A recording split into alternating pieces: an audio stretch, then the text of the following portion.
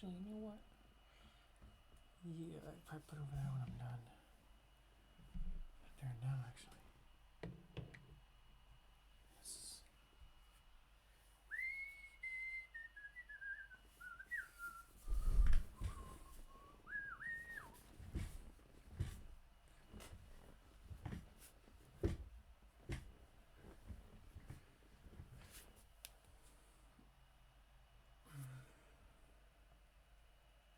Oh.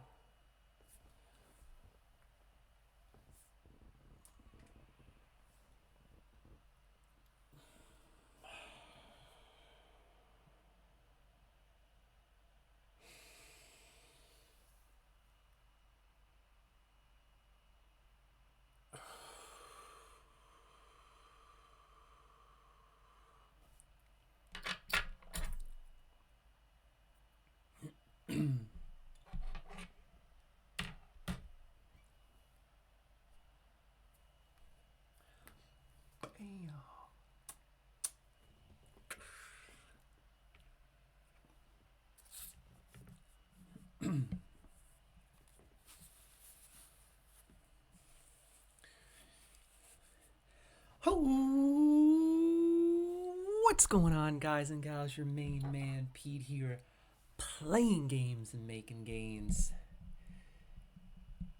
Hanging tight, loving life. You know how we do.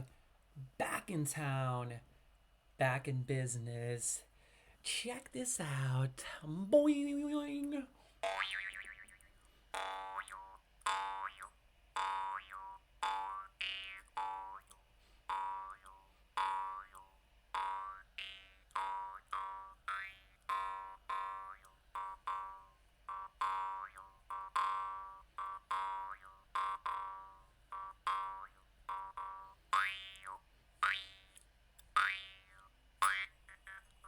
Yo, I need to get better with this bad boy. Seriously, I'm the worst with this thing. Oh my god. I need to get better. Ready? Watch this.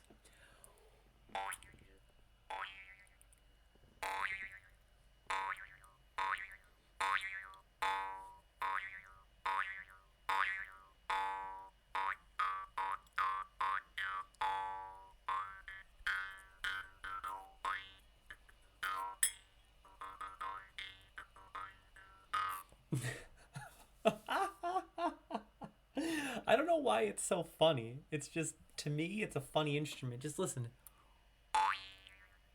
I don't know why. The little boing, the boing is just funny. Bing, bong, boing, popcorn. Yo, Wolf is in the building. What's going down, Wolfman? Thank you so much for stopping by and saying hi, bud. How is life, Wolf? How are you doing? What games have you been playing? Oh, wait, I already know. Final Fantasy 14. Because that's all you play.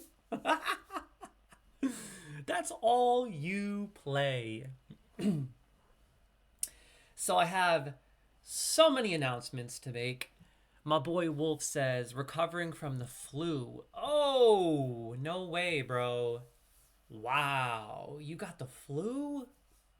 Well, I'm sorry to hear that, bud. That's serious. Make sure you drink lots of water and hydrate.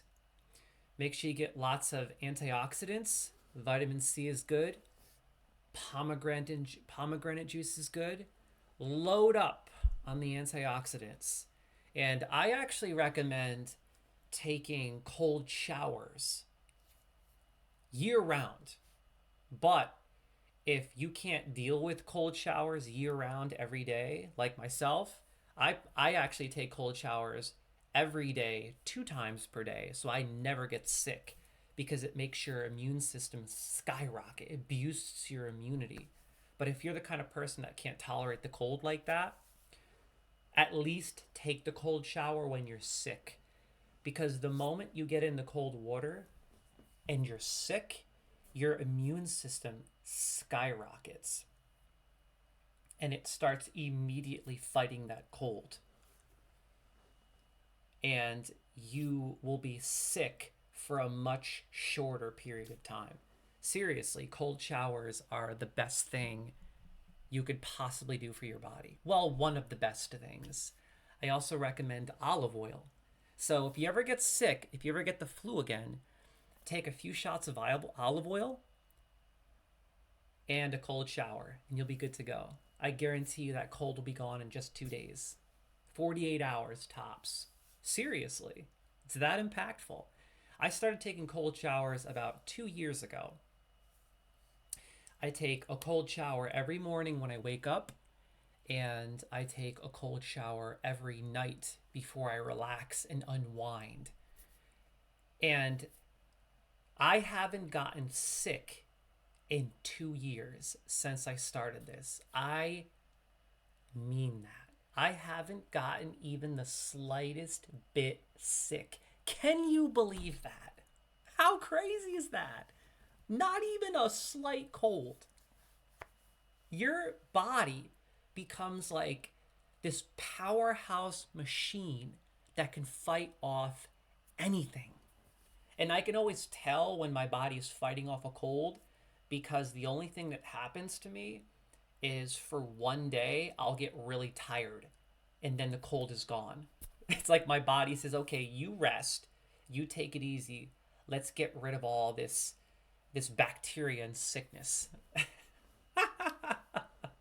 So remember, crew, olive oil, cold showers, every single time you get sick. That's the kicker. That's the ticket. You don't need medicine. You don't need any of that crap. Olive oil, cold showers. And I'm glad to hear that you're feeling better, Wolfman. Seriously. So today, I have a jam-packed stream. I'll be streaming all day until probably 4:30, maybe even 5 o'clock. I'll probably be streaming from, I'm thinking anywhere from 6 to 7 hours. Hey, look who it is! It's Wolfman's right-hand lady, She-Devil. Check it. It's the Final Fantasy XIV couple in the building. Do you two still play Final Fantasy XIV every day? Yo, you two love Final Fantasy XIV. I love Final Fantasy XIV, but I have so many different games to play. It's hard to get locked down on one. Wolfman says couldn't get on the realm in Minecraft for a couple days. Nor have I. In fact, I haven't paid for the subscription in like 2 months, so I'm pretty sure the trial period expired, and I'll be honest, I just haven't been playing it. I think I'm burnt out and I lost interest. I swear to God, I think I'm done. I don't think I'm paying for the subscription, to be honest. I got bored of Minecraft really fast, I'll be honest.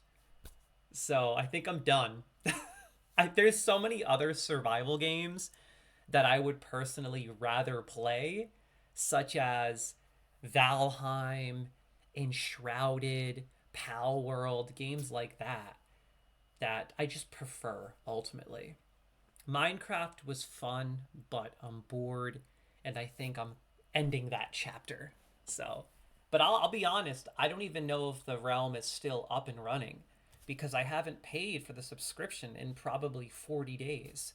And I know that I had 1 month trial and then I paid for 1 month, but I don't have an automatic subscription setup. It was just like a one-time payment.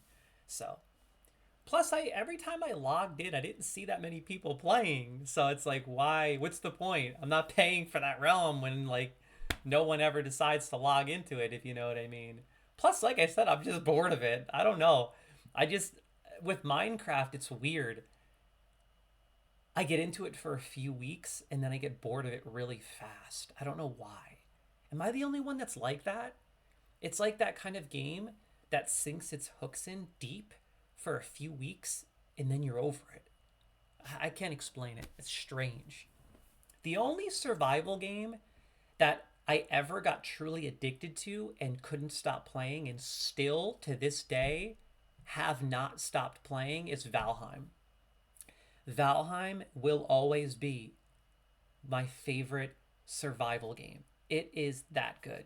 I'm curious, have you guys and gals played Valheim? She-Devil and Wolfman. Do both of you play Valheim? Because if you don't, you need to purchase Valheim. Seriously, I would not steer you in the wrong direction. I think I have like 300 hours of gameplay in Valheim. Oh, what? Wolfman says, nope, not interested in it. Bro, you have to give it a chance and be open minded. Trust me, I wouldn't steer you in the wrong direction. You must be open minded. It is the best of the best. It's so fun. I think out of all the games I've ever streamed on Twitch, 2 years ago when I was living in Washington State during the rainy season, I would have to say that my favorite period of time, my favorite era of live streaming, was probably when I streamed Valheim. That was my most cherished and memorable era of live streaming that I've ever had, because that game was so fun to play. I cherish that game, genuinely. It's one of my top 5 favorites. I highly recommend it. But today I have a jam-packed stream. I'm really excited. I'm thinking about trying League of Legends today, but just for like an hour. I don't plan on playing League of Legends for very long because I have a pretty solid lineup of games I plan on playing later today. But I'm curious, has anyone in the chat ever played League of Legends? Wolfman, have you ever played League of Legends? Do you recommend it? All these years, I've never played League of Legends. So many people have recommended that game and asked me to stream it over the years. Even on my last channel, my older channel from like 7 or 8 years ago, I remember people used to ask me every single time I streamed to play League of Legends. That's when League of Legends really took off and, first hit the market and was booming. It was like the #1 streamed game for years. It was so popular. But I've always been fascinated by it because it looks really fun. It looks really competitive, which I like. But there are so many characters that you can experiment with. So it seems like the kind of game that's not just competitive, but something that will always be appealing because there are so many different characters and tactics, if you know what I mean. So I'm seriously thinking about playing League of Legends, delving into that just a bit, and I'm excited. I also recently downloaded New World, a game that I have been wanting to delve into for the last few years.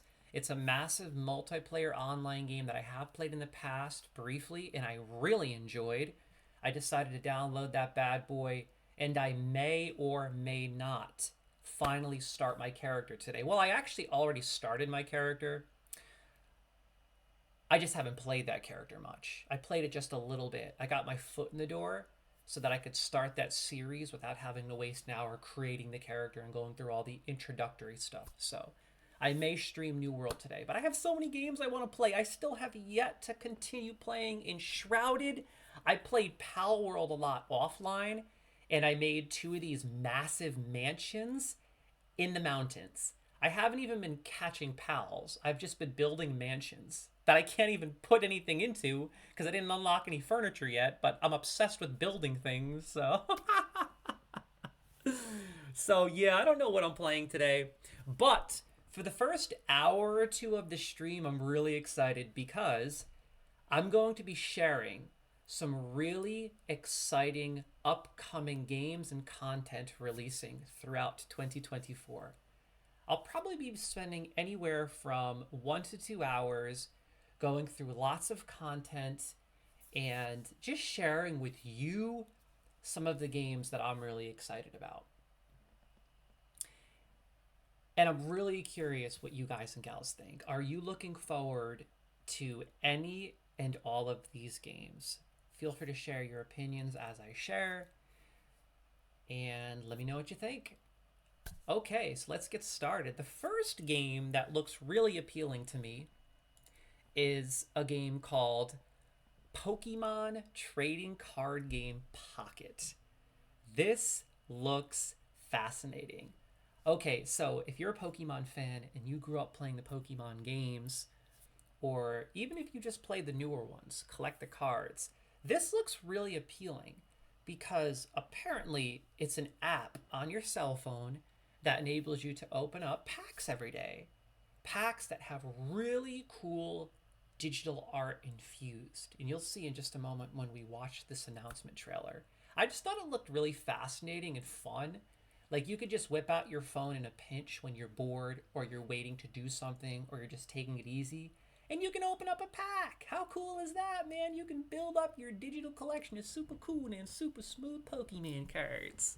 I think it would be really cool too if maybe you can transfer these cards to your Pokemon trading card game online app as well, but we shall see. Anyway, check this out. I just thought it was really fascinating. I grew up playing Pokemon. I grew up collecting the cards. It's a huge part of my childhood. It's just something I've always enjoyed. So this looked really appealing to me.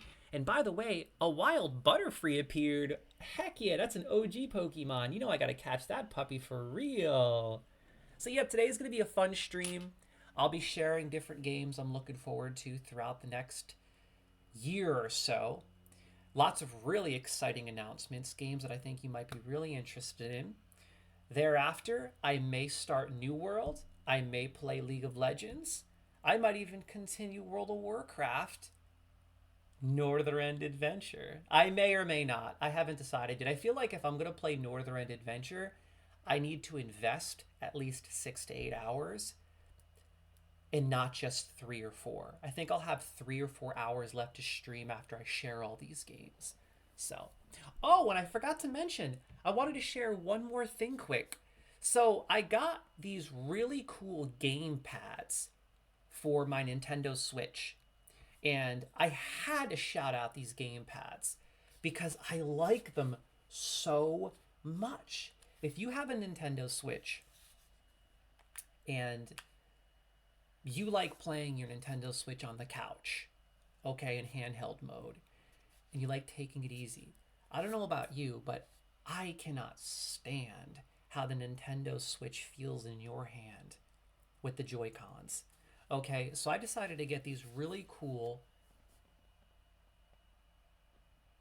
Joy-Cons. Check that out.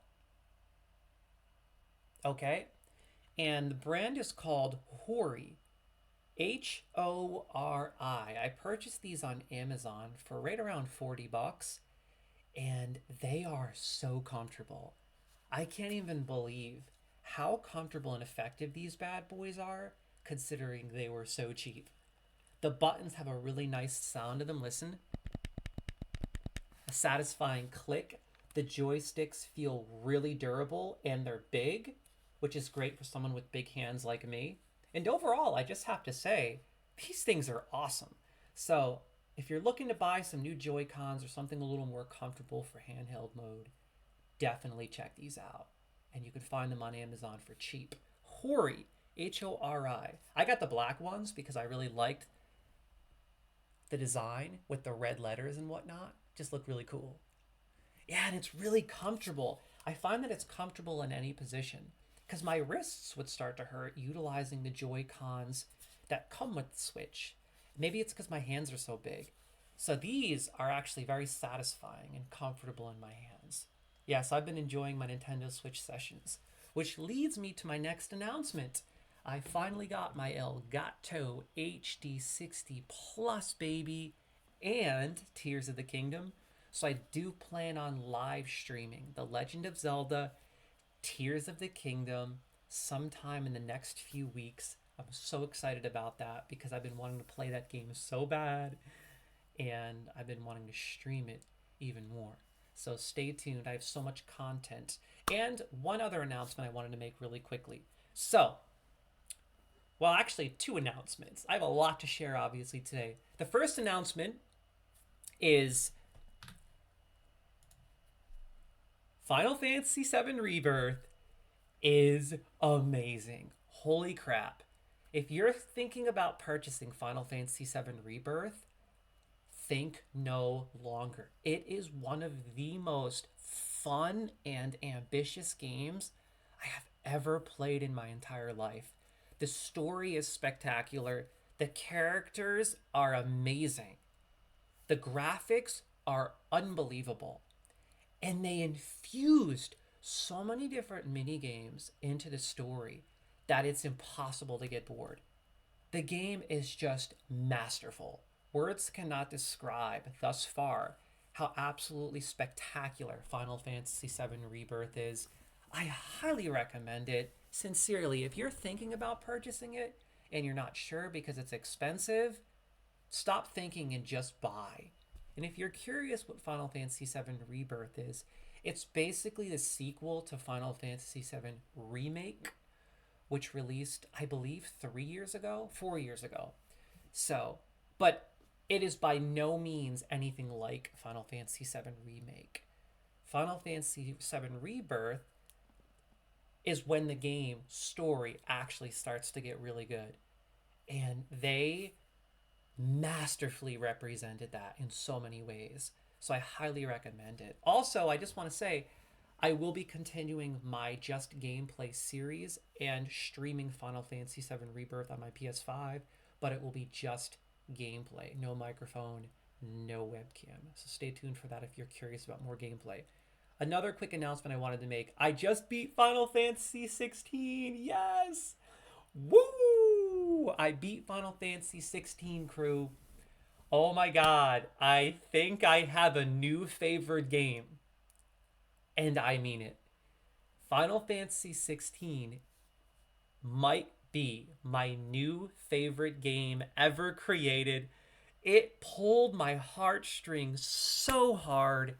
Oh my god. I was almost in tears at the end. I couldn't believe how good it was. The ending was spectacular. Mwah. Masterful. I loved it. Every part of that game, although a bit linear, was so good. But you know what's crazy? I actually wanted something like that. These days, there are so many ambitious titles like Tears of the Kingdom, like Final Fantasy VII Rebirth, with these huge, massive, overwhelming open worlds with endless amounts of content that you can sink hundreds of hours into, which is amazing. We have to have those games. Those are the best of the best. Elden Ring is another example. But sometimes I just want to sit back and enjoy a really good story with even better characters. And Final Fantasy XVI delivered on that masterfully. It was the perfect combination of story and action that I cannot get enough of.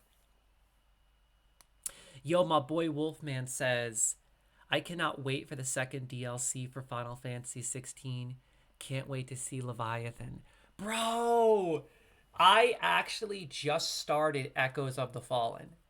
I literally just started it. Have you beaten Echoes of the Fallen? The first DLC that released a few months ago? I believe it released during the Game Awards.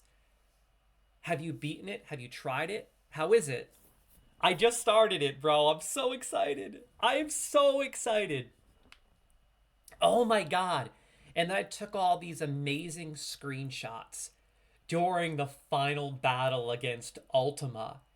And I couldn't stop taking screenshots because it was just so masterfully done.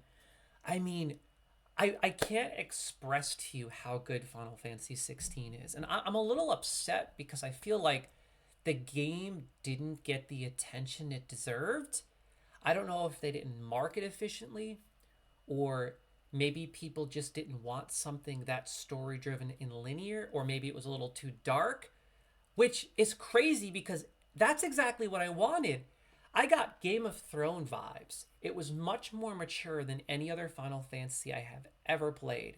The game was dark, gritty, brutal, and I just loved every part of it. I really cannot express how good it was. I enjoyed it so much that I almost wish somehow, in some way, they could make a sequel, but because of the way it ended, I don't think that's possible. For example, back in the day, they released a game called Final Fantasy XIII. The main character was Lightning. And then they released two sequels because it was so popular. It was 13-2 and Lightning Returns. Now, I didn't particularly care for those Final Fantasy games. I enjoyed them. I played them. but they weren't my favorites in any way, shape, or form. However, Final Fantasy 16 is so good. Oh my god, I would love a sequel to Final Fantasy 16. Wolfman says, I'm in WoW right now. I made a new warrior named Dion Lisich. Dion Lisich. Oh, that's hilarious, bro. Yo, Wolf, man, you crack me up, broski. I love it. You're in WoW. I might have to play some WoW tonight. Maybe I'll end the day by starting that paladin that I created weeks ago, because I created a paladin that I wanted to level through. I guess you could call it retail vanilla. I wanted to go through Eastern Kingdoms and parts of Kalimdor in retail, because I haven't experienced vanilla content, I guess you could call original content in retail in over a decade.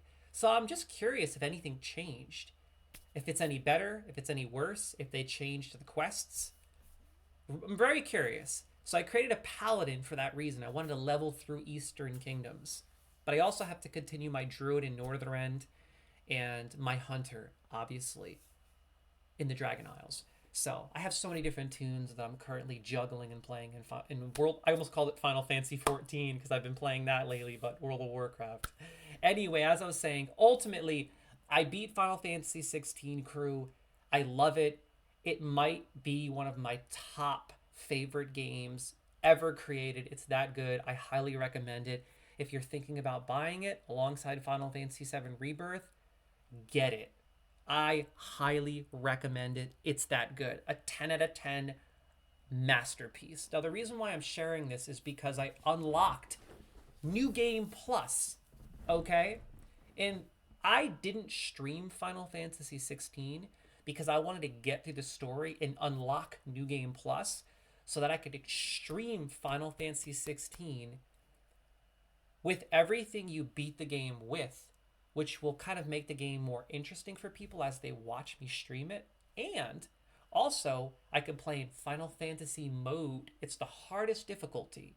I think that would make it so much more challenging and fun while streaming it. So I will be starting a Final Fantasy 16 streaming series. I will be on microphone on my PS5.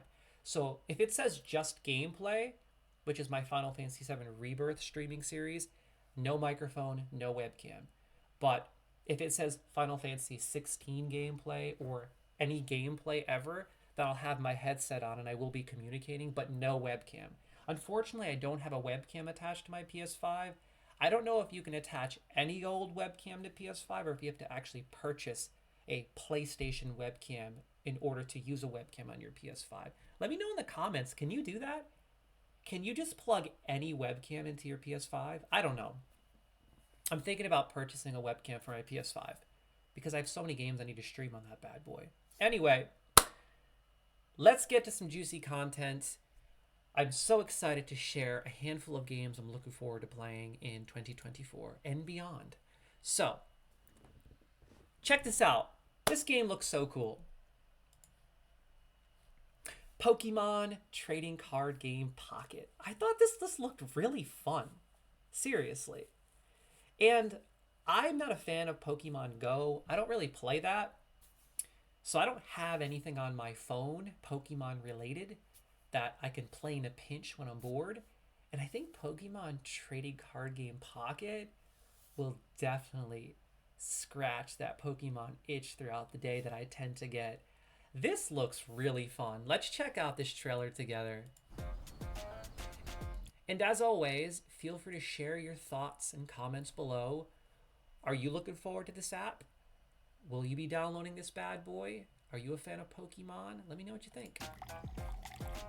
I thought this looked so cool. You got a pack, and you can rip it open anytime. And you cut the top off. I think this looks so cool. Like, look how fun this looks.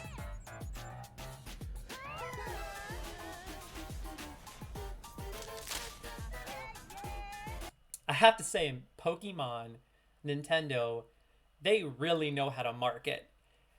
I just wish that they knew how to make games as good as Market. You know, the last few games they dropped haven't been that great, let's be honest, especially compared to games like Pal World. And I noticed that their next Pokemon Legends game, which they announced at Nintendo Direct, is actually going to be in development a lot longer than their previous titles. Maybe for that reason, maybe Pal World released and opened their eyes a bit. But they don't plan on releasing their next Pokemon game until 2025. And I think for two reasons. Obviously, number one, they want to develop and drop something that's spectacular. Because the last game they released, Scarlet and Violet, which I actually haven't played yet, so I can't judge, but according to many different sources, wasn't that great and was buggy. So they're taking a little longer to make something better, which I'm happy to hear. Hopefully, it's absolutely amazing because I'm looking forward to and craving a really good Pokemon game. By the way, a wild Elekakid? Elekid? I don't know how to pronounce it, just appeared. You better exclamation catch that puppy in the comments. You know how we do. Let's get it. Let's see if we can catch one today. On the last stream, I didn't catch a single Pokemon. Real talk. It wasn't announced at Nintendo Direct. It was announced at Pokemon Day. Oh, was it at Pokemon Day? Really? It was Pokemon Day, huh? I thought it was Nintendo Direct. My bad. I apologize. That's my mistake. But regardless, I'm really looking forward to seeing what Nintendo drops. I really hope they rise to the occasion and they make something a bit more polished. And I think the reason why they're releasing it in 2025, the first quarter, is because I'm pretty sure they plan on releasing Nintendo Switch 2 right around the holidays. So they'll drop that around Christmas. And after everyone gets their Nintendo Switch 2 for Christmas, or whatever they call it, then they'll drop the new Pokemon game sometime in the first quarter of 2025 and rake in the cash, if you know what I mean. So I'm looking forward to what Nintendo has to offer these next few years. This is going to be an exciting time. We're getting an entirely new Nintendo console. Potentially a PS5 Pro is in the works. It could drop sometime in the next year or so. Lots of really exciting games coming up right around the corner. It's a good time to be alive if you're a gamer. Anyway, let's check this out. I just think this game looks so cool. You can whip out your cell phone, open your pack. Maybe you could trade with friends on the app. How cool would that be if someone gets something you want?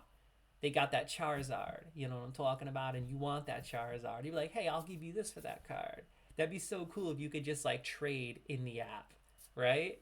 I don't know if this game has dueling. Maybe it does. I haven't watched the whole trailer. We shall see.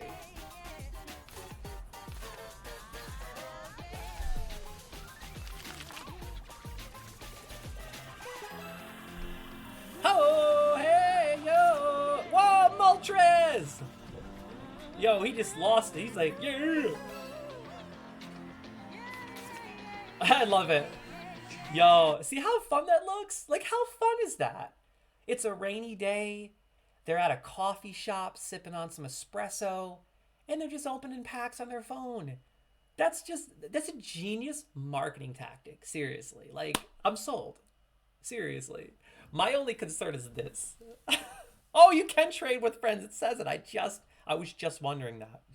My only concern is this is going to be brutal for parents because all of these little kids out there with cell phones are going to have mommy and daddy's credit card attached to their what is it called? I don't have an iPhone, so it's like the iStore, the App Store ultimately. And they're going to be spending crazy amounts of money on packs. Assuming you can buy packs. I don't know if you can. Maybe you only get them throughout the day by, I don't know, challenging people or dueling people. I have no idea how it works because I do notice that while the dude is holding his phone randomly taking it easy during the day, it just says you got a pack. Maybe you automatically get a certain amount of packs per day and that's it. I highly doubt that though, because obviously Nintendo wants to bank on this. So I think they're gonna obviously sell packs.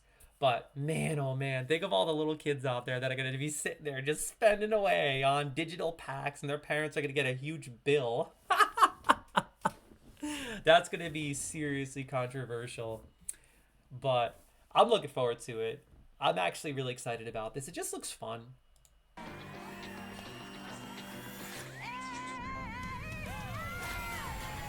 See, you can trade. I love it. Ooh, I love the way the cards look. Look it. You could duel. So you could duel with friends. Wow. So you could open packs, you can trade with your friends, and you can duel. I mean, that's pretty amazing, honestly. I'm really looking forward to this. Oh, Charizard! Look how cool the cards look. Immersive cards. Whoa! That's awesome, dude! It goes like into the art. I really like that.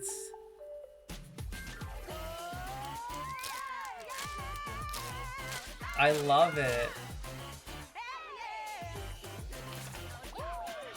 Mewtwo. That's cool. I like that. I gotta admit, it looks fun.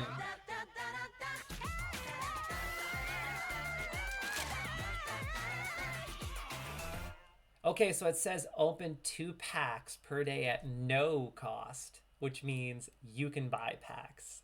Oh boy. That's going to be really interesting to see the least. I'm looking forward to this. What do you guys and gals think about the Pokemon trading card game Pocket? I think this has a lot of potential to be so fun. And I can't wait to meet lots of people, trade cards, maybe open a few digital packs online. I'm not sure how I can get this application on my computer and somehow stream it. It could be really interesting to do that. I don't know how I would do it, but I think it could be fun. Let me know what you think. I would love to hear your opinion. Coming this year, 2024. What you just saw was the world's first look at Pokemon trading card App game Store, Pocket. Google Play. This game lets you easily collect Pokemon cards, which players all over the world I have like his enjoyed suit. since they debuted in 1996. But in a Wow, new digital 96. Time flies. the Pokemon Company is developing this game as a 3-party collaboration with Creatures Inc., the creators of the Pokemon trading card game, and DNA, our partners in the development of Pokemon Masters EX. To mark the launch of this Oh, look who it is. It's the one and the only, the M to the O to the D on a daily. Yo, my boy Mythical is in the building. Thank you for stopping by and saying hi, my friend. How are you doing today? How is life, Mythical? How is work? How is your girl? How is life? What's going on in your neck of the woods? What's going on in beautiful New Jersey? Yo, I'm curious, how is the weather up north right now? We're having some crazy warm weather in Florida. It's like 80 every day. It's mind-blowing because I'm a northerner. I'm from New York and Washington State.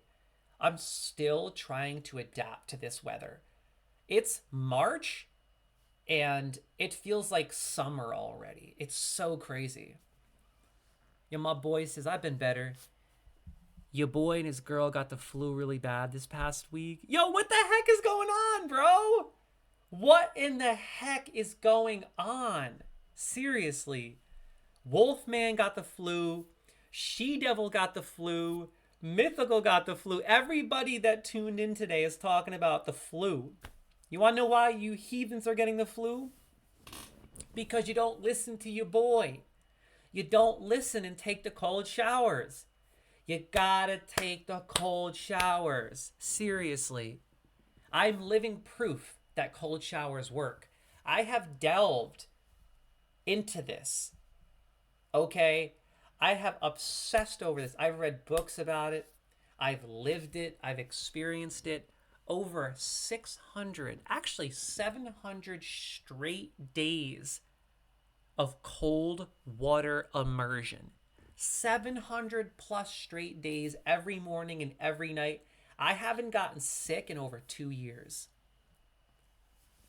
Yo, my boy Wolfman says cold showers is how I got sick in the first place. That's literally impossible, Wolfman, you heathen. No, it's not. That is not why you got sick. You got sick because of an immune system.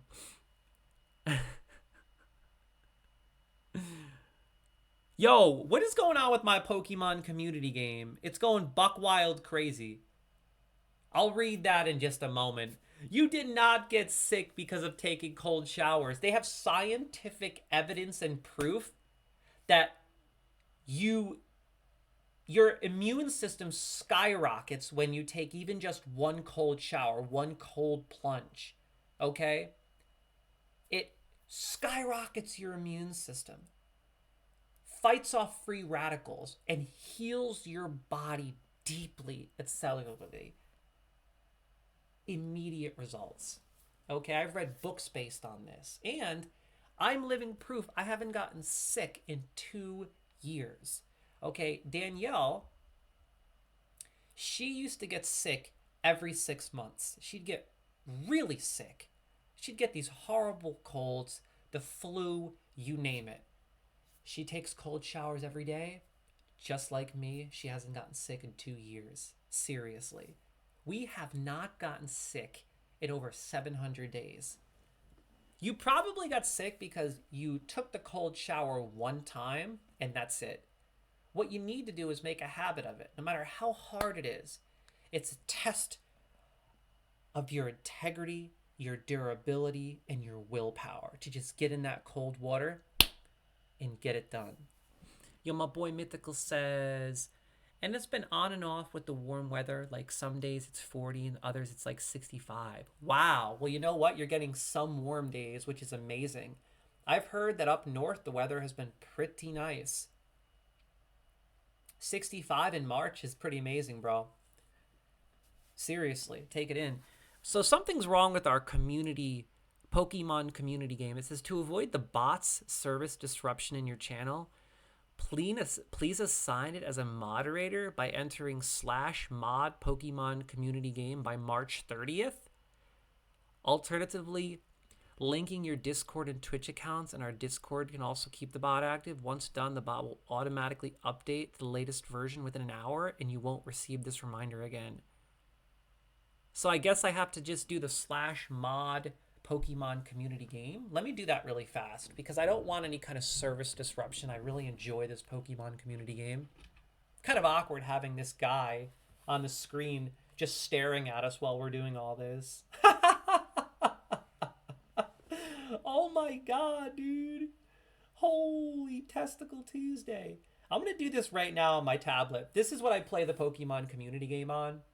If you're always wondering why I'm looking over there, it's because I use this tablet to either communicate with the chat or play the Pokemon community game. Let's see. So I have to type in /mod /mod space Pokemon community game. Pokemon community and then game. Okay, I hope this works because I don't want some kind of a service interruption. You have added Pokemon community game as a moderator of this channel. Okay, cool. So I did what it said to do. I hope we don't have any issues. Real talk. We better not have any issues. Not that it matters. I haven't caught a Pokemon in this dang game in probably, I don't know, 3 weeks. I'm not exaggerating. It's getting a little ridiculous and redundant. I've been trying hard too. I just can't catch anything anymore. Am I the only one that never catches anything? Yo, She-Devil says, Pooch, you got that North Carolina weather. Yeah, you got some pretty good weather going on up there in the Northeast in New Jersey. That's awesome. I was born and raised in New York. And in March, we would get hammered with massive snowstorms. So Seems like winter is much shorter as time goes on. The winters are getting shorter and shorter. Mythical says, I take them sometimes, and I normally get a small head cold every once in a while, but I haven't gotten the flu in years, bro. Like I'm talking since elementary school. Yeah, bro, well, you can't take them sometimes. You have to take them every single day. Every single day if you want that maximum immunity boost. Okay, if you never want to get sick, just get in the cold water for 5 minutes. I have like an entire procedure. I get in the water and I spend usually right around 10 minutes in there, and I make sure that I expose every part of my body. I do the back of my hand up to my elbow, underneath. I do the front of my hand. Okay, I do both sides. I do all around my neck, my face, behind my ears, my back. I even lift my leg up and get my shins, my feet. I'm obsessed because I feel the power of it. It really improves life in every way, shape, and form. And I know it's hard, seriously. Sometimes it's hard to wake up and jump into cold water, but it's only hard the first few months. I mean, it never gets easy. It's always hard. Even for me, after 700 straight days, it's still hard. But I'm telling you, if you just keep at it, it just makes your life so much better in so many ways. Hey, Wild Mall Wild appeared, and I'm trying to catch everything I can today, real talk. Yeah, so today I have a pretty awesome stream planned. I'm going to be sharing a handful of games that I'm really excited about playing throughout 2024 and beyond. And after that, I'll just kind of be hopping around and playing a couple of different games. I'll be streaming all day until around 5 o'clock. I'm really excited. This is going to be an epic, fun streaming day, hanging with the Supreme Team Twitch crew, doing we do, hanging tight, loving life, playing games and making games. Woo! Let's finish this video. Title. Here's a message from Mr. Yuji Kitano, President and CEO of Creatures. Mr. Kitano, take it away. Hello everyone, I'm Yuji Kitano from Creatures Inc. I'd like to start by thanking everyone for enjoying the Pokemon trading card game. With Pokemon Trading Card Game Pocket, we hope to bring you all a new way to enjoy the Pokemon trading card game, so we are hard at work Look at that binder of cards. It's so cool. When we develop physical cards, we strive to please by taking great care with our paper quality, colors, and printing process. I love it. Since this game uses mobile devices rather than paper, we're challenging ourselves to express that care in new ways that are only possible digitally, such as using the characteristics of the screen to show off brilliant colors and stylish effects. I really like the dynamic cards like this. These are the rare ones. This is with immersive cards. Immersive cards. Like, look how cool this is. The experience of leaping into the world of the card That's illustration. amazing. I love that. What's this more, looks we've fun. developed new streamlined game rules based on our existing battle system, so you can enjoy it. I like how this is a streamlined, more basic version of the card game that you could play fast and in a pinch with people, if you know what I mean. Like, this will be really fun on the go if you don't want to get into a 30-minute match. If you just want to hop in and play for maybe 10 to 15 minutes, maybe even shorter, and just showcase the cards you've been collecting. Now, I'm really curious, when this application drops, how many sets will be available? Does anyone know? Has anyone heard anything else? How many sets will be available? Will it be the sets that release when it comes to the physical cards? Like, for example, Temporal Forces is right around the corner. Will they be releasing sets as the real card sets come out? I'm just really curious. This seems like a fascinating game, to say the least. Quick battle during the free moments in your day. Pokemon always finds a way to appeal Our to the three next companies generation. are all working Now hard it's to digital deliver a on your fun app. experience for those of you who already enjoy the Pokemon trading card game, as well as those who've never played before. We hope you look forward to the results of our latest efforts in the world of the Pokemon trading card game, Pokemon Trading Card Game Pocket. Yeah, so I much. love it. That's so sick. Thank I'm you, excited. Mr. Kitano. We plan to launch Pokemon Trading Card Game Pocket within 2024. Wow, that's right around Please the look corner. forward to more Anytime, details in the anytime now. future. Anytime now, we could get that bad boy. No Kroger store nearby? Anytime. No problem. I love it. Okay, so next on the list, I'm going to make this fast. So, let's talk a little bit more about this Pokemon trading card game Pocket because it just fascinates me. I don't know why. It just looks so fun. Am I the only one that really wants to play this? Like, look at how cool the cards look. Are you kidding me? Look at this. Whoa. It's like super cool 3D, dude. Wow. I love it. And then those cards that you can actually like immerse yourself in, that's just so sick. Great idea. Okay, so let's see. The app allows you to open virtual booster packs to collect digital cards. You open 2 packs per day at no cost. You can also trade cards in the app. It's classified as a free to start app. Okay, so that you just download it, you don't pay anything. Some of the cards feature 3D effects, as you can see with this new Charizard EX. I love it. So sick. This app also features immersive cards, which allows players to dive deeper into a card's artwork. We just saw that in the video, and I thought that was genius. Yo, Mythical says Kroger's mentioned. What WTF is a Wegmans? I don't know. It's an ad. It was an ad that popped up on YouTube after my video. I've never even heard of a Kroger's. What's a Kroger? Oh, God, Kroger, dude. Oh, man. I never heard of a Kroger's. I'll be honest. I've never been to one. I gotta say, though, these immersive cards look really cool. Pokemon TCG Pocket will feature brand new cards that only appear in the app. Oh, wow.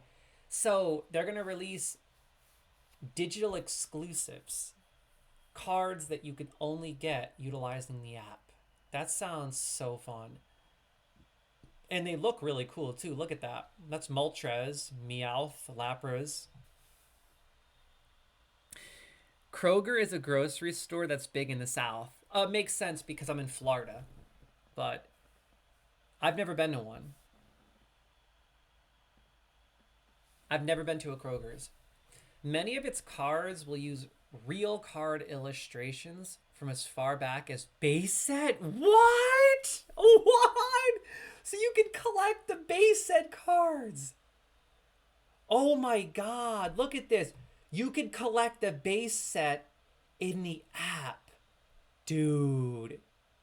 People are going to love that.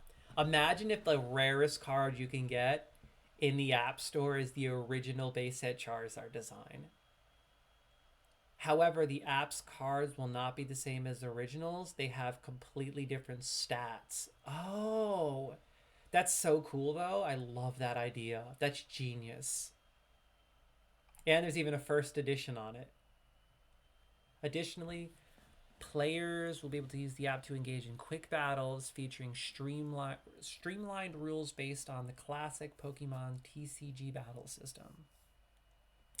The battle mechanics appear to be identical to the My First Battle products from last September.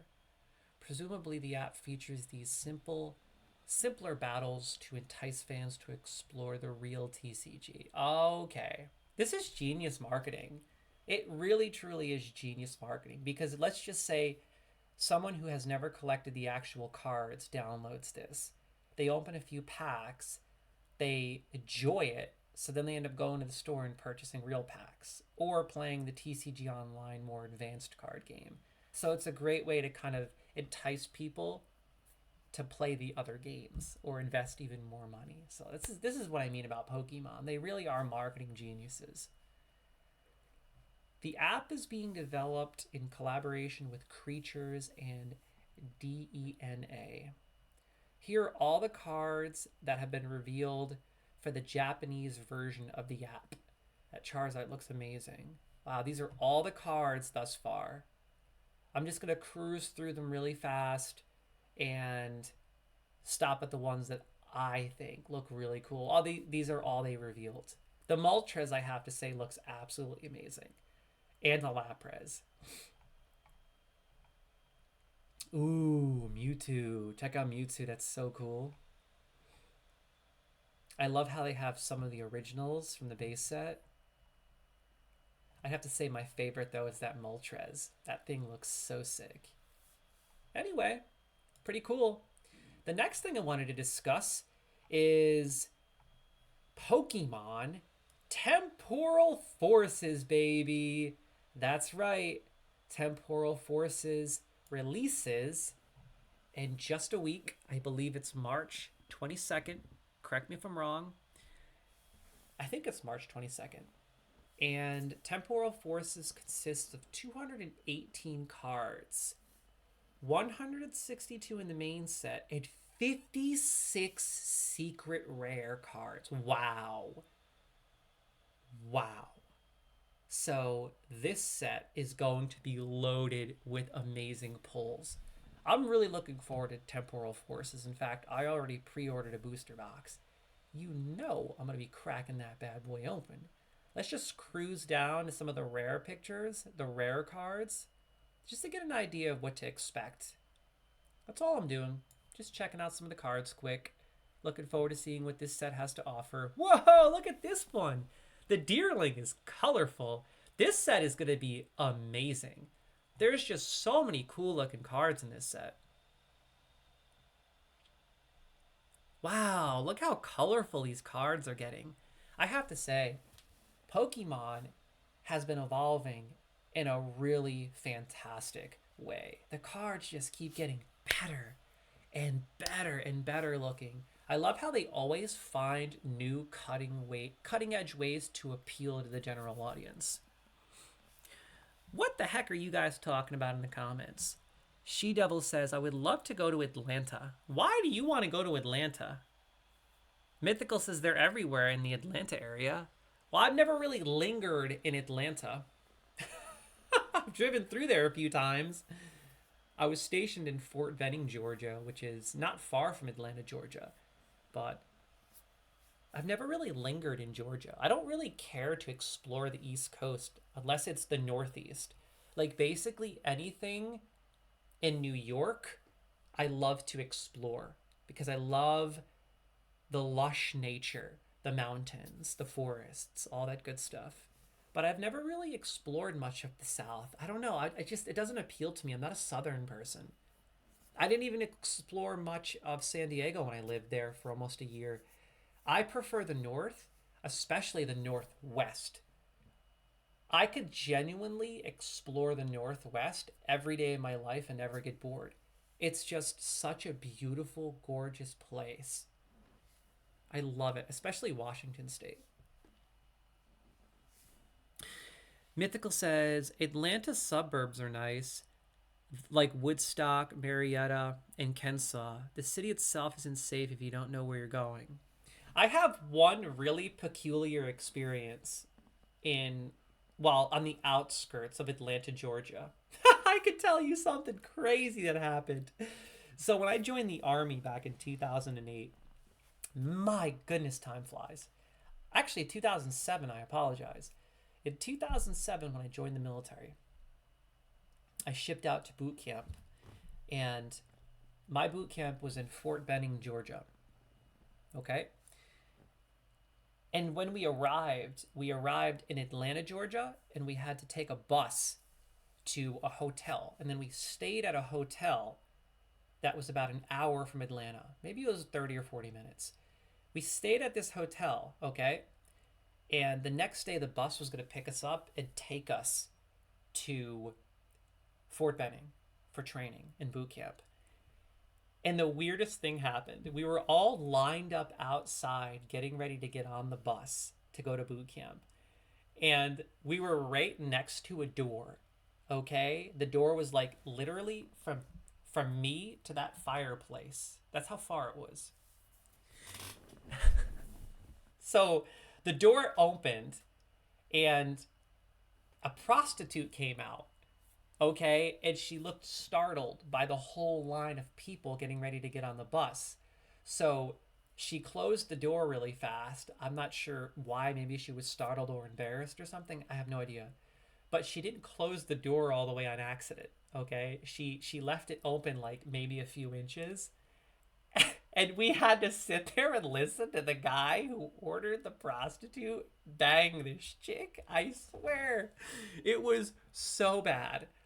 We were all laughing and giggling because that woman, I don't think she knew that she didn't close the door all the way. Or maybe she did it on purpose to get more clients. I don't know. But oh my god, it was the worst. Like the things they were saying and doing. I was like, "Oh my god." So that was my first experience in Atlanta, Georgia.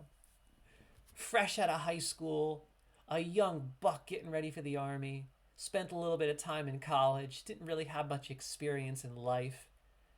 Just a young bucking bronco ready to experience the world. And my first experience, a prostitute at a hotel. Yo, and the things they were saying, I can't tell you because it was so explicit. Yo, my boy Mythical says, welcome to Atlanta. All I remember hearing was the woman saying, you finished so much. That's like, I was like, oh my God. We all just started dying. And then we went on the bus. Yo, and don't forget to click exclamation pokey catch because a dang shinky appeared. I don't know what a shinky is, but I'm going for gold, baby. I'm going to go for a shinky. Shinky? Shin? Is it a shin? I don't know. Shinks? Yo, seriously, am I going to catch one today? Because this is some buck wild bushwhack. I haven't caught a single Pokemon in weeks. Oh my god. Look at this one right here. Ooh. Incineroar looks so good. The cards look amazing in this set.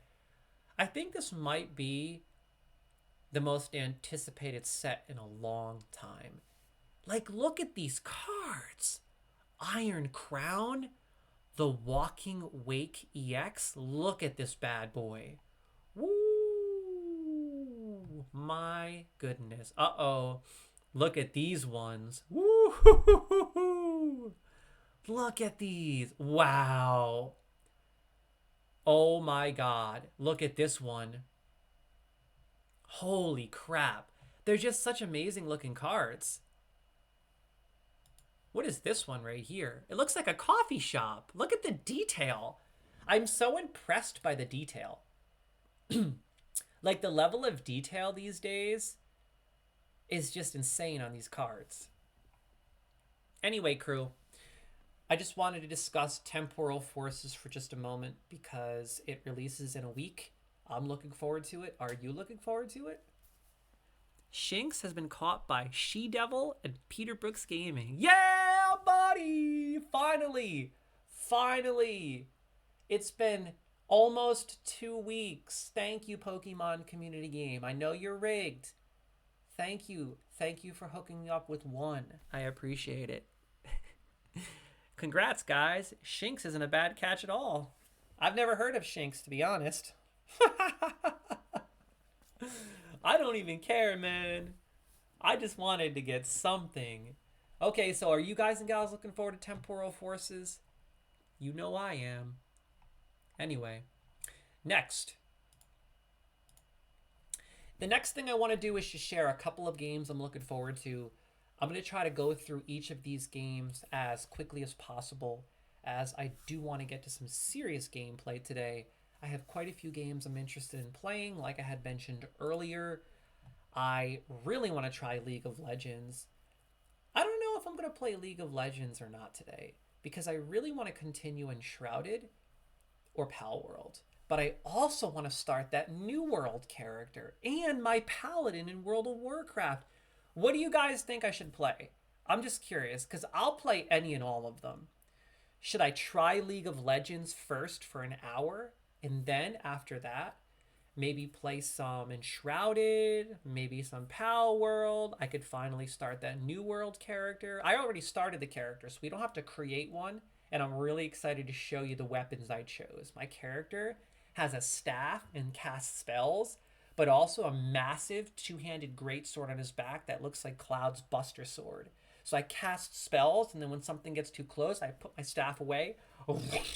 It slice and dice fools into PC chicken. So what do you think? Should I play a little League of Legends? Forget about it. A little Power World, Enshrouded New World, or should I start that character in World of Warcraft that I've been planning, that Paladin, and then we can hang out in Northshire for a little while. Maybe make our way to Goldshire. So when is my zombie deck gonna feast on your soul again in Master Duel? That's a really good question. You done whooped my butt so bad. I think you retired me, bro. I think you left a bad taste in my mouth. You done whooped my butt so bad. I think I'm retired. I think I'm gonna stick to Pokemon exclusively. I think your boy, the old Pete, is gonna stick to collecting. Yo, my boy Mythical says, you really love Goldshire. Bro, I've been hanging out in Goldshire since 2005. Zip it. Forget about it, huh? Capiche? I've been hanging out in Goldshire since you were in elementary school. I'm just kidding. It's not that I want to hang out in Goldshire. Okay, I have been so curious about how Eastern Kingdoms is progressing in retail. I've played a bit of Eastern Kingdoms in World of Warcraft Classic. I'm very familiar with that. However, I haven't played a character in retail World of Warcraft through Eastern Kingdoms in probably over 10 years. And I'm just curious, has anything changed? Are the graphics better? I know they revamped the systems a few times. They changed quite a few of the quests. I'm just curious, how does Eastern Kingdoms in Kalimdor look? How are the quests? I would love to just level a character through some vanilla retail content, ultimately. I already created my Paladin, and I've been wanting to play that character for weeks. I just haven't gotten around to it. And of course, I have to continue that Druid still. But Northrend Adventure, I'm not continuing today. The reason why is because if I do Northrend Adventure, I have to start the stream with Northrend Adventure and invest at least 6 hours. I can't just play my Druid for 1 or 2 or 3 hours. You create a new character every time you play WoW. It feels like it's always human. No, the thing is, I created one human, and it was in Classic World of Warcraft, you dope. It's still Cataclysm leveling. Okay, but is it that way with all of Eastern Kingdoms? So the reason why you assume that, Mythical, is because I made 2 human characters, a warlock and a mage in World of Warcraft Classic. Okay, because I really wanted to give World of Warcraft Classic a try. I ended up not continuing the mage because I didn't care for the mage. I'll be honest, I didn't like playing a mage. So then I created that warlock, which I actually really did enjoy. But for some reason, I just enjoy retail more than Classic. I don't know why. I can't explain it to you. So I guess I lost interest in that warlock simply because I prefer retail. I know a lot of people are going to bash me for that. World of Warcraft fans probably think I'm nuts. But I guess I'm spoiled by retail. I just enjoy it more. I like having all the expansions available. I don't like being locked down to one. However, I am really curious to see how Eastern Kingdoms has been evolving in retail over the years. I haven't started a human in retail in a very long time, at least 10 years, sincerely. It's always been Classic. Anyway, let's continue. Okay, crew, let's continue. Let me know what you think I should play today. I'm really thinking about continuing Enshrouded because I had so much fun playing that. I played it one time, and I have to say, it was amazing. It almost reminded me of Valheim combined with Breath of the Wild.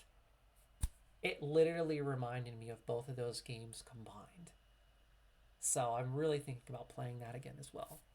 But I also wanted to continue that character in New World that I just started. So we'll see. Anyway, the first game that I want to discuss today, a game called Sandland. This looks really cool. I actually saw this trailer on my PlayStation 5. And it looked really interesting. And it actually gave me Dragon Ball Z vibes. And I love Kakarot. So this looks really enticing. Check this out. What the heck is this? The site of the great Aquanium explosion. And the one who pulled the trigger on that bomb was the commander of the Royal Army Tank Corps. me. Yo, anything Bandai Namco drops is gold. Seriously, that company never fails to impress. Bandai Namco is one of my favorite companies, video gaming companies. They always drop such amazing games. Mythical says Eastern Kingdoms and Kalimdor severely need an update as far as quest pathing goes. The graphics are fine, but it's repetitive. Really? So they haven't changed it much since Cataclysm. Regardless, I think I might cruise through some of that OG content in retail just because I'm really curious how it has progressed over the years. And I just miss it. I miss it.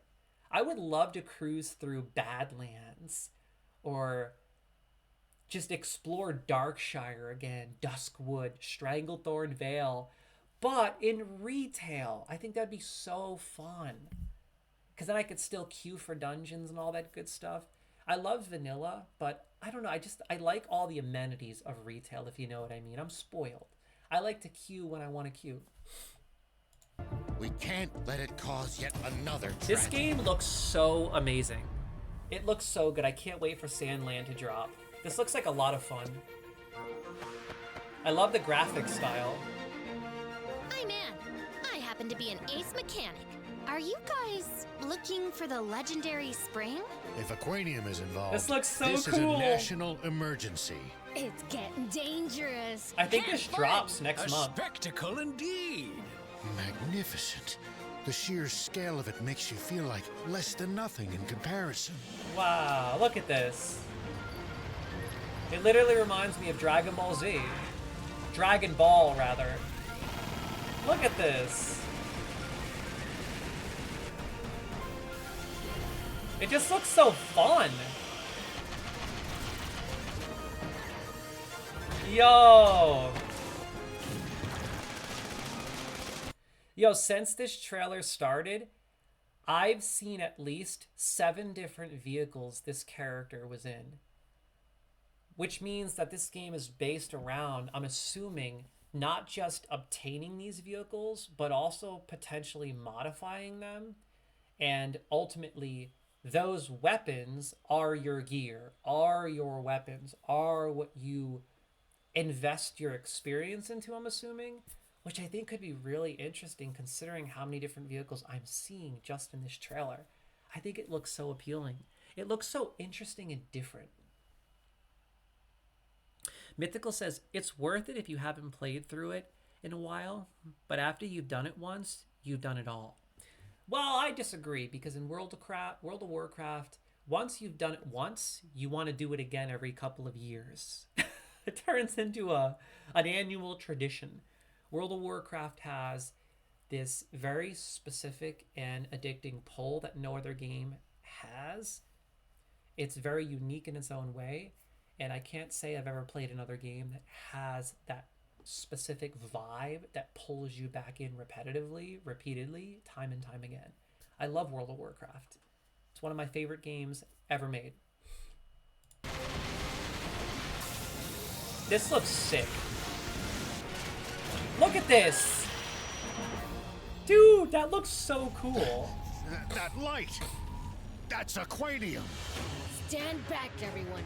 I'll take him out myself. That Zayu. What the heck? No end to the secrets he was keeping from his own army. One of These voices even sound like characters from Dragon Ball. This is so fascinating. the nasty relics of that foolish war. I seriously don't understand human.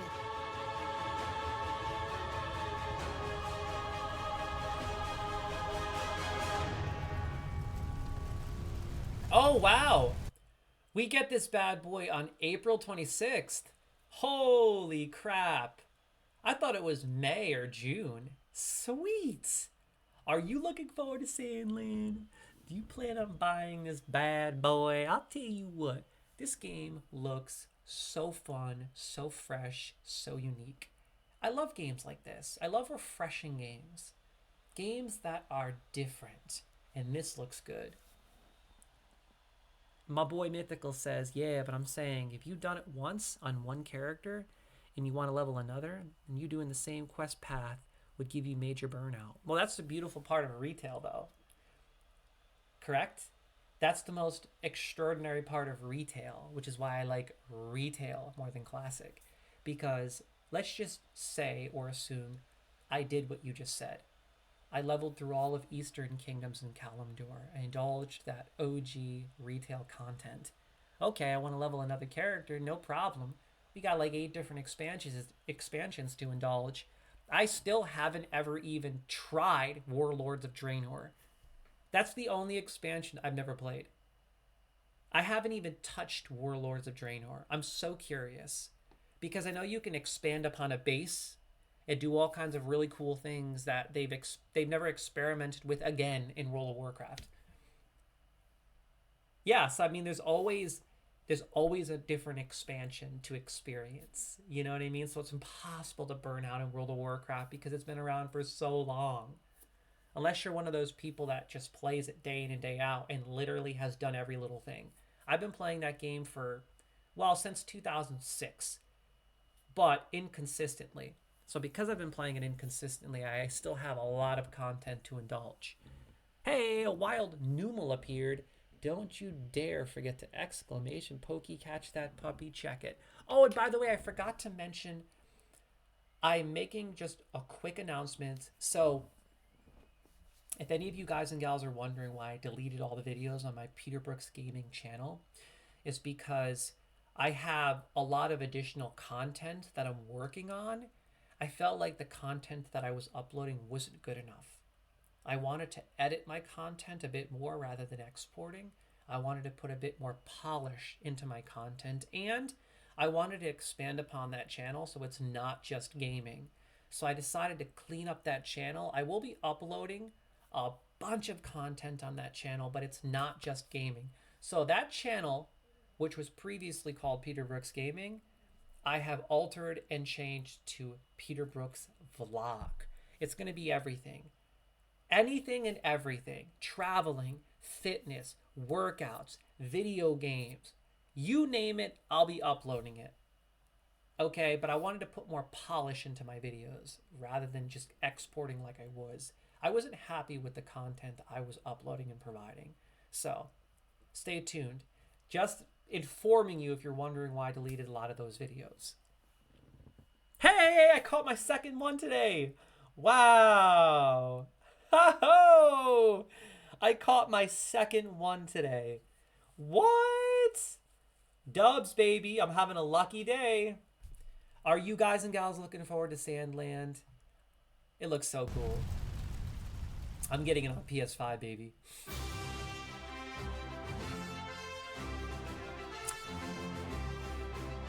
Maybe I'll get it on Steam so I can live stream it on webcam. That could be fun. Yo, my boy Mythical says, I also have a question. What happened to the Minecraft realm? Oh, I got bored of it. I'm done. I'm over it. I'm over it. I'm over Minecraft. I gave it another chance. I started playing again, and I got bored. I'm being honest. I'm sorry.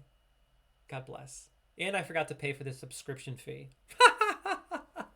And every time I get online, no one's on there. So I'm paying for a subscription and no one ever plays. No one ever plays!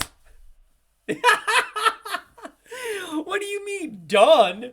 Bro! Okay, Mythical. Let's tell Peter to play Minecraft, even though you haven't played it in 2 weeks. You haven't logged into our realm, okay, in weeks, bro. You guys haven't even been logging into it. So it's like, oh, I stopped paying for it. Now all of a sudden you guys want me to start paying for it again. I was the only one playing. I was the only one hanging out in Jupiter. Seriously. I was all alone in good old Jupiter. Just hanging out, building amazing things, cranking along. Truthfully, though, I'm just over it. I can't explain it to you. I'm not into it. I almost felt like, as weird as this sounds, Minecraft was diverting my interest to other games. It's the kind of game that's more addicting than it is fun. flow with me for a moment because I do love the game. I played it a lot over the years, but here's the problem. I find that whenever I play it, it tends to take precedence over other games that I'm actually more interested in simply because of the addicting nature of it. So I find myself playing it because it's addicting and not because it's fun. However, I do enjoy building in Minecraft. I was just getting burnt out. And then I found myself not as interested in other games that I've been wanting to stream and play. So I decided, with that being said, set it aside. I think I'm done for good. I'm washing my hands of Minecraft for life, and that's the bottom line. I'd rather play Enshrouded. I don't know, man. It's hard to get into Minecraft when you've invested as much time as we have, Mythical, into games like Valheim. Valheim is a whole different ball game. It's on a different level, in my personal opinion. It appeals to me much deeper. Anyway, let's check out some gameplay. Sandland gameplay. Oh no, this is a story trailer. Let's check out the story trailer next, crew. A bit of Sandland story trailer. Oh my god, I was right! Oh my god, crew. I told you I was right. What did I just say a minute ago? What did I just say? I mentioned that the trailer that we just watched looked a lot like Dragon Ball. Dragon Ball. I was right. From the creator of Dragon Ball, Akira Toriyama. Holy crap. No wonder this game appeals to me so much. I was wondering why I was so fascinated by this game because I grew up watching Dragon Ball. It was one of my favorite shows. Wow. So now I'm looking forward to this even more and we get it next month. I'm messing around, LOL. I only cut back on my own game time because of A, it's always on peaceful, and B, it was taking away from other games that I've been wanting to play as well, like Helldivers and Cyberpunk. Exactly, bro. Minecraft does that. Plus, I just get burnt out of it so fast. It bores me. The music bores me. The gameplay bores me. It just bores me, and I agree. I kept the realm on peaceful, and that was a problem. I 100% agree. But then I really thought about it, and I was thinking, I'd rather just play Valheim. Maybe I'll continue playing Minecraft again eventually. I don't know. Probably not. I don't know if I want to go down that path again, to be completely honest. It was fun for a little bit, but I think that chapter is over ultimately. I have so many other games I want to play. There are just so many amazing games out there right now, and I like to be a variety streamer.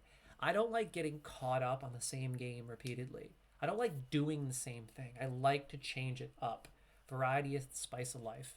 Anyway, let's check out this story trailer.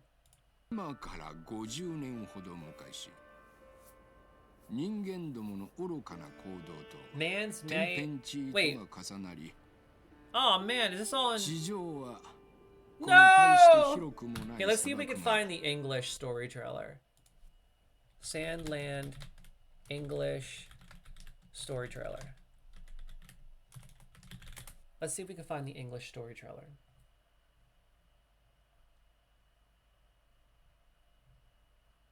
Here's a gameplay overview. This looks interesting. Let's check out this gameplay overview. This game is really fascinating me. In a distant future, humans and demons live together in a desertic world deprived of water, Sandland. To restore the balance to the world, the fiend prince Beelzebub forms a strange trio with his chaperone demon thief and the human sheriff Raoul. Together, they will set off on an epic journey in search of the legendary spring. Welcome to Sandland, an immersive and exciting action RPG based on the manga by Akira Toriyama, the creator of Dragon Ball. Dude, I love how this is affiliated with Dragon Ball. Like, that makes this game so much more appealing and sentimental to me because I grew up watching Dragon Ball. Mythical says this combat is a pivotal part of the game for me, honestly, but I don't blame you. Yeah, I'm sure you know where I'm coming from in regards to Minecraft, Mythical. This looks so In interesting. this overview of Sandland's gameplay, you will discover its environments, gameplay systems, and unique elements. It looks that will like make it's your an adventure open world unique game. and memorable. Where you modify and upgrade your vehicles, which could be really interesting, especially if you can play with friends. You play as Beelzebub, Fiend Prince. In every step of your adventure, you will be accompanied Look at by these Thief graphics. and I Rob, love who them. They will look like support they're you in and out of hand-drawn. combat with unique skills, as Wow. well as advises during your travel. Did the demon village always This used to looks be where it so is? fun. I love the As graphics. far as I know, there is no record of us moving. Dude, the voices sound like they're from Dragon Ball. A lot of these voices even sound like people in Dragon Ball, characters in Dragon Ball. Like that voice I just heard, the older man, that sounded like Master Roshi. Long is a sign of good governance. The Oh, this looks long-lasting amazing. desert is yours to explore. Encounter Whoa. unique creatures. Meet the mysterious Anne, but beware of a challenge that awaits. The King's Royal Army, commanded by the Supreme Commander Zeu, is coming. Oh man, this is crazy. Look at all these awesome The end tanks is and only the beginning. vehicles. Beyond Sandland lies a greenish world, populated by even more unique and dangerous enemies. Whoa. Be ready to advance in this adventure. So it's not just a desert. We even have a lush forest area. Wonder if it's entirely open world. Careful, your first fight is coming. Fists up. Fists up. Pow, pow, In pow. combat, Beelzebub is a ferocious fighter Beelzebub, that has that's access some to name. light and heavy attacks, which can be chained both on the ground as well as in the air. The combat looks pretty interesting. Don't Kind forget of to has like dodge Dragon Ball in vibes. midair and sideways. Sometimes get closer to the enemy Hey, silently. we have and stealth combat. As you progress Did in he your just journey, scare him? you will gain points that can be spent to unlock Beelzebub's Whoa! skills. So you can unlock new You will be able skills. to power up special skills, such as the ability to turn your body to metal, or even Dark Release. Fascinating. That hurt, you stupid jerk! Don't forget that even the strongest fiend needs a power-up, so manage your supplies. Consumable items can increase your attacks, defense, and help you recover Power of Darkness, so make sure to stock up. See, now ordinarily I would say this looks like a traditional RPG, open world action RPG, something that we've played, seen time and time again. But because of the graphics, the artistic expression and style, the unique characters, and that Dragon Ball affiliation, it makes it so much more appealing than just another action RPG with these elements. So that's why this game appeals to me. And there's just something about these graphics that looks so cool. And if it's open world and you can explore however you want, even better. Also, water is an important resource that you can restock in water supply points, and will be consumed to heal your health in case you are about to be defeated. Take a ride on mighty vehicles. vehicles This is what in I'm looking Sandland forward have to. unique Whoa, cool. Can you upgrade the vehicles? That'd be really cool if you can find your The favorite jump one. bot will bounce over high cliffs. Whoa, jump The bot? hover car can float over water to cross dangerous rivers. Whoa. And the battle armor can move heavy obstacles Are you to open serious? blocked paths. So there's like puzzles and stuff, kind Remember, of. you can carry up to 5 capsules, Whoa! each containing a vehicle at any given time. You could carry so 5 plan different ahead according to the vehicles. situation and play style. Dude, I wonder how many vehicles are in the game. We'll probably find traveling merchants on the main roads. I'm really curious how many vehicles. will not only increase the agility while exploring, but will also prove to be very useful in battles. Oh, wow. You With can use higher them in firepower, combat. mobility, and resistance, vehicles can stand up against huge enemies and tank groups that Beelzebub alone struggles to defeat. Dude, this looks amazing, I have to say. So, it's But not be just careful. combat with your character. If a vehicle is destroyed in combat, You could use all your will weapons. go down with it. You could use all your vehicles. This is where customization comes in. Oh, no way. I'm Anne. and it's your lucky day. You can customize all the vehicles you find. The new That's ally so Anne cool. will help you to build, upgrade, and equip your vehicles. What? Vehicles I can love be equipped that. with powerful and different weapons, such as rocket launchers, lasers, machine guns, and shotguns. This So game you can looks be sure to really always have the right cool. tool for the occasion. Weapons are not Everything- the only part of the vehicles that you Every single thing that I assumed or was curious about in this game thus far, they revealed and integrated, which is spectacular. Like I'm genuinely looking forward to this game, and I think it said April 22nd, so next month. Next month we get this bad boy. And I think the selling point for me, above all else, is the fact that you can actually customize your vehicles. That's so cool. That creativity is going to push this game so much further. Seriously. can customize. Because it's like, instead of getting weapons, you get tanks. You get all these really cool vehicles that you can modify in order to accommodate you against bosses and whatnot. Engines and suspensions will affect driving and boosting performance, while option parts will unlock special performances. So sick. Customize these various parts and make your vehicles more you. Whoa, do you see all those rockets? What? Oh, Don't forget to upgrade vehicles to increase their durability. Wow, and you can pick any vehicles you want and just Once start your upgrading vehicle them. is fully equipped as you like, pay a visit to the paint shop to color Oh, it the you way can it even reflects change the your way style. it looks. Are you And kidding don't me? forget decals. You can add decals, you can change colors of every part. Oh my god, a wild Scyther appeared in the chat. Oh crap, a wild Scyther appeared. You better exclamation pokey catch that puppy. That's a classic OG rare one right there, dude. Oh my god, you know I gotta get me a Scyther for real.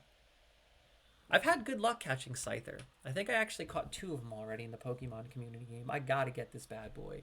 Dude, this game looks really cool. I have to say.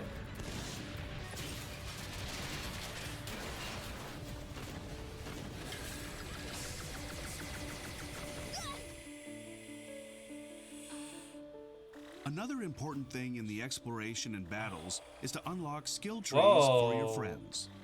All your friends have skill trees. Rao So will you can temporarily upgrade their support you abilities. during fights by riding on the tank and attacking enemies. Wow. While Thief's talents will be evident outside of combats, as he helps you get additional items or hunt for rarer loot. Oh! It looks Anne like me also and has access to her me and unique Mythical skill tree, taught which will focus Scyther. on making your vehicles more Nice. efficient and powerful. Finally, we got Altogether, something. the team will triumph over the greatest dangers. That's a sandfall. This game looks amazing. Quite Seriously. the sight indeed. Only this were water. I we wouldn't need love the spring anymore. graphics. Thrive in During your quest, Spino you will City. need a place to Spino call home. City. Even though it may look ravaged and decayed, Spino is the Spino. perfect place to set up camp. It has a garage to build and upgrade your vehicles, as well as merchants to purchase items from. Dude, I love Perfect this. place to rest between battles. I can't wait to play this game, man. Seriously. This At just the looks back so of the fun. garage, create the ideal room that can be extended up to 3 times the original size. What? What do you do And with that arranged room? with a wide selection of furniture, including walls, ceilings, No! and vehicles. Whether in a modern, hideout, woods, or cyber. What? Yo, just when you think this game can't get any better, it gets even better. There is player housing in this game. Holy crap, because you guys and gals know me. I'm obsessed with building my own little nook, a place to hang my hat. That was one of the reasons I love The Elder Scrolls Online and have been thinking about streaming an entirely new series of that game. I love the housing, and something that I really wish World of Warcraft would get their butts working on. Why is there not housing in World of Warcraft yet? I don't understand it. But anyway, I love this. This is genius. So not only can you customize the vehicles, not just add new weapons, different colors, decals, customize it to make it look your own unique way, but also You have player housing, a place where you can decorate. I'm assuming you can eventually find different pieces of furniture on your adventures and then just kind of decorate your home with it. I don't know if you have to buy it from a vendor or something. We'll see. But the fact that they integrated this is just absolutely amazing. Wolfman says they are working on housing. They have failed twice. What do you mean they have failed twice? How did they fail twice? They never integrated housing. I know that in Warlords of Draenor, they integrated some kind of a base system. If I remember correctly, there was like a base building system. Do you guys and gals remember what I'm talking about? It was a long time ago. Warlords of Draenor dropped like a decade ago. Yeah, the garrison. Well, the garrison failed because it was exclusive only to Warlords of Draenor, and it was a garrison. We don't want a garrison. We want a home. That's what we want. How sick would it be if Blizzard made it possible to choose a few different homes in each of the major cities? It's that simple. Just like New World. You pick a home in a city. I've never done it because I'm just starting New World, but I've seen other people in streams do it. You pick your favorite city, you pick your favorite biome, you choose a home, and you decorate it. Like, World of Warcraft has had over 20 years that they could have dropped player housing, and they could have banked on it. Do you know how much money they can make on that? Think about this. Just like the Elder Scrolls Online, it's genius. While you're constructing your player housing in the Elder Scrolls Online, you can go through every piece of furniture available on the market, and there's hundreds. Choose what you want, buy it off the market, spend real money, decorate your home, or buy sets. World of Warcraft could have been doing this for 20 years. Think about how many digital pieces of furniture they could have by now. Thousands. What are they thinking? You could get pieces of furniture for your housing in dungeons, in raids, exploring. That would appeal to me so much. It would almost give me that little something I need to get obsessed with WoW again. Because that's my only complaint. The one thing that I cannot stand is that they don't have player housing yet. It doesn't make sense to me. Yo, Wolfman says the garrison was the second time. What was the first time? What was the first one that you're talking about, Wolfman? Because you're saying the garrison was the second time. I remember the garrison in Warlords of Draenor, but I don't recall them ever integrating player housing prior to that or after in any way, shape, or form. I mean like housing in a city. You pick a house. Mythical says, then what was the first time? Yeah, that's what I'm curious about. She-Devil says, I miss my house already, Pooch. I think She-Devil's talking about Minecraft. Oh my god. Oh my god. Oh man, I'm sorry. I just can't. I can't play Minecraft anymore. I can't do it. I tried to get into it. I really did. Why don't Wolfman and She-Devil, why don't you two get Valheim? Dude, move into our little community in Valheim. Seriously. I'm looking for a reason to start streaming that again. Genuinely. It's so much better. I'll have to stream Valheim soon so I can show you what it's all about. How do you not like Valheim, Wolfman? What? How do you like Minecraft but not Valheim?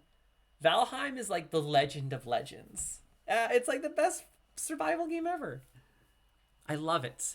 Wolfman says, I forgot what the first was, but there's a video that was posted a few days ago and talked about the history of housing and what games WoW should copy in their approach to housing.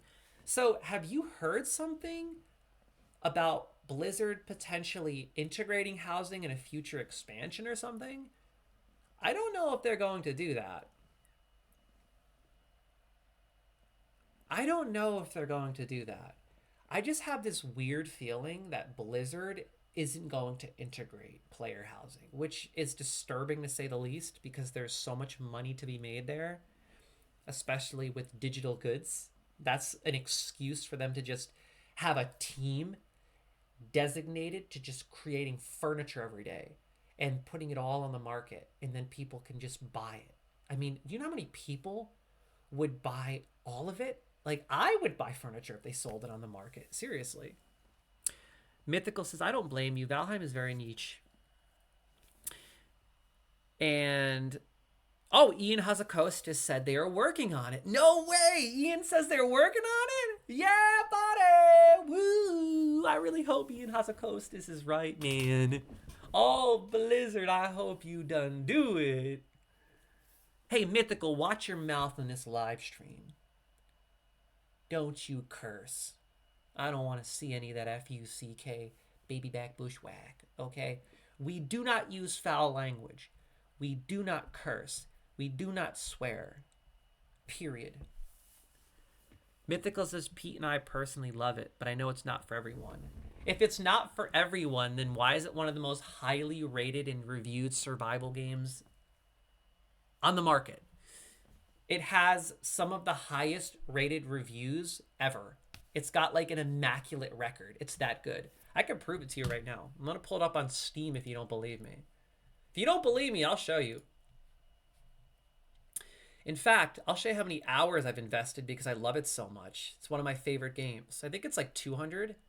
I've invested, oh my God, I thought it was 200. Jeez. 365 hours. I love it so much. Oh my God, Wolfman. He's got 16 hours and he's being critical. Oh my God. Man, you don't know what you're talking about, kid. You can't be judging a book by its cover. This is the survival game, okay? And let me show you what the store page says. What does that say? 378,000 reviews. 94% of that is very positive, okay? 94%. Now, on Steam, that statistic is extremely rare. Very few games, unless they are AAA titles of the highest caliber, ever get over 100,000 reviews, let alone 378,000 with over 94% positive. Let's put that into perspective. Keep that in mind for a moment. So this game has 378 with a 94% rate. Now, Elden Ring. One of those AAA legends I'm discussing. Elden Ring. Let me show you what I'm talking about. Remember that, 378. 378. 378. Now, a game of this caliber, Game of the Year, Elden Ring, the highest caliber of gaming that ever existed, 586,000. This game only has 200,000 more reviews. Now let's see what the review percentage is. 92%. So technically, Valheim has a higher percentage, but a few 100,000 less. Okay, now if you compare that to other games that aren't at the caliber of Elden Ring but are still AAA, this is an extraordinary percentage. Valheim is that good. You have to be open-minded. You have to let the music touch your soul. You have to embrace the graphics. You have to grind with the crew. And you have to just indulge. That's how good this game is. I love it. I'm going to be streaming this very soon, I promise. Mythical says, we already pay for a sub. We can already pay real money for gold. They have a store for a plethora of pointless crap, and they make billions on from Blizzard fanboys. They don't need to charge us real money for furniture. But that's my point. I think they should. Obviously, you should be able to earn furniture in-game through dungeons, through raids, quests, exploration. That's all fine and dandy.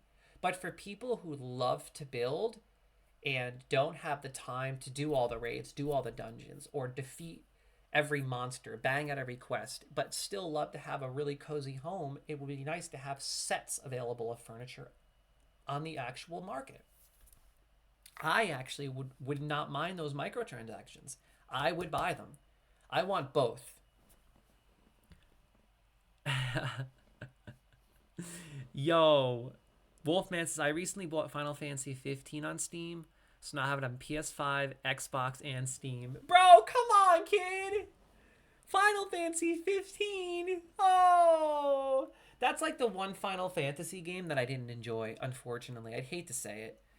I tried so many times to get into Final Fantasy 15. And I don't care for it. I just don't. I can't explain it. I just don't like it. And I mean, I hate to say it, but it's the same concept with you in Valheim. You know, certain games just touch you in a certain way. You know what I mean? Appeal to you in a certain way.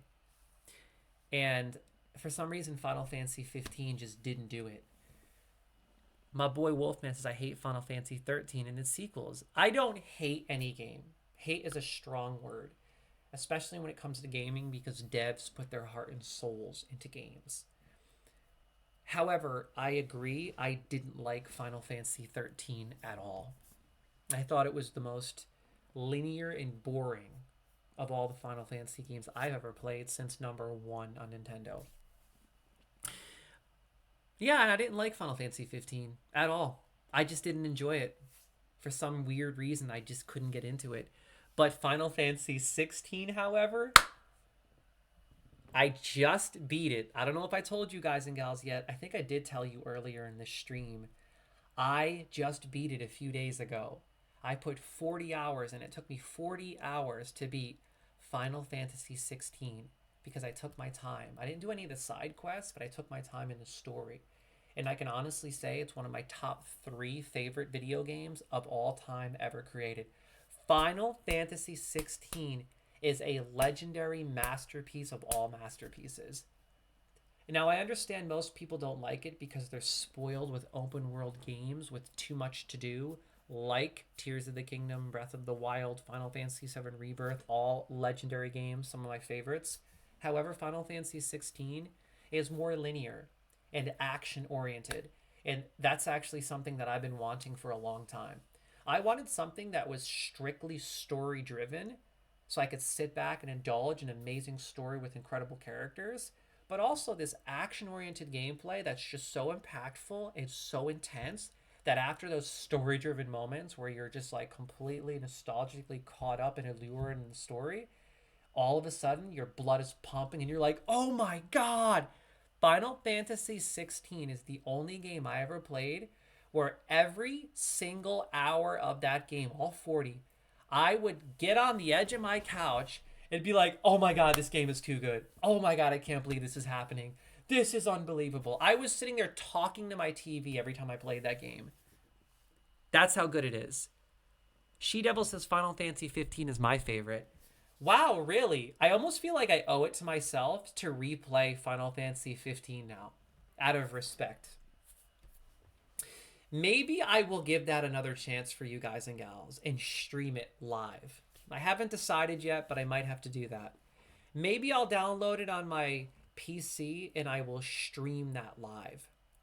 But Final Fantasy 16 is my favorite. It might actually be one of my favorite games ever created. I love the characters, man. I almost literally teared a little bit at the end.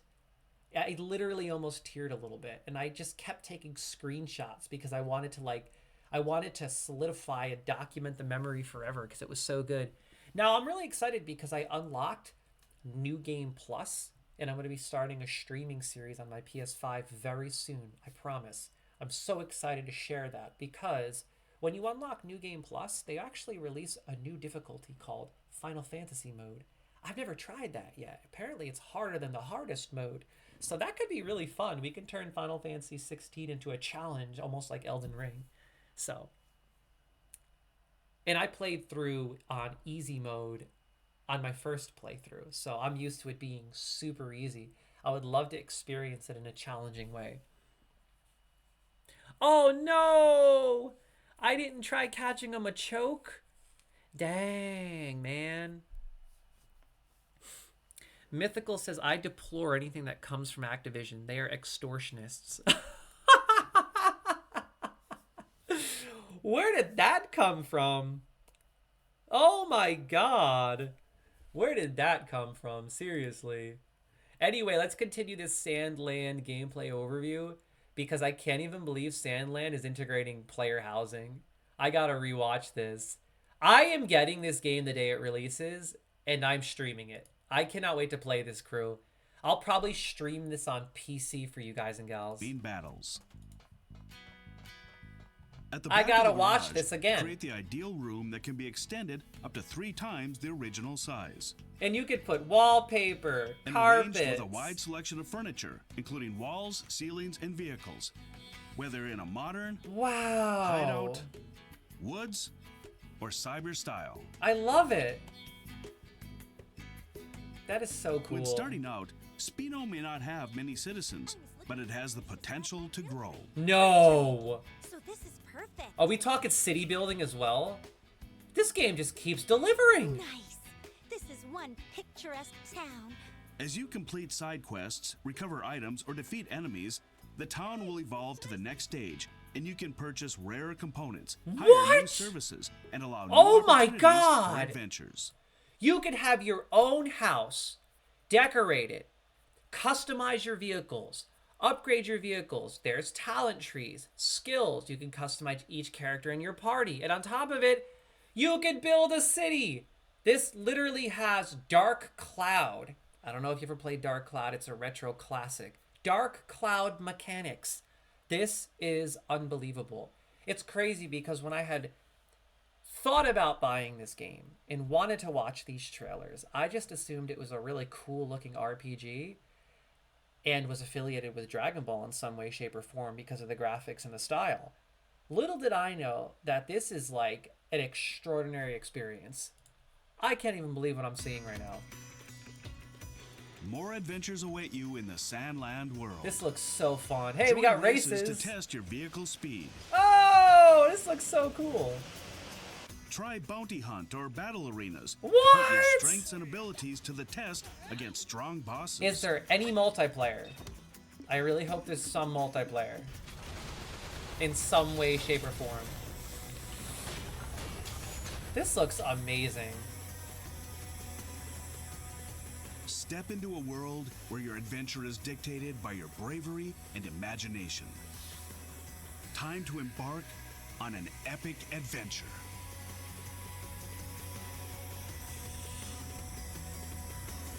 Sandland releases on April 26th. And I'm buying it. On the spot and on the dot. I promise you, crew, I am going to be streaming this on April 26th. In fact, let's check the calendar. That's on a Tuesday. So I am going to stream that Tuesday. Oh, wait, no, this is March. Duh. April. Friday.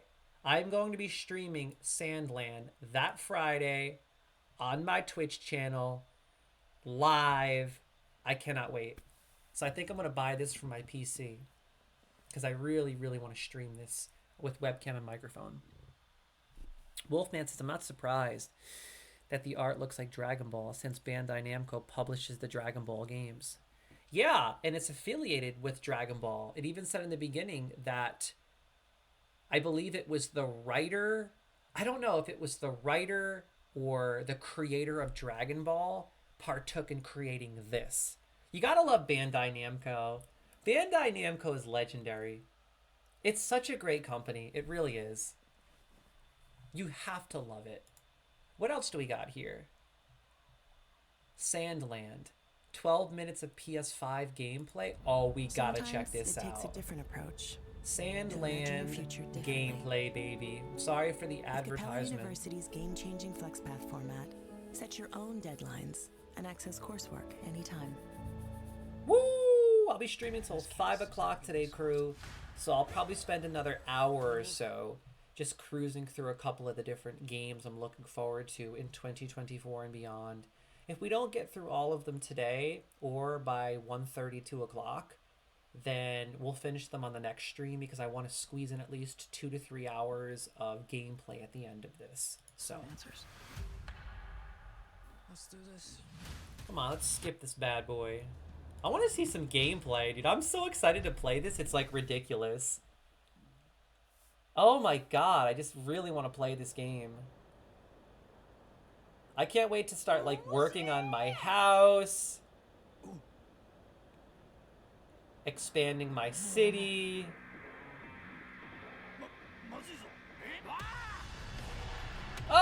Whoa, we got a giant worm. It's a giant worm. Oh, hey, yo.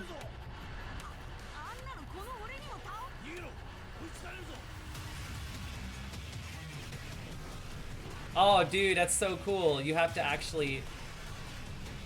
you have to try to run from it or drive from it. Look at this thing chasing you. This looks so fun. Yo, and it's really cool because this game is only going to be $59.99. Shockingly.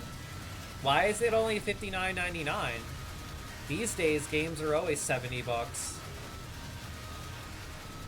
And it looks like a big game. Gotta love how Bandai Namco isn't being greedy. Great company, one of my favorites, forever and always.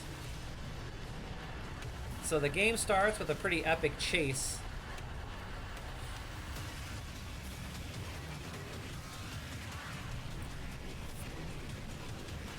Wolfman says Akira Toriyama passed away March 1st. Oh, really? So maybe it's inspired by Akira Toriyama.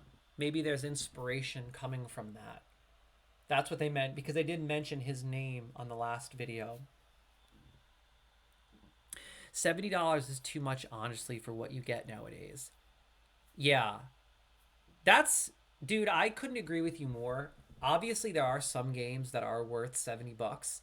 Like, for example, Tears of the Kingdom. I feel like that was one of the games that is absolutely worth $69.99 because it's just so big. You get your money's worth. And you have to remember, as technology gets more advanced and sophisticated, games are getting more advanced and sophisticated. Games are getting better looking. They're getting bigger.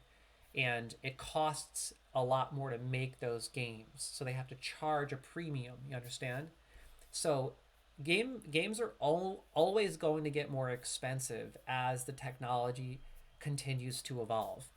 So I can understand when games like AAA titles, like for example, Elden Ring, Tears of the Kingdom, Final Fantasy 16, Final Fantasy 7 Rebirth, any and all of those AAA titles that are massive, I can understand why they cost 70, and I would happily pay 70 for a game of that magnitude. But sometimes it's refreshing and nice to get something a little simple, a bit different. You know, obviously this game is probably not going to be as big because of the graphics, and I don't mean big as in like the actual scope of the world in the game, but the size of the download. For example, I believe, if I remember correctly, Final Fantasy VII Rebirth is 140 gigabytes. Think about that for a second. 2 discs, 140 gigabytes. That is absolutely insanity. Okay, 140 gigs. I had to delete games on my PS5 on my 2 terabyte removable hard drive in order to download that. Games are getting so big, it's ridiculous. So I think that because of the graphics in this game, it's not as big. I'm thinking probably like 60 or 70 gigs tops. So Wolfman says, I'm sad Sid Highwind isn't playable in Rebirth. Oh, you can't play Sid? I didn't get that far yet. Did you beat Final Fantasy VII Rebirth, Wolfman? Bro, I've been playing a lot offline. I feel bad because I wanted to stream the whole game. But I'm going to do the same thing with Rebirth that I did with Final Fantasy 16. Now that I'm done with 16 and I unlocked a New Game Plus, I'm going to replay all of Final Fantasy 16 live with a microphone only. And the same thing with Final Fantasy VII Rebirth. Occasionally I'll do just gameplay sessions, but when I unlock New Game Plus, I'm going to replay the whole thing on microphone. Yo, Wolfman says, I think Final Fantasy VII is overhyped. You're high, bro. You're absolutely insane. Bro, please, for me, please, I love you, Wolfman. Don't ever disrespect Final Fantasy in this stream. When it comes to Final Fantasy 7, 7 has my heart for life. It's the game of my life. Don't you do it. Don't you disrespect it. Check it. Yo, I've only gotten up to the part where you're in, I think it's Juno. Is that what it's called? Juno? I forgot the name of the city. What is the city called? I think it's Juno, where I just came into conflict with President Rufus, and Yuffie tried to assassinate him. I literally just stopped playing there. I'm about 8 hours into the game, and I can honestly say it is like, it's that good. It's not like, there's no overhype. It's actually underhyped in my opinion. Because when I watched all the trailers, it had all these expectations. They did not even begin to convey how big the world is, how many maps there are to explore, and there's like 5 massive ones. On top of there has to be like, I'm not going to say hundreds, but there are so many mini games, it's ridiculous. And I've been watching people stream that game a lot. Even the end game mini games look alluring. The ones at the Gold Saucer look so fun. I think I've experienced about 8, and I just started the game. You're waiting for Final Fantasy VII to go on sale before you get it? You didn't even buy it yet?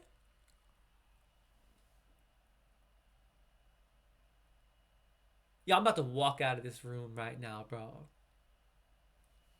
I'm just kidding, bro. Yo, you didn't even buy it? Are you crazy, bro? Wolfman, dude, I'm telling you, it's so good. It's a problem. I wouldn't lie to you, bro. There is, like, it's underhyped. It's underhyped. Do you know how when they released Tears of the Kingdom, they mentioned the overworld and the islands? Okay? Do you remember that? Do you remember how they mentioned all the islands? Okay, well, they never mentioned the underworld. They never mentioned the underworld. So think about that for a second. The same concept applies to Final Fantasy VII Rebirth. They mentioned a lot of stuff, but they didn't mention just how much Final Fantasy Rebirth contains. It is a jam-packed game. You're getting your money's worth. That 150 gigabytes is well worth the $70, honestly. Anyway, let's finish up this gameplay because this game is looking truly gnarly. Sandland looks insane.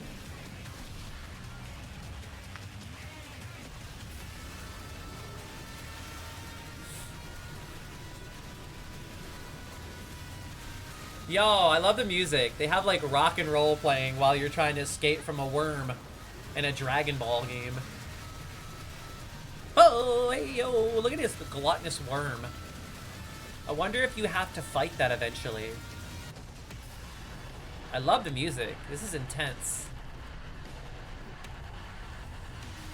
Dude, I love the graphics. Like, it looks so unique. Yeppa! Yeppazo! We have to deal with subtitles. Sorry, crew. It's worth it, though. Arrow Village Ruins. Dude, I'm so excited for this game, man. Player housing, city building. Look at how cool the graphics look. I love it. That was nothing. We lost our food and water right from the get-go. Dude, I can't wait to play this. Whoa, the graphics look really cool. Not just the cinematics, but when you're actually playing. So what should we do?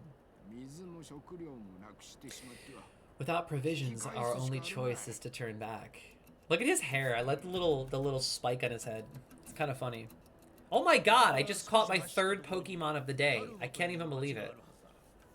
There's a town called Talba. Oh, I don't have money, but if we can work something out there.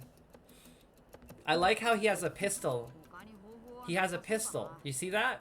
So you could equip guns in this game too, I'm assuming. Or maybe he just can. I think the main character, your character that you play, is the purple-haired character. I forgot his name. I think it's called Bilbo. I don't remember. Bixabal? Bizball? I don't remember. But anyway, I think he uses his hands. Like he's kind of doing like martial arts. But you can use different weapons with different characters. But the main thing you can do in this game with him, the main character, is equip vehicles and machines. That's what he uses, which is so... See? Martial arts. Kind of like Dragon Ball Z. Dragon Ball and Dragon Ball Z. You're like basically Goku. He even has hair like Goku, except purple. Hey ho yo! Look at those kicks, man. Oh my god! Look at this! Look at this! So yeah, you basically utilize these vehicles. Now I'm curious, how many different vehicles are in the game? How many different vehicles can you equip and wield and use? Because just in the last trailer, I saw like at least 7 different vehicles. Probably more. This is so cool looking. Oh my god, look at this. Oh! Whoa, he just blew that dinosaur up. Check it. Pretty sick, dude. Gotta say.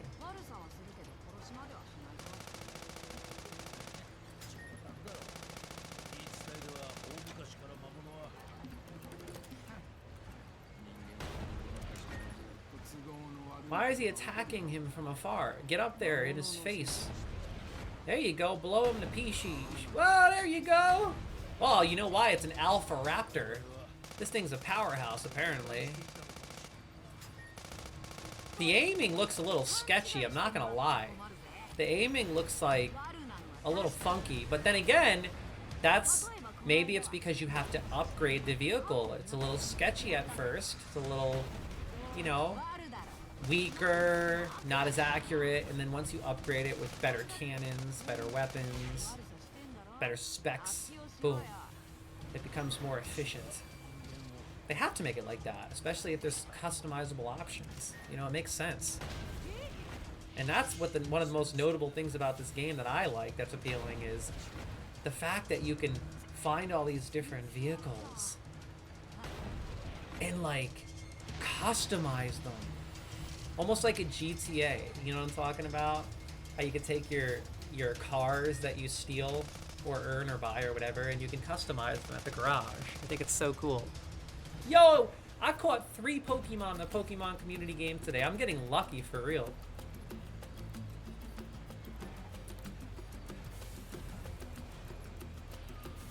I'm really curious how big the map is. I want to see the map.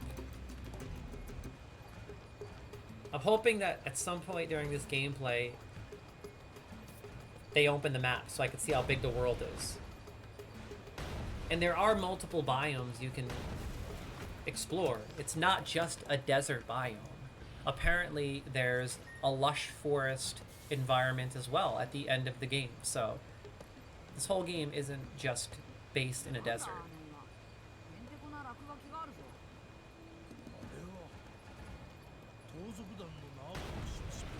It's kind of like satisfying to listen to this in another language. Is that weird? It almost feels peaceful to listen to this. Maybe it's because I don't understand what they're saying. So it's like, I don't have to think about it. I don't know. Oh, he just blew that wall open. Look at that, he just blew a hole in the wall. That's cool. So right now he's just cruising in this tank. Obviously, these vehicles are a major part of the game. I think you could store your vehicles in capsules as well. Whoa, cool. Dude. The combat's really flashy. With all the colors and stuff all over the place. I wonder why they chose purple. Whoa! It looks like you can mine for minerals. I see minerals. I'm assuming you use that for upgrading. Hey, what's going on? Motion without a soul. Oh, it's Motion. Holy Testicle Tuesday. Motion is in the building. Yo, Motion, what's going down, kid? I'm just checking out some Sandland gameplay because this game looks gnarly. And if you're just tuning in, you missed one heck of a stream thus far. So you better do the old rewinderoo and check out some of that super cool content. You dig, Player Hater? Because this game looks insane. I think we've been watching gameplay trailers for almost 40 minutes. It's so good looking. No, I'm not playing. I'm not playing, I'm watching. It's going good though. Thank you for asking, buddy. How are you doing, Motion? Thank you for stopping by and saying hi on this beautiful Sunday. Happy Sunday fun day, everyone. By the way, guys and gals, thanks for tuning in. Much love. If you haven't already clicked that follow button, you better ball up that fist. And you better knock it out of the pack. Forget about it. So, you could do a little bit of everything in this game. I mean, you could traverse landscapes, ride super cool vehicles, explore these massive zones and regions, customize these vehicles, you get your own house. I mean, this is just insane. He's showing how big this area is. Now let's see the map. Please, open that map.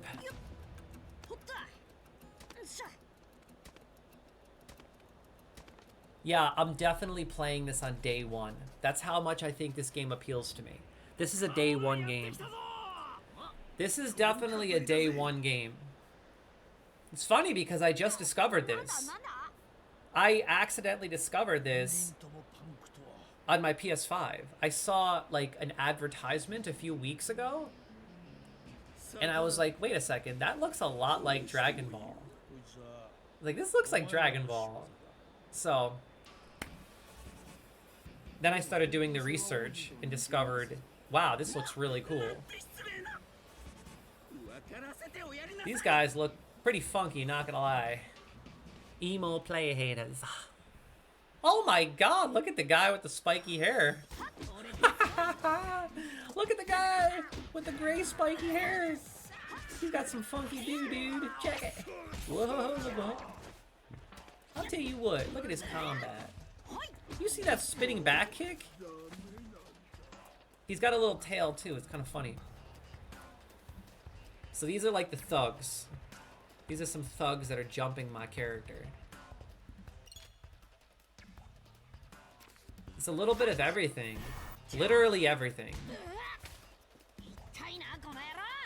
But how many open world games like this with all these mechanics also integrate customizing all your vehicles and weapons, customizing your home, customizing the city of which you hang out in and do everything in. Like, they just, every time I watch a video, I see more and more and more. And it looks like they even integrated Dragon Ball Z combat from games like Dragon Ball Z Kakarot, etc. Like, it's got everything. It even has like Dragon Ball Z type combat where he powers up and you do all the crazy combat fighting, moving here, there, and everywhere. Man, it looks good. Really good. So the next game I have on the list is a game that I'm fascinated in. Drinking warm water before bed balances glucose levels overnight. Okay. Thousands of people are apparently regaining control of their blood. Okay. As I was saying, the next game I'm curious about is called Visions of Mana. So, I grew up playing these mana games. Sorry, I said mana, I meant mana. I grew up playing these mana games. In fact, a really classic OG one is called Secrets of Mana, I believe. And I think it was for Super Nintendo. And then they remastered it and released it on PS4. I don't remember exactly, but these games are classic OG RPGs. And they just announced a new one, Visions of Mana, that looks really interesting. So I'm just checking out a couple of videos quickly because it looks fascinating. I think you guys and gals might really be interested in this.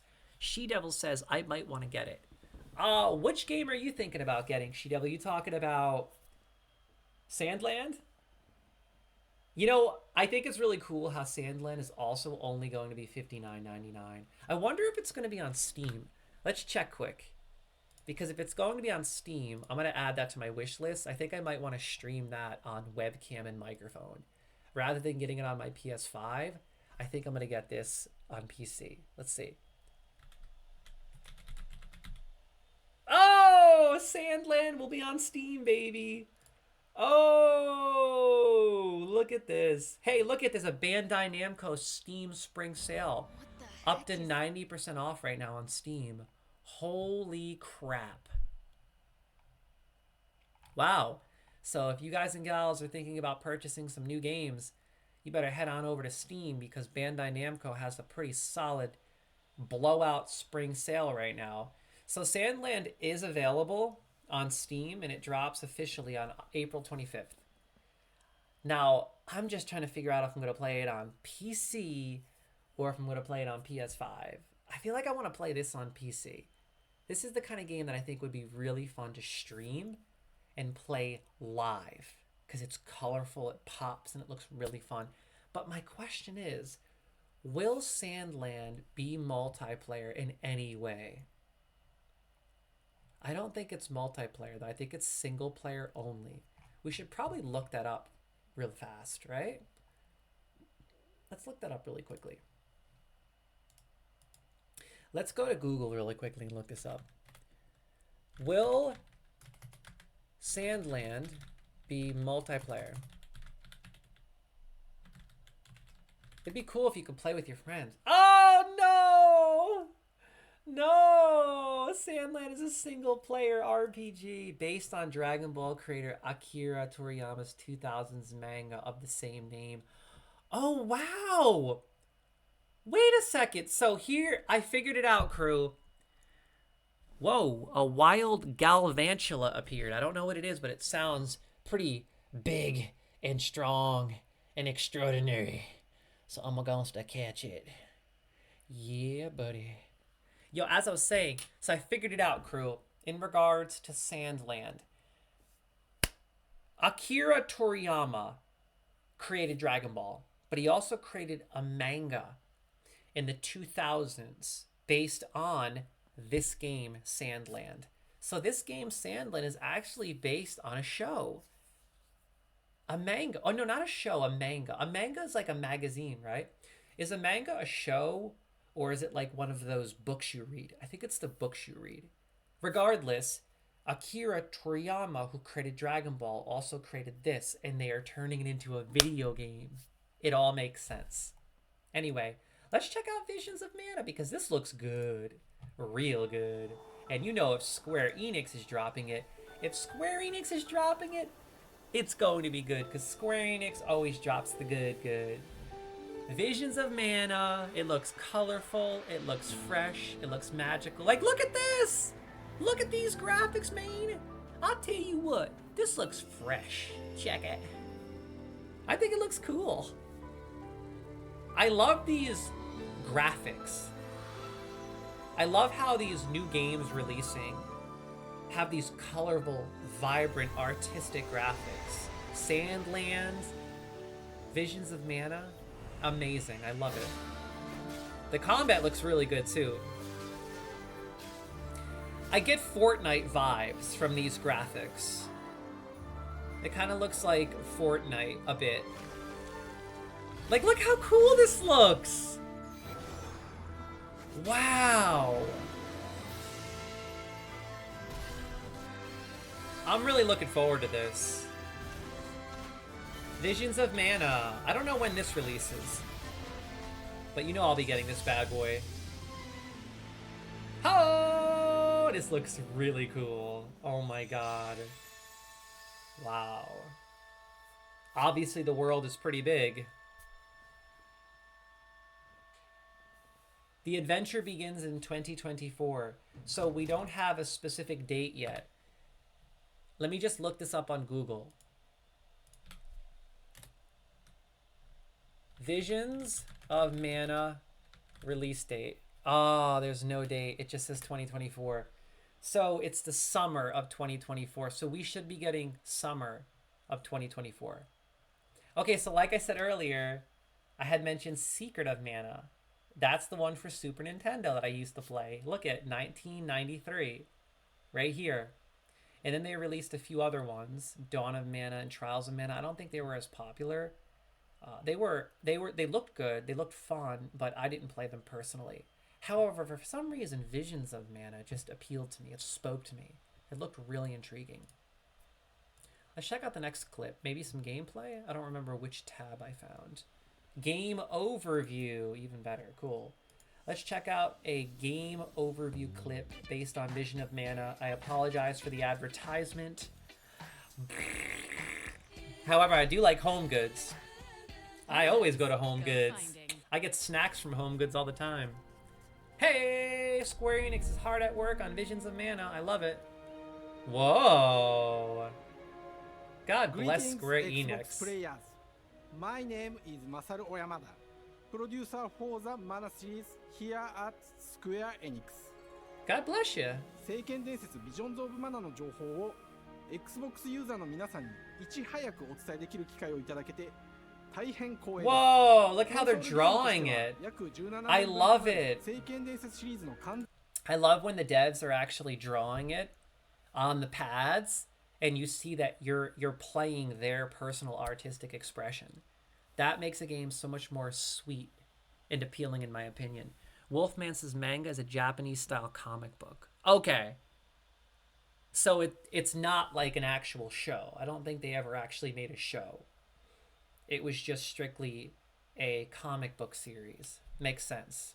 全新作聖剣伝説シリーズは1991年にファイナルファンタジー外伝として誕生して以降 Whoa, wait a second. What the heck? No. The Mana series began as Final Fantasy Adventure back in 1991. Whoa. So the original Final Fantasy was actually Secret of Mana. What? It was originally called Final Fantasy Adventure in 91, and then it released on Super Nintendo, renamed as Secret of Mana. And then obviously they created Final Fantasy, which then they continued to expand upon for many years to come, obviously. But with this specific game, I wonder why they changed the name. I'm curious. Why did they change the name from Final Fantasy Adventure to Secret of Mana? That's so interesting. That's so crazy. I had no idea. して誕生して以降マナと聖剣をめぐって描かれる愛をテーマに個性豊かなキャラクターたち心に響く楽曲の数々 I remember this. 武器の特性を生かして戦うアクション RPG としてこれまでに17作発売され長らく愛されてきました Wow, look at how many Mana games they made. I didn't know this. 30年以上の I just want to play this new one. That's what I'm interested in. This looks cool. 聖剣伝説としての世界をしっかり感じられるものを目指して鋭意制作中です I love seeing the whole team at work. 自然や精霊とのつながりを感じられる色彩豊か Why な am I 聖剣 getting 伝説の世界を体験してもらえると思います Genshin Impact vibes? Maybe it's just the シリーズおな graphics? じみのモンスターたちも本作に登場しています Hopefully you could play multiple characters and you're not just stuck playing this character the whole time. 今回これらのおなじみのモンスターたちを作り出した聖剣伝説の生みの親である石井浩一さんとともに聖剣伝説ビジョンズ・オブ・マナの内容を紹介していきたいと思います Hello, I am Koichi Ishii from Gretz. I am so happy to introduce the newest What is that necklace in the he's Mana wearing? series to Xbox players. What is that 初期の necklace he's 頃から wearing? シリーズ作品 Curious. に登場しているモンスターたちは私が考案したものですが、中には小学生の頃すでにイメージができていたものもあります。今作では Wow, he creates 初め the は monsters. ドット絵から A スタートした creative モンスター individual たち right を there. どのような形で最新化して He doesn't look like the type that would create those monsters. He looks like he's in the mafia or デ something. ザインの方向性から He's in the mafia making that. 監修する立場 Maybe he dresses like that because he makes these and he wants to have an edge. I don't judge. I have no ego. God bless. I am not judging. But it's fascinating. I like that. That makes him more interesting to me. It's so cool to see someone that has like a rough side, if you know what I mean, like kind of like rough around the edges.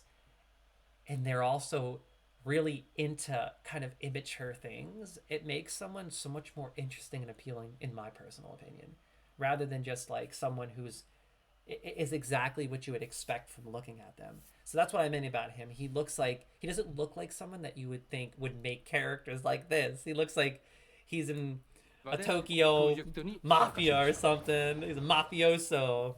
I'm gonna shut up. Like, look at! Yo, my main man, the mafioso, is drawing up these.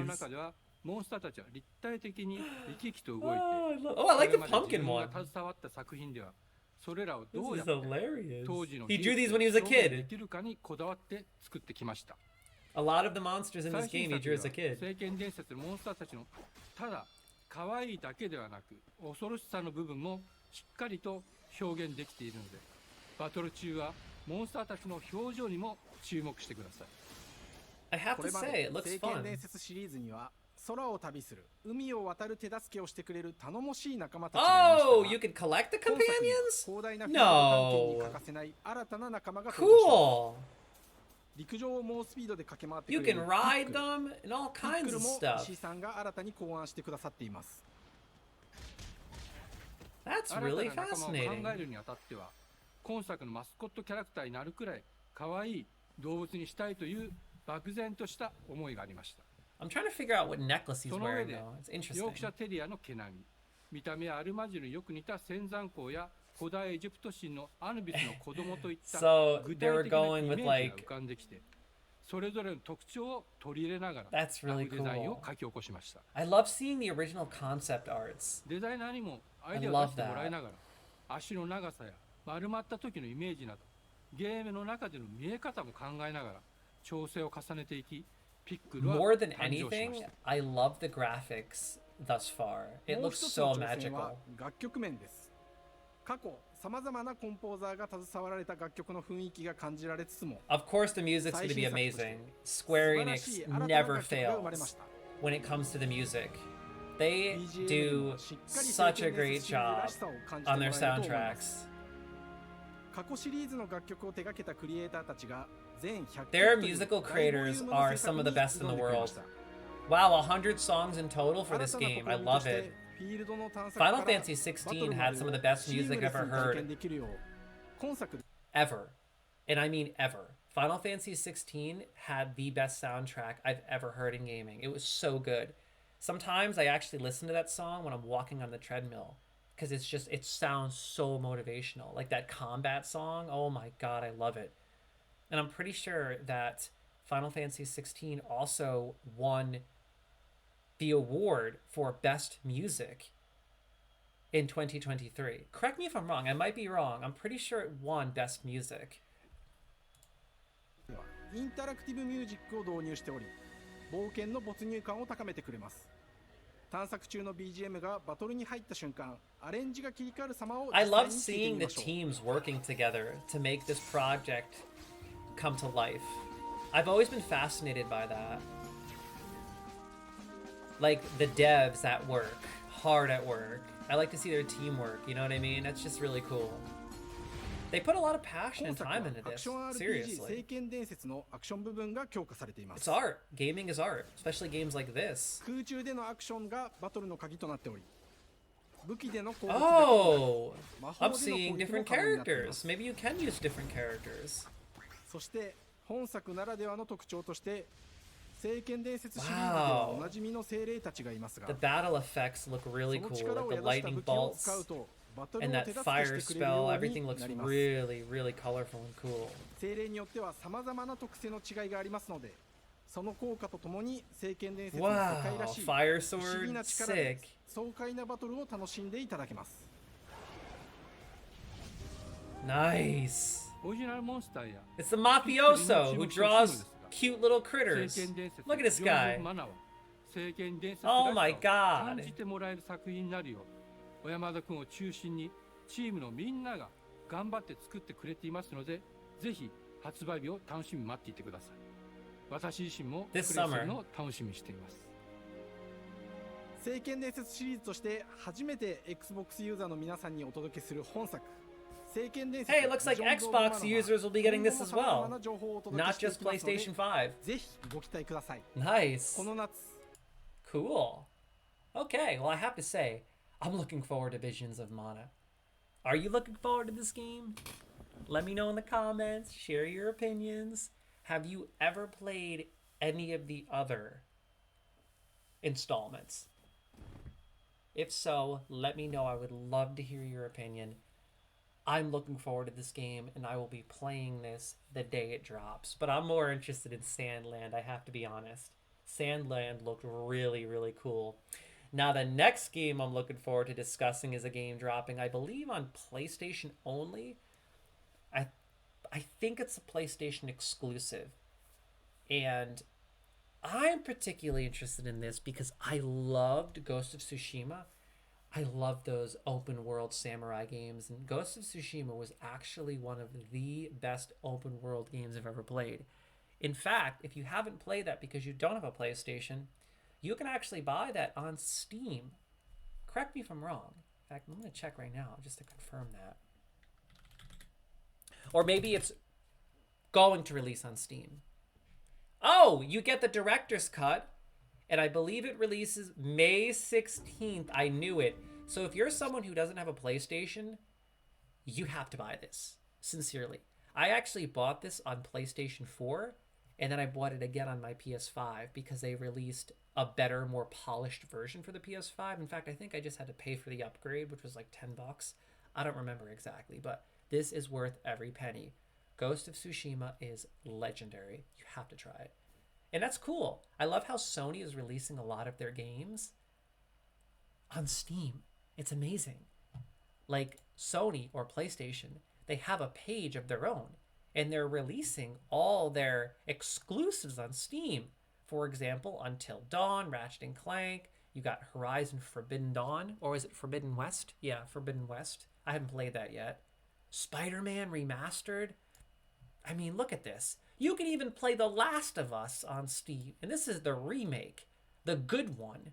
Okay? The newest one, which I still have yet to play. I haven't downloaded as I have The Last of Us Part 1 remake and The Last of Us Part 2 remastered. I have both of them on my PS5 and I still haven't played them.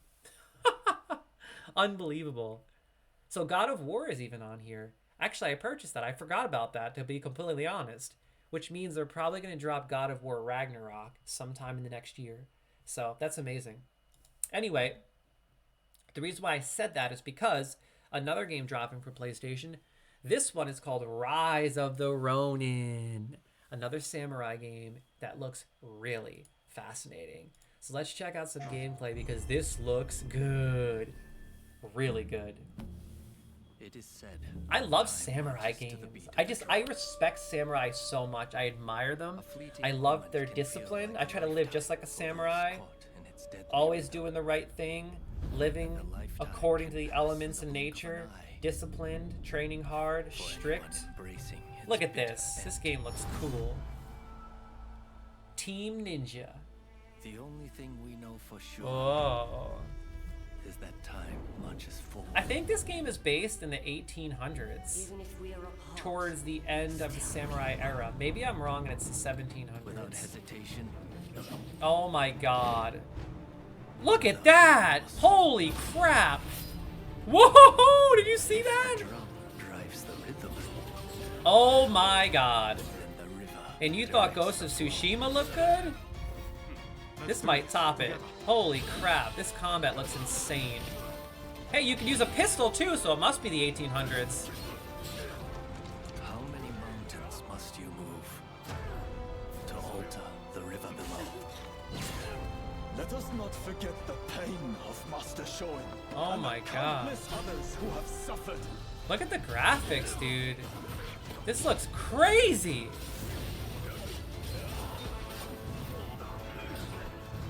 I'm getting amped up just watching this. As the smoke rises, so shall we.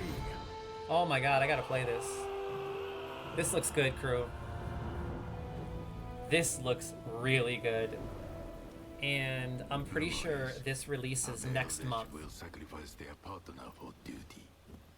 So which of you will do the deed? Dude, oh my god, I can't wait to play this. March 22nd, you know what's crazy? I'm pretty sure that this game releases on the same day as Dragon's Dogma 2. Oh my god, 2024 has been one of the most ridiculous years of gaming in a long, long time. Games on games on games just keep dropping, yo. Wake up, samurai, Johnny Silverhand. Yeah, buddy! You gotta love it. Cyberpunk, baby. No, but seriously, this is crazy. How the heck am I going to juggle Ronin and Dragon's Dogma 2? I'm going to be streaming a lot in April. Holy crap. Because I'm going to have Rise of Ronin to play at the end of the month. I'm going to have Dragon's Dogma 2, Sandland, which drops in April. Not to mention, I'm still working on Final Fantasy VII Rebirth. Games on, games on, games on a daily. Let's check out some gameplay. I think I found a gameplay clip. Let's see. Gameplay overview. Oh my god, I can't even believe how sick this game looks. Rise of Ronin. PlayStation Studios, baby. Sony always dropping the good. PS5, the best of the best. I love my PS5. I'm really excited to check out this gameplay overview because it looks like an honest to goodness open world samurai game. 19th century? Whoa. So this is more modern than I thought. Interesting. 19世紀幕末の時代、最初に国外に開かれた横浜では和と洋が入り混じった独特の Wow, I'm getting like Assassin's Creed vibes. Oh my god, and some Breath of the Wild vibes.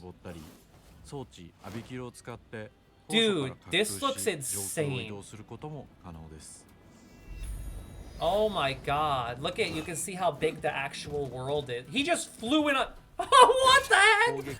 Okay, they are really pushing this game. We gotta rewind real quick. Holy crap. They just threw everything at you all at once. Breath of the Wild, flying around with your little thingy. Okay. Horizon Zero Dawn, using your little chain thing to grapple around like Spider-Man. And then flying in and landing on your horse. They're like, okay, we're gonna top it, and then top it. Look at this. And I'm getting Assassin's Creed vibes, the way he runs around and kind of traverses the city. And then don't forget to look off into the distance. If you look off into the distance, you'll notice it is beautiful, vibrant, and massive. Look at that. Look how big. Look at this crap. Are you kidding me? Look at this. Right in on the horse. Oh my god. This looks insane. Look at this. Wow. Look at the combat. Just like Ghost of Tsushima.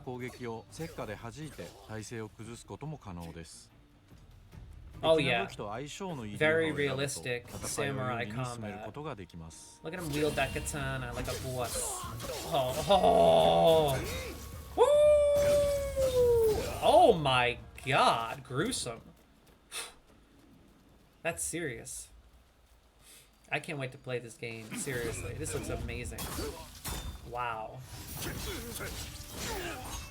Like the combat looks so good that I'm like moving with the character.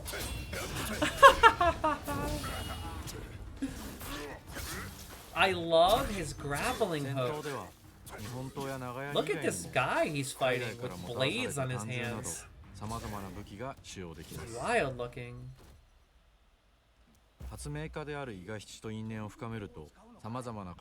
Oh my god, so you have a connection with the inventor.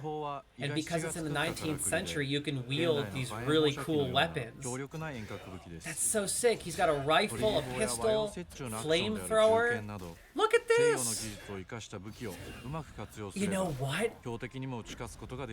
I think that's what's going to make this game more appealing than Ghost of Tsushima, is the fact that you have that technology. You don't have to just use a samurai sword. You could whip out your guns and your pistols and rifles, flamethrowers, technology. Oh my god, this looks so cool. Bithical says Johnny is one of my favorite parts of Cyberpunk. Johnny is my favorite part of Cyberpunk. Seriously, Keanu Reeves outdid himself with that role. He killed it. Absolutely killed it. Oh my god, dude, this looks so cool. 1868, I can't even believe it. So it's like, basically what I assume, the end of the 1800s, early 1900s. But he said the 19th century. Oh, okay, yeah. 1868, makes sense. Look at the snow, look how real the snow is. Whoa, you can see the blood splattering in the snow. And not just in it, but like in the footprints. Oh my god, this looks visceral and intense. Wow. This might be like one of the coolest looking games I've seen in a long time. I say that a lot about a lot of games, but holy crap. Looks like really interesting characters. Dude, the graphics are like some of the best I've ever seen. Like the facial expressions and stuff look insane.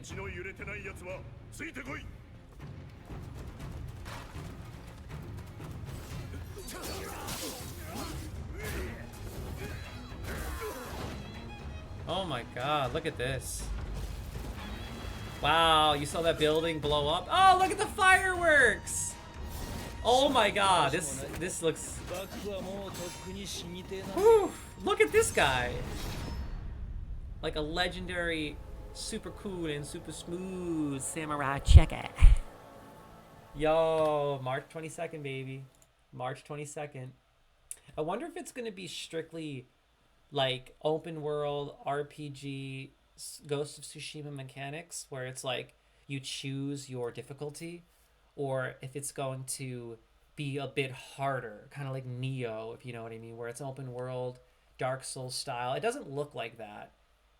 I'm assuming it's more along the lines of Ghost of Tsushima where you can choose your difficulty, which I prefer, personally. I like to be able to choose my difficulty so that sometimes I could focus on the story. And I love how this is in the 19th century. So I find that this is more appealing than Ghost of Tsushima simply because it's more modernized, and it's fascinating to think that a samurai can wield flamethrowers and all kinds of different weapons. That's going to be a lot of fun. Okay. The next game on the list I'm excited about is The Elder Scrolls Online Gold Road, baby! Gold Road! Now, the reason why I'm excited about this is because I have been looking for a reason to sink my teeth back into The Elder Scrolls Online. Lately, I have been craving this game. I think that one of the reasons I haven't been playing The Elder Scrolls Online is because I can't determine which platform I want to play on. I have it on PC. I have it on Steam. I have it on PS5. I have it on Xbox. But I really want to play it again.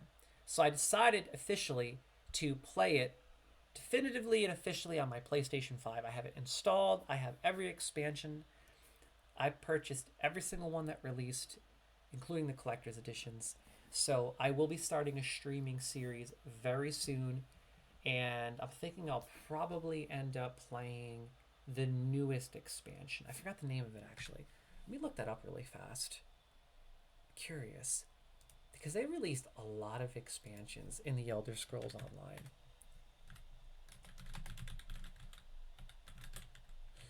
Online. I think it was called Necrom. The newest expansion, I'm pretty sure, was called Necrom. Right there. Yeah, Necrom. That's the newest one. I've purchased all of them up until Necrom. So the next one is called Gold Road. And I have to say, it is one of the most appealing looking ones thus far. Now, I have a really deep connection with The Elder Scrolls Online, believe it or not. I actually used to work with Bethesda and test The Elder Scrolls Online for them. And they would pretty much provide me with every expansion that came out. They would have me game tested offline and online for many years. I was working with them diligently for a while. And I basically look for bugs and all kinds of stuff. And I stopped doing that because I got caught up in other projects. But, you know, I learned to fall in love with the game back then through all of that. And I miss it so much. I really do. And lately I've just had this urge to play it. And then I saw this trailer and boom, that's what enticed me to start it all over again. This looks so good. And the maps, the terrain, the biome looks so beautiful. Probably their best yet for sure. Yo, Wolfman says, I played Elder Ring? Elder Ring Online? What the heck is Elder Ring Online? I know what Elden Ring is. I don't know if Elden Ring is online. I mean, I know that you could play with friends, co-op, I believe. I don't know. I just started playing Elden Ring. Well, I've been playing it for a few months, but I play solo. And I know you have to get those fingers to do multiplayer. I think it's a really stupid concept, so I just play single player. So my boy Wolfman says, I play Elden Ring online a little bit, but as soon as I found out that there is no pole arms in the game, I quit playing it. Bro, you can't be so critical. You can't be. Oh, you mean Elder Scrolls Online? You talking about the Elden Ring, kid? Yo, my boy. Yo, Wolfman is misconstruing the Elder Ring. Oh, now you got me all mumbo jumbo confused, you glutton. My boy didn't mean Elden Ring. He meant the Elder Scrolls Online. Bro, you can't be like that. You can't judge a book by its cover. You can't be an extremist. You have to approach life with a glass half full. Be open-minded. Try a new weapon. You don't need to play a polearm like you did in Final Fantasy XIV. I'll tell you what, Wolfman. If you're feeling adventurous, if you're feeling open-minded, why don't you clean up some space on that old PS5 or PC and download the Elder Scrolls Online? I recommend PS5 because then we can play together. Because I will be starting a streaming series. I will be playing that quite a bit. And I will be playing it a lot leading up to Gold Road, and then a lot of Gold Road ultimately. So I'm looking for someone to hang with, real talk, seriously. And I love the Elder Scrolls Online. Once I start playing that, I get caught up in it big time. One thing I love about the Elder Scrolls Online, aside from how consistent they are with expansions, is that you don't have to pay for a subscription. I love that. I love it. I don't like having to sit there every month and pay for a subscription to a game that I can't play every day of the week. The only one that I'll do that with is Blizzard, World of Warcraft. I've been paying for World of Warcraft for 10 years. Capiche? And I only play a couple times per month.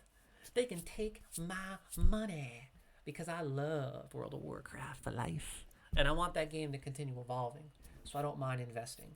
However, a lot of other massive multiplayer online games, I don't have the time to play every day or even every week or even every month.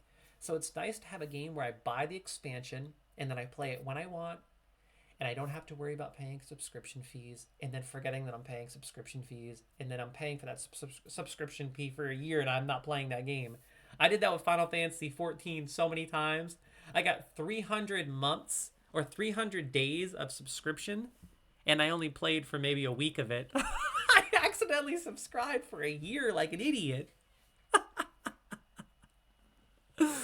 Yo, my boy Wolf says, you'll play once every 3 months that you get distracted by other games. No, I won't, bro. When it comes to the Elder Scrolls Online, I promise you it's going to be like an every week deal. That's one of those MMOs that I truly get caught up in. Truly.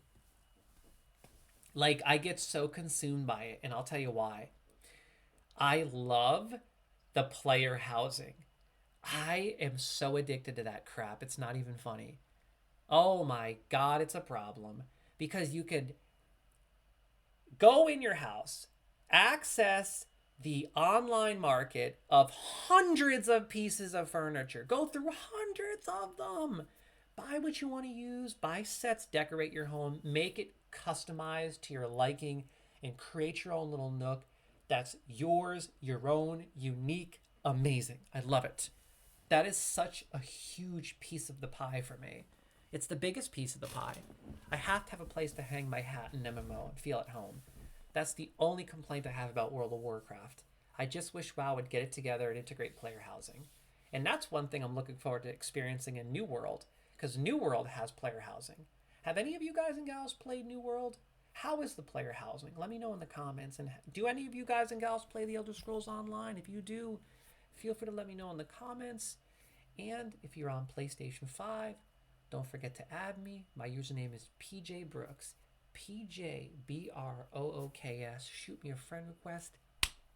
Let's get together because I will be starting a streaming series. Check it. Anyway, Wolfman, let me know if you want to play, bro. If you download the Elder Scrolls Online on PS5, let's schedule a day to play this week. I'll buy us like the biggest house that money can buy in the game, like the biggest one, and then I'll buy the biggest training dummy so we can train and hang out at our crib and practice and just delve into all that amazing content. I haven't played through Necrom yet, so I'm really excited. Anyway, Gold Road, let's check it out. This looks really good.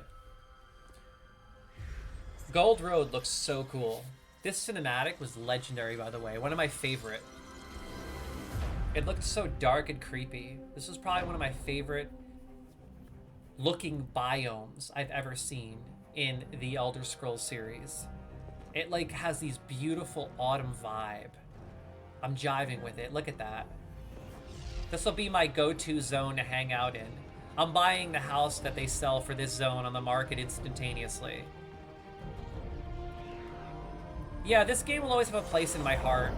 Not just because I love the game, but because I actually helped work on this for a while. Seriously. Like, look at it. It gives you autumn vibes. This cinematic looked so cool. I love it. He's just like, get this thing out of my way. I'm not going under these things. Oh! Oh, hey, yo! They got this demon-looking guy. Oh, by the way, crew, I finally downloaded Diablo 5? Is it 5 or 6? I don't remember. The new one. I finally got the new Diablo on PlayStation 5. It was like 90 gigabytes. What the heck? I didn't know that Diablo was so big. Not Diablo Immortal, the new one. I just purchased it. I downloaded it on PS5. It was 90 gigs. I'm really looking forward to playing it. Let me know if you guys and gals play Diablo. If anyone wants to get together. Look at how beautiful these graphics are in this cinematic. I love the way she whipped out that sword. This guy looks really creepy, not gonna lie. Look at these graphics, bro! What? Dude, it looks like I'm watching a movie nowadays. Cinematics are getting way too good. Cinematics just keep getting better and better. Like, look at this. It looks like a movie. It doesn't even look like I'm watching a cinematic. It looks like real actors. Unbelievable. You know, eventually video games are gonna look like that. Give or take 10, 15 years. 10, 15 years, games are gonna look just like that. Look at this zone. The city looks so dark and weird and creepy. And the forest looks amazing. Oh my god, I can't wait. The Elder Scrolls Online, Gold Road. Woo! Looking forward to that play. What else we got here? I found all these tabs before I started streaming because it was all, you know, videos that I wanted to watch. So we saw the cinematic announcement trailer. Here's a game overview video, which could be pretty cool to watch. 15 minutes. Maybe we'll watch some of it, not all of it. No Kroger store nearby? Oh, God, with the Kroger. Save $45 I don't want to total hear on about your the first 3 Kroger. Kroger delivery orders. Zip it. Oh, everyone. Hello. I'm absolutely Mr. thrilled to Mustache. talk to all of you about the story and the adventures you'll experience in the new Gold Road Yeah, chapter. Gold I was Road, the lead for the baby. High Isle and Greymore chapters, as well as the Murkmire DLC, and I'm having a lot of fun. My boy Mythicus is probably because they are real people just CG'd over. I don't know about that, man. Maybe they are, maybe they aren't. Regardless, those effects were pretty gnarly. You have to admit, cinematics look good. Okay, even World of Warcraft. Cinematics just keep getting... That's the weirdest pause. I am sorry. I'm sorry, Mr. Mustache. Look at that pause. Adding. Let me give him... I can't even... I don't think any pause looks appealing right now. There we go. That was really weird. Yo, but seriously. It's crazy. Cinematics are just getting better and better and better and better. They're getting so good. It's ridiculous. Yo, for real. Like, they just keep getting so good. This guy is creeping me out. He looks like my father. He's like a twin of Gary Brooks. This is like creeping me out. I can't watch him. I feel like I'm watching my dad showcase the Elder Scrolls Online. Yo, for real, Mr. Mustache. But as I was saying, even the World of Warcraft cinematic, the new one, looked so good. Like, the technology is getting so sophisticated and advanced. Can you imagine when games look like that. I mean, some games already do. Seriously, not quite as good, but they look that good. Imagine in 10 to 15 years, PlayStation 6, Xbox Series, Quadruple Z, whatever they want to call it, forget about it. It's going to look just like this, capiche? Mwah. Anyway, I'm going to shut up. Let's watch Every this. part of Tamriel is unique and has its own emergent storylines, and Gold Road is no different. I'm really Westfield looking forward to region Golden lies Road. just east of the Gold Coast. This is my most Ruled by anticipated the expansion Clodian yet in the Count set. Calantius, it is an independent nation. Listen to that aligned beautiful with the music. Imperial forces I love the Elder currently Scrolls. occupying nearby Cyrodiil. Love it. And it is under attack. Sweltering jungles replaced a third of the Westfield seemingly overnight. Whoa. While the wood elves in the region seem friendly and as bemused by the situation as the displaced Imperials. Wow, look at these Count jungles. wants to find out what happened and how The he can best keep from looking losing any biome more of yet. his realm. Finally. Surprisingly, however, An its alluring dogwood jungle biome. overgrowth isn't the So, most pressing my only complaint about the Elder Scrolls Online has been the last few expansions have had very boring biomes. I feel like they've been putting so much effort into their story, which is great. Their lore is spectacular. In fact, very few games come close to the attention to detail applied to the lore in any and all Elder Scrolls games, including the Elder Scrolls Online. However, I feel like the biomes were a bit lackluster to say the least. And oftentimes I felt that I was just bored with the zones. Now, I can't say that with all of them because I haven't played all of them yet. However, a couple that I played were a little boring. But what kept me playing through them and indulging them was obviously the characters, the stories, the quest, etc. However, this one, it looks like they prioritized the zone, and it looks different than any other expansion they've ever done. The jungles, the golden forest, it just looks amazing. concern for you and your fellow adventurers. Laramil the Wise, an ally of Hermaeus Mora, is back. She's investigating the reappearance of Athelia, the Forgotten Prince, who was introduced at the end of the Necrom chapter. Laramil reveals that scions of Athelia are searching the Westworld for her, wreaking havoc in the region. Okay, They Gary. believe that the Forgotten Prince I feel like had my dad's some talking to me right connection now. the It's really aliens weird. who once dwelt in the ancient ruins scattered throughout the Whoa, zone. aliens dwelt These there. scions are desperate to help Athelia That's recover her memories fascinating. and powers and show no mercy to anyone who gets in their way. Interesting. Reality This is getting itself really is interesting. under attack, I have to and say, no this one knows expansion exactly might how or why bring the Elder Forgotten Scrolls Prince has Online back into the light. It's been a very It long is in the time mainstream, any Elder Scrolls but I game feel like since we delved into the nature of a new day. I feel like another weird pause. I'm sorry. Wow. Whoa. But as I was saying, I can't even look at him. It's creeping. Like he's like, as I was saying, I feel like this is gonna take the Elder Scrolls back into the mainstream. Like it's kind of like lingering there right now. It's not as appealing as it used to be. This is the one that's gonna bring it back into the mainstream. I truly believe Prince. that. What effect will the appearance of this long-forgotten prince have on the Westfield? This guy gives me good vibes. I feel like he's or a cool Nerd dude. Itself. I love dudes that are like this. How Down indeed to earth, can a Daedric nerdy, prince just fun. be forgotten? He seems cool. More importantly, how can you, the adventurer, counter Athelia's effect on the Westfield? Cool. What are you looking at? I'm not going to tell you. At Oh, least you not like yet. looked away. I thought he You was have looking to at go someone. I was road trying to tell him find something. out. But don't worry. In addition to the eccentric Laramil the Wise, you have some new and returning allies to help you unravel these mysteries. Interesting. There's Baragon, ex-adventurer and brother to Evely Sharparrow, and Tribune Alia Idolus, a brash Clovian centurion working for Count Calantius. Outside the main story, we're bringing back the vampire Fenorian of the Ravenloft. Hey, Who's Fenorian! investigator I love Rizik Fenorian. Thunderboots, and a few other Thunderboots. fan-favorite allies to also help you in your journeys. There's political intrigue rivaling the tales told in Orsinium and High Isle. Supernatural threats on the same scale as Somerset and Greymore. Oh, Greymore was so good. Greymore was my favorite expansion yet. So good. The base game long ago. Greymore Players can was choose the how they pinnacle progress of the it main for story me. of the Gold Road as well. There's a non-linearity to the questline similar to that presented in Rothgar and Necrom. I haven't played You'll Necrom have yet. to I'm looking follow forward the to it. threads to see just where they take you. And over everything is the threat of the forgotten Daedric Prince and her minions. Cool. There's something for everyone, all along the Gold Road. I'm looking forward to seeing how you fare. Good luck and happy hunting in the Westweald.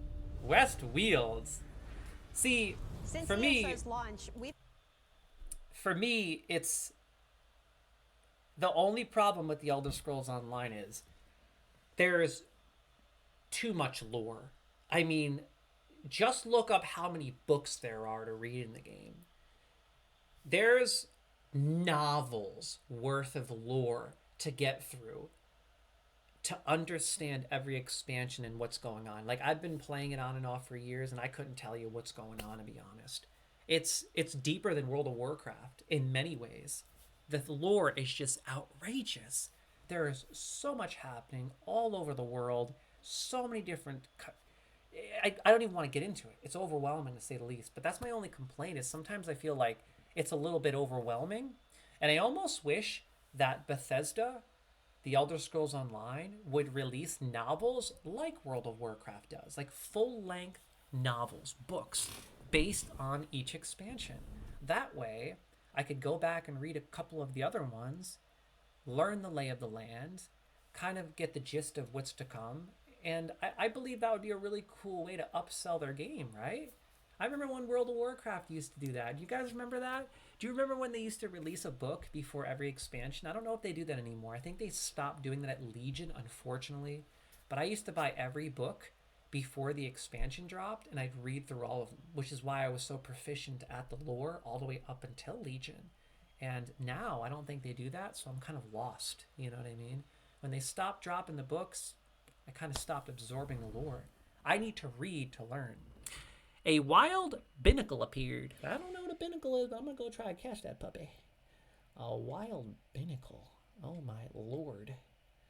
Let's try to catch this gosh dang pinnacle. Oh, if I can copy and paste this. Here we go. Okay, crew. Anyway, let's continue here. Added a ton of new areas for players to explore across all corners of Tamriel and even the realms of Oblivion. Ooh. Ed just shared some details about the story in Westweald. So now let's learn about how the team Westweald's brought my this new space home, to life. my new To go-to. tell us more about this world you can explore in the latest chapter, we've invited ESO's art director to share more about this colorful but chaotic part They of call it Tamriel. ESO. They call it ESO. Hey everybody, That's cool. I'm CJ Greb, art director for the Elder Scrolls Online. Mr. Greb. And I'm pleased to be able to share with you more about the Elder Scrolls Online Gold Road's unique zone, the Westweald. For those of you already familiar with Southeast Cyrodiil, this will be the first time you can return to this bountiful part of Tamriel since the Elder Scrolls IV Oblivion. Oh, way back in wow. 2006. Since 2006, the new huh? zone features 3 unique biomes, each with their own distinctive look. Ooh, Gold Road. Look at Gold lies Road. the Gold Road. A Oh temperate my environment God. Similar to that found on the Gold Coast. It looks so It is good. home to the region's capital city, Skingrad, the bustling center of the zone and linchpin for the Colovian Imperials who call the Westweald home. Dude. Towards the southwest, you can find the Dawnwood. Dawnwood. Formerly Dawnwood part of looks the Westweald, really good. This area is This now is the home best to looking the expansion encroaching they've jungles of released nearby ever. Valewood. In The this part of biomes the look zone, perfect. You'll discover Look at this. a dense wilderness climate inhabited by advancing wood elves from the settlement of Vashabar. That looks In the north gorgeous. of the Westweald lies the Clovian Highlands, a mountainous region that is home to a an imperial mountainous settlement region and as numerous well? alien ruins. I can't wait to see the player Highlands' housing. rocky soil and dry climate is They always ideal drop at for the least region's 2. famous vineyards. Hey, I When caught another designing this Pokemon. new That's number zone, 4 today. The team wanted to capture a region undergoing a dramatic change. That's number and generally, 4, we try to crew. make every zone in ESO feel unique, so much so that a player can instantly recognize what zone they're in merely by looking around. I love that. Combining these ideas led us to paint the biomes in the bright colors of seasonal change. Highlights of orange, red, and yellow punctuate Hey, the a prairie Westfield, dog. giving the entire I love region it. an autumnal feel. This is a Classic great Colovian looking architecture expansion. inspired many of the zone's structures. However, the Colovian Imperials of the Westweald are wealthy and cosmopolitan, so the art team imbued some high-end motifs and designs throughout. Although this, of course, changes the further from Skingrad you travel. Skingrad, As you what a weird explore name the for a zone's city. Rolling hills, rocky crags, bustling vineyards. You'll Wow, encounter this looks many so alien ruins cool. of various I sizes love it, and alien shapes, ruins. and have an opportunity to delve deeper into Oh, this we part can of delve into them Tamriel's too. Ancient history. Ancient history, finally. We got to have a little fun here as we consider these alien ruins less spoiled than other similar locations you may already have visited. As a result, there are structures and architectural pieces of alien culture you've never seen before. Whoa. Speaking of things you've never seen before, the dense, humid forests of neighboring Valenwood seem to have taken Look at over how a sick significant that portion is. of the Westweald The vines practically are overnight. growing through the This buildings. consumption of traditional Colovian Finally. territory is causing Finally. some concern for the Imperials, as Thank might you, imagine. ZeniMax. Even more alarming is the Wildburn, a volatile They went area all that out. separates the Dawnwood All from out the on these Colovian biomes. Highlands and Gold Road, comprised of sickened, magically twisted Beautiful. land and even more volatile beasts. And the monsters look really While the cool land too. itself is changing, it is also under attack from a host of new, unfamiliar foes.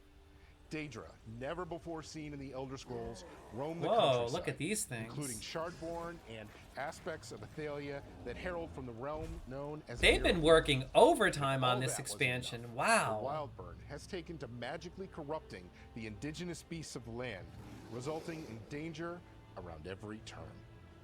In the Westweald, we've created a beautiful world in flux, besieged by Motion change says the mustache guy should be in the game. Imperials, Wood Elves, need Oblivion, and it's a world Right? unlike An NPC anything you we've can created hang out with. previously.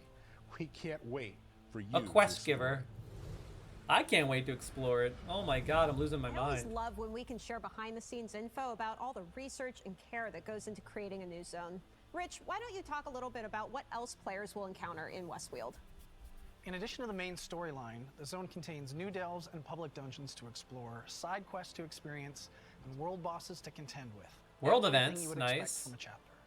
There's also an all-new 12-player trial to challenge your group, and the introduction A of new little bit type of world everything, and it is And of course, beautiful. there's all kinds of rewards that you can find in the new zone, including new item sets to loot My and boy craft, Motion. unique collectibles to unlock, The mustache special guy should be in the antiquities to game, he find, dig says. up, and a lot more. And of course, that's all in addition to the new scribing system. That's That's too right. funny. In previous Motion, you chapters, crack me we've up, added new bro. classes like the Necromancer and most recently the Arcanist. He can be your We've also NPC added companion. new gameplay systems that we continually I'd get update, him. such as I'd hang treasure out with my hunting main and man. antiquities, our deck building card game Tales of Tribute. Oh my even our God! furnishing system. That's another thing about this game. I just discovered that they released a card game in Necrom. Again, I haven't played Necrom. I actually just purchased it last night. I literally just bought it and downloaded it last night. Actually, I think it was already downloaded, but I bought it last night because I had planned on starting this streaming series and playing it. So I actually just got Necrom, and when I was going through the details regarding it last night, I noticed that they integrated a card game, and you can collect the cards. So they're going to be expanding upon that card game in every expansion thereafter. And of course, they're going to mention player furnishing, housing. That's one of my favorite parts. Check it out. Even our housing and furniture system. And of course, companion system, which allows you to bring an ally to fight alongside with. Another thing I haven't dabbled with is companions yet. I think that's another thing that was integrated into possibly Necrom, the newer expansion. You. This time with Gold Road, we're adding a new way to further I tweak haven't your builds played just Elder how you Scrolls want them. Online consistently We know in many everyone's been waiting years. patiently It's for been a more while. information on this new system, so let's kick it over to Kira to explain exactly how it works. So I apologize if anything I mentioned is inaccurate Play because Your I haven't Way played is one in a of while. Elder Scrolls Online's biggest pillars, and we're always She has a nice looking to give our voice. players Very relaxing even more voice. ownership over their characters and their skills. For scribing, our system focus was around roleplay and choice. We wanted to give our players This chick the gives me power really to good customize vibes skills to with her enhance voice. their roleplay Am I wrong? and have more agency in She would be an incredible live streamer. I could listen to that voice all day. Sounds very calming but professional. choosing and Good creating those vibes. skills that are right for them. With scribing, we've created a new ability for every weapon skill line, and a few more. Wow. Each of these new skills, or grimoires, has customizable elements that you can swap out to suit your needs while maintaining a fun and balanced experience. Every grimoire has a base function, the thing it always does. For example, the new Bow Grimoire, Vault, has you shoot the ground with an enchanted arrow, creating an area of effect, and then backflip out of danger. enabling Oh, a quick wow. tactical fire and escape ability. I like that. But The backflip you edition. can personalize it from here. Cool. Every scribe skill also has 3 script slots, a primary, secondary, and tertiary, which allow you to change the ability's Deep. specifics. Very deep. Want to double down on poison or bleed? Set one of those as the primary script of Vault, and now that's the damage type of its AoE. Primaries Dude. determine the main effect of the skill. I can't wait to and its explore the resource cost. dungeons. But perhaps This is you're gonna more be of a amazing. ranged healer character. Keep it ally focused and customize Vault with a heal primary and add either Oh, a wow, heal that's over really time cool. or stamina recovery secondary for any allies in that area of effect. Secondaries are about individualizing that skill to better match with your build or roleplay. This is where we have more unique effects that tie into the identity of the parent skill line. The For Elder example, Scrolls Online can a be unique very bow deep. secondary gives the player A bit stack of the complicated, Hawkeye bonus, especially if you're new to it. increasing damage on I their don't want to other say bow abilities for complicated, a but there's short a duration. learning curve. You have to get Finally, used to it. you're It's able different to than add other a buff MMOs. or debuff to Vault But it's as amazing. its tertiary effect. When you get Perhaps used minor to it. maim, minor expedition, or minor vulnerability. That is a lot of ways to customize just this skill, and we have even more scripts and combinations to be revealed in the future. Cool. But scribing isn't just a system for tinkering with skills. It's also an exploration into the ancient origins of magic, following the Ooh. legacy and discovering the secrets of the mage who first learned to manipulate those energies. You'll need to own the Gold Road chapter to unlock the system. One more thing. This is When definitely we're the best deep into expansion this yet. Customization headspace. We love the idea of having our skill visuals better reflect our players' roleplay goals, and perhaps feel a bit fresh if they've been playing for a while. When Gold Road and Scribing launch, we'll also be adding a select number of skill styles. These styles are color variants of popular abilities from weapon, guild, and world skills. Like Wall of Elements will have a new purple version, Trap Interesting. Beast, orange, and Mage Light, a green option, so that when you equip those abilities, you'll be able to select which version you want to see. So they're By basically the way, adding more in Gold Road, customization to all the of these abilities, skill styles to the will be earnable concepts. as in-game rewards. Makes sense. We have a lot more planned for skill styling in the updates I after the like chapter that. two. Skill styling is a genius We idea. can't wait to share more about scribing and styling Especially with the ESO for community someone in the coming who- months, and see what new metas, builds, and more. I would say especially for someone who has played this game a lot. I know there are people out there that live and breathe this game, and they're probably getting tired of using the same skills or rolling the same abilities and rotations or whatnot. So by adding these skill systems and the ability to modify, customize, and integrate new ways of using them is definitely it's definitely necessary Come ultimately. out. See you soon. See you soon. God bless. Gotta say. Scribing looks like it has Very the impressed. potential to really change the way our players play the game. We definitely believe it will, and scribing gives our players a level of flexibility with their builds they've never seen before in ESO. The new customizable abilities can be used by any class, allowing players to maximize an aspect of their build or perhaps give them a new way to fill a gap. And the system also provides a brand new avenue to customize their visuals too. Every We know single just how person- important fashion is to our community. As a live streamer, I could tell you firsthand that every single person presenting this information not only is heavily involved with that of which they're presenting, working on the game, but they are fantastic public speakers. By the way they use their hand gestures, shake their head, move their face, eye contact, they are masterful. I can tell you that firsthand. These guys are incredible. I don't know if they were practicing overtime for this video or they're just naturally amazing. Well, the good news is you won't have to wait too long to play because Very Scribing comfortable. arrives with the Elder Scrolls Online Gold Road Oh! on June 3rd for PC and Mac, Whoa, and June whoa. 18th for Xbox and When PlayStation does consoles. Gold Road And release? it's available to pre-purchase now.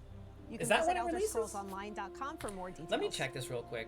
When does Gold Road officially release? I think I'm going to play a game next, crew, and we'll finish off these videos on the next stream. Let's see. Gold Road release date. June 3rd, officially. Okay, so on June 3rd, we get the Elder Scrolls Online Gold Road, baby. I'm really curious what you guys and gals think. Are you looking forward to the Elder Scrolls Online ESO's Gold Road, baby? Do you play? Are you on PS5? If so, feel free to shoot me a friend request. My username is PJ Brooks, PJBROOKS. I'll be playing on PS5 and starting a new streaming series. So let's get together and have some fun. Okay, crew. So I have a lot more that I want to share. So many games. I had planned on sharing all these today, but it's already been 3 hours. So I think I'm going to save the rest of these for the next stream and get to some serious gameplay, crew. But first, I need a glass of water and a piece of chocolate. Check it. So I'm going to be right back. Give me just a minute. I'm going to go grab a snack and a glass of water. And when I get back, I'll decide what I'm going to play. What do you guys and gals think I should play? I'll play anything. I have no discretion here. I'm even down for some Valheim the rest of the day. Would anybody be interested in some Valheim? Maybe I could continue Enshrouded because I really liked Enshrouded. I could even continue Palworld, or I can officially start my New World character. Let me know in the comments. Let me know what you think. I'll be right back. Don't go anywhere. Check it.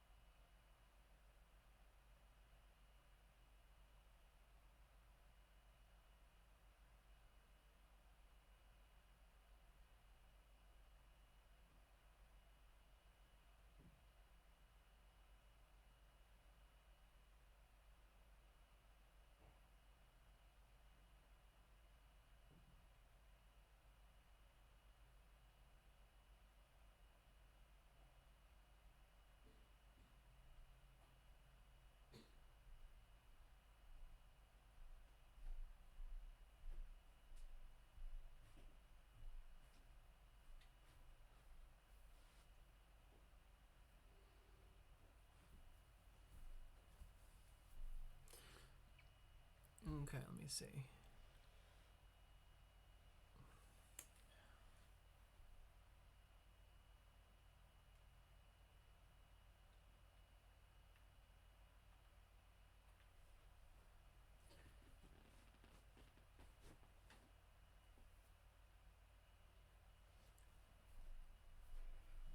Oh, okay. Ooh. Ooh, yeah, brother.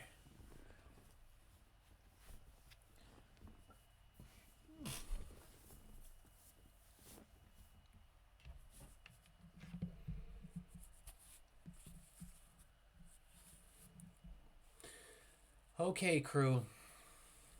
Let's do this. I think I made my decision, crew. I think I might have to play. Oh, it's a hard decision, man. It's so hard. Oh my god. I've been really wanting to play Enshrouded again. That game really appealed to me. But I also love Pal World. Oh my goodness. This is a really hard decision.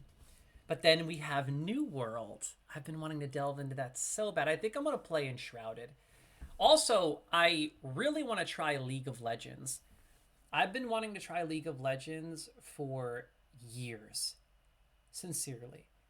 And I feel like I owe it to myself to just try it. Give it a chance. Give it a try. And I'm also curious. I've been actually meaning to ask you guys and gals, has anyone ever played Valorant?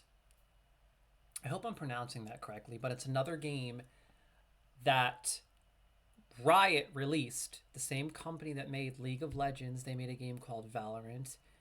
It's kind of like Overwatch. It's like a very competitive shooter game, but obviously much different than Overwatch. I've been curious about that as well, as it looks really interesting. People seem to love it. It looks very addicting. How is Valorant? Does anyone recommend it? Should I give it a try? Do you prefer PlayerUnknown's Battlegrounds or Valorant? I actually do play PUBG. I love PUBG, but I feel like with PUBG, the reason why I don't play it as much anymore is because people are just so good at it, and I don't play it enough to hop in and have fun, because it's really hard to have fun when you're just annihilated instantly by people that just don't stop playing it. You know what I mean? And since I only play it maybe like 1 or 2 times per month, it's hard to compete with people like that. But with that being said, I love PUBG. It's still really fun. But I'm just curious, is Valorant very similar to that, or is it different? Motion says, I think Valorant is kind of like Counter-Strike. Oh, so it's not like PUBG. It's basically like an artistic version of Counter-Strike. You know, I've never really played Counter-Strike, so I wouldn't know what to expect. But I do know that people seem to love it. It's weird. Why do people love Counter-Strike and Valorant style games so much? Like, what is so appealing about that kind of game? Like, what is so appealing about that kind of game? Is it because it's so competitive? What makes it so fascinating, addicting, and popular? So I think I'm going to continue Enshrouded today. This is a hard decision because I'm also craving some Valheim now. Oh my god, I'm craving Valheim all of a sudden again. But then I got New World, kid. Does anyone have New World? Curious, does anyone in the chat have either New World or Enshrouded? If you own New World or you own Enshrouded, let me know, and maybe we can get together and play today. That would be awesome. Motion says it's really competitive. Yeah, I think that's why people like it so much. So what is League of Legends construed as? I feel like I owe it to myself to play some League of Legends for a little bit. I've been putting this off for years. Maybe we can invest like 1 hour into League of Legends, and then we can invest... Nah, you know what? I'm just going to play Enshrouded. I've been putting this off for a long time. So you know what? First and foremost, let's boot this up. Enshrouded is, baby. Let's end the day with some Enshrouded, baby. Woo! Oh, then again, I want to play my Druid as well so bad. But, oh, maybe we could jump online and play my Druid for the last 2 or 3 hours. Northern End Adventure. Nah, you know what? I'm already in Enshrouded. Let's continue Enshrouded. Because I started this, and I really liked it, but I just haven't gotten around to continuing it. Play. Okay, so next thing I need to do is switch over to game capture. Private. Jupiter. Here we go. This game is actually really popular right now. Enshrouded is really, really popular right now. Okay, let me switch over really quickly to game capture crew. Give me 1 second. The screen may go black. Okay. Properties, and here we go. There's that. That's set. Game capture is set. Transition over. Let me see here. Yeah, good to go. Next, I have to change up the streaming category. 1 second. Stream category. Switch out of just chatting. I'm glad I'm starting Enshrouded again because I love this game. It's so cool. Okay, cool. Just switch that bad boy up. Good to go. Minimize this. Oh, we are back on Enshrouded and it feels good. So this is where I chose to build my empire. Okay, crew, this is where I chose to build my empire. I already set down my flame altar, I think it's called. I don't remember exactly what it's called because I only played this one time. But you basically start the game over yonder, all the way over there. Okay? And I kind of jumped the gun and wandered across the shroud. I think that's what it's called, the shroud, right here. I wandered across, because you start here. I wandered across because I wanted to find a really cool place to build. So I climbed this mountain right here and found this absolutely gorgeous viewpoint with beautiful scenery all around. Look at this. We have this huge tower. I don't know what this is. I think eventually I'm able to explore this. I don't think I'm ready for it yet, though. I'm probably just going to go back to the starting area and loot stuff, level up a little bit, figure out how to play the game, because right now I don't even know what I'm doing. I don't even know what I'm doing. But look at this. This is so beautiful. Look at these gorgeous views all around. So I have to get used to everything again. I have to get used to everything again. I think I'm supposed to eat in this game too, right? Yeah, this is a survival game, so I need to drink and eat. So let me eat some mushrooms. Cool. Ooh, the game volume seems to be quite low. Let me turn this up a little bit. There we go. Settings, sound. Oh, no wonder the master volume's quite low. Let's see, I'll go put it at 25 probably. Music or no, mute in the background, dynamic. Good. Cool.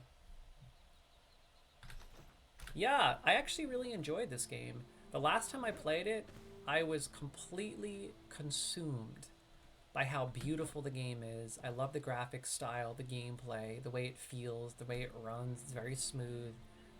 But there are a lot of things to figure out, as there always are in most survival games. Lots of learning curves.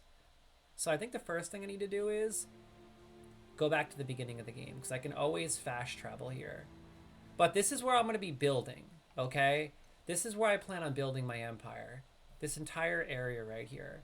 And I put my flame altar. How do you open the main menu? Let me see. Is it I don't even remember.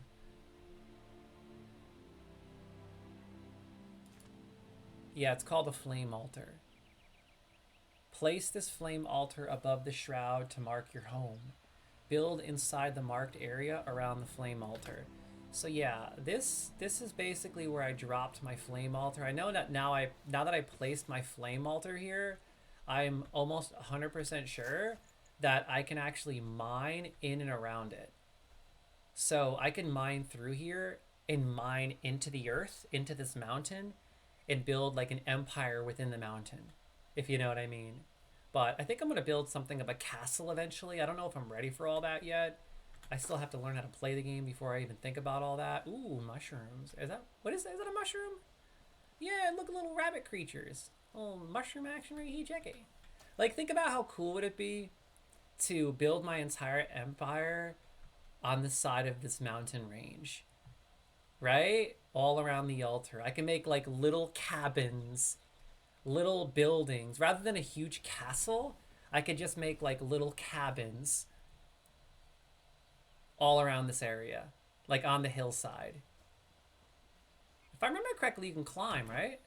Oh, no, you can't. Really? I thought that had a Breath of the Wild vibes where you can climb it. Huh. Could have sworn you were able to climb. Not yet, I guess. Yeah, the game has amazing graphics, by the way, too. Very smooth, very clean. So I have to be careful because there's wolves down there that almost kill me every time. I'm also noticing, if you look hard, there's some kind of a building straight ahead, right there. But I'm not even supposed to be over here yet. I'm still too weak. It says travel through the shroud, but I'm not ready. I need to get some gear. I need to like gear up, make some stuff, gather resources. So I think I'm going to head back over there actually and just kind of wander around and figure things out and get comfortable playing.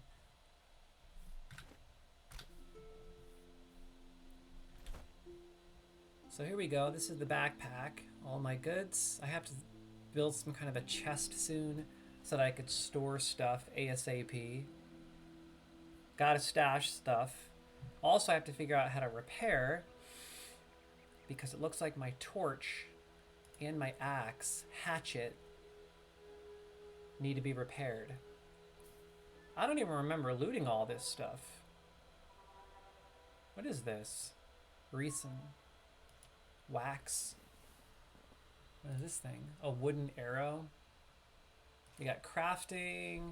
It looks like I unlocked some more stuff ever since I dropped the flame altar. I was watching people build stuff in this game live. Oh my god, the things people were building. You could get seriously creative in this game. It builds some amazing structures. And there's actually a lot of furniture that you can use to decorate your homes, your castles, your buildings, your structures, whatever.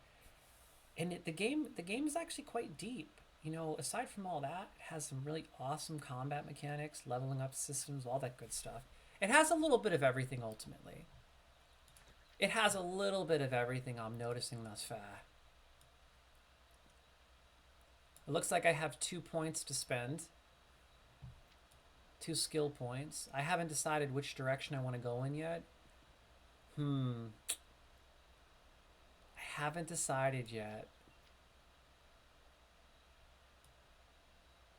I was thinking about becoming a wizard, but at the same time, I don't know, I've been kind of craving something of a Beastmaster. I don't know if you can tame creatures as a Beastmaster. That could be an interesting skill, right?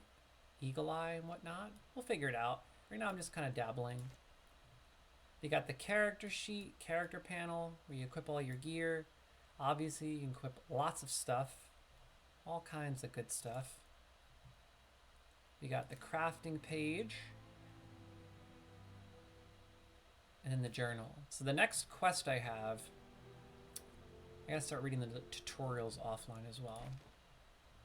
Games like this you have to play more consistently. Find the Sleeping Survivor. This could be our new go-to. Honestly, like, I think I might start playing this every week again.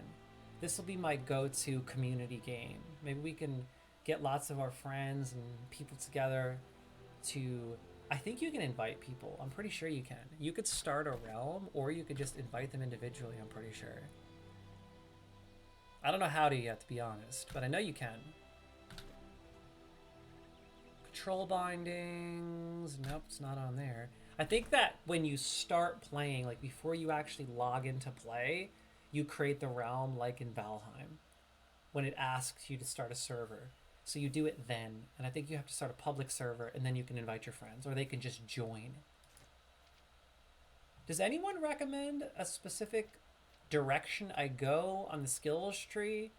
I'm thinking wizard, but what would be best? What's best for like a beginner?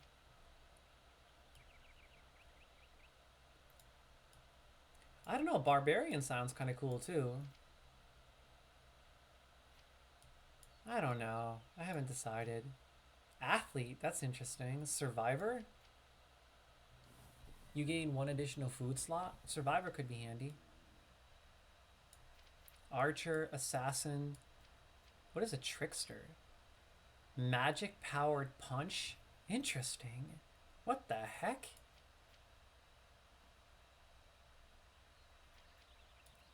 I think I might become a wizard, to be honest.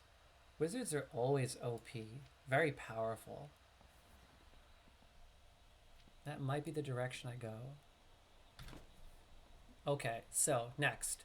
Let's travel. Let's head back over to where we came from. I want to go back over to here and just wander around, maybe kill a few things, get used to playing. Now my question is, how do I repair stuff? I don't think I can repair stuff unless I make some kind of a, let's see, maybe a construction hammer? Or that's how I build a home. Workbench. Craft blocks, new items, and repair broken equipment. Yeah, I think the first thing I need to do is make a workbench right now. But I gotta figure out where I'm gonna place that workbench. I wish I could put down a floor first at least, so I could put the workbench on something. One step at a time, I guess, right? We gotta take this one step at a time. These games can be complicated, so we have to pace ourselves, enjoy, and just take it one step at a time. Whoa, hey, yo, whoa. One step at a time. Let's make this workbench. First and foremost. Okay, so I created the workbench. Now I'm assuming it's in my inventory. And we just have to place that puppy. Where is it? Right here. Oh, if you want to switch the action bar, you click Alt. Can you do that down here? Ah, look at that. Look at that. Cool. So we have to place our workbench. Where am I going to place it? I put my flame altar at the top of this little mountain right here. This little peak. I thought it was a nice place to put it. Right? It looks kind of nice right there. Right at the top of this peak. This is where people fast travel. It's not where I'm going to build the castle. I was thinking about building either down here or maybe even mining deep into the mountainside and building. Eventually what I would like to do is build some kind of a staircase right here. Like a staircase going up the side of the mountain so that you can you could basically climb the stairs up to there. And then this will be where we build the home. Like my little cabin or cottage, and it'll be all along this side. I think it could be interesting. We'll figure it out. First thing I'm going to do though is I'm going to put a workbench right here. I'm going to start building and hanging out right over here. I'm just going to put my workbench over here. Let's see. Right here. Oh, my building radius is ready. I'm going to have to throw out another flame altar in order to build over yonder where I want to. Is it flatter over here, actually? No, this is kind of on a hill. I really want to build, like, I want to make a cave right there underneath the flame altar. Like, I really want to just take a mining pickaxe and just mine right into that. I want to test this game out and see how much you could do. I know that if you mine within your flame altar, it stays mined. But if you mine away from your flame altar, it refills. I'm just curious.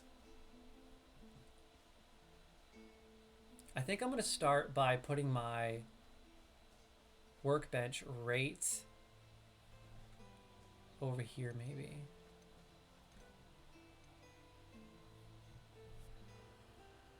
So if I want to rotate it, I have to hold R and then spin it. Ah, okay. I think for now I'm just going to place it right here. I can always make it again later. Break it down and make it again. Right here should be good for starters. Bam. Hey, we just placed our first crafting table, crew. Look at this. The journey begins in our humble little area with these beautiful mountain views all around, as you can see. And by the way, this map is massive. Like, you have no idea. Look at this. I've just been exploring this little region. Look how wide it is. But then look at, this is the crazy part. This is a big, big game, crew. A lot of time went into creating this bad boy for sure. Yeah, okay. Now. So. We did it. Ooh, more mushrooms down there. First I need to repair stuff. So I wonder if I could put another flame altar down there so that I can also build over there. I would love to be able to build in multiple areas, but in the same general area, if you know what I mean. Like, I want to basically just build all over this mountaintop. That's my goal. Like, down here would be a good place to build because it's flatter. Like, right there would be good. I think I'm going to build my little cabin, like, right here. We have a beautiful view of this tower, too, which is kind of cool. I don't remember if I made that flying device yet. I know you get some kind of a flying device. It'd be super easy for me to just, like, jump and fly down over there and then access this huge, I don't know what it is, a tower or something? I have no idea. Okay, so now that we actually placed our workbench, let's see.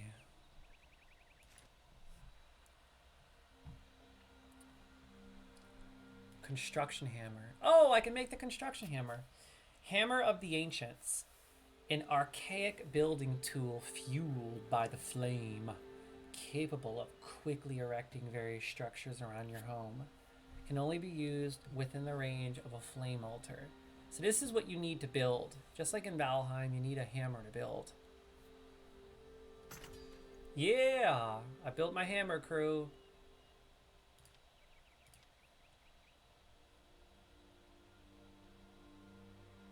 I wonder how many flame altars I can place down. I think I can only place one down at a time.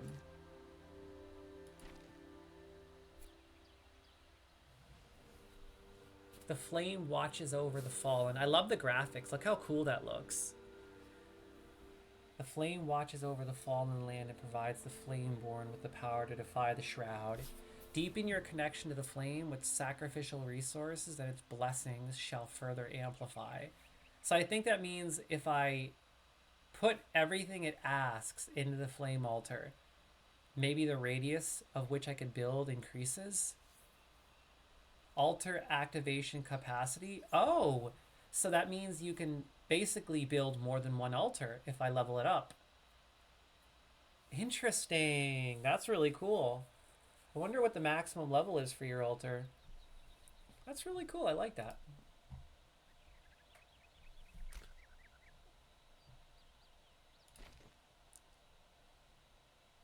Workbench. Roof. Survival. That's what I need to make the glider. I need to make that glider eventually for real. What are these blocks? Is this for building? Yep, generic building material. Plant fiber roof block. Yeah, the glider. I need shroud wood in order to make the glider. So I need to start looking for shroud wood. The possibility to fly has always been a desirable trait. Press space whilst in the air to open the glider using the wind currents and the height of the starting point. It can be used to travel great distance in an instant. I love this. And the grappling hook, of course. A sturdy tool that can help to cross many chasms along the way. Ooh, I love how they even integrated a grappling hook. Wow. I need shroud, spores, and string jacket. You know, I just want to repair some stuff, then head back to the starting area.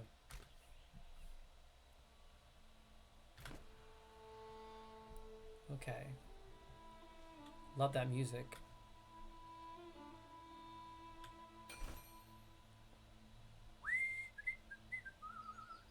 So, how do you repair? Is it manual crafting to repair? How do you repair stuff? Ooh, a chest. This is what I need to make. A tiny chest.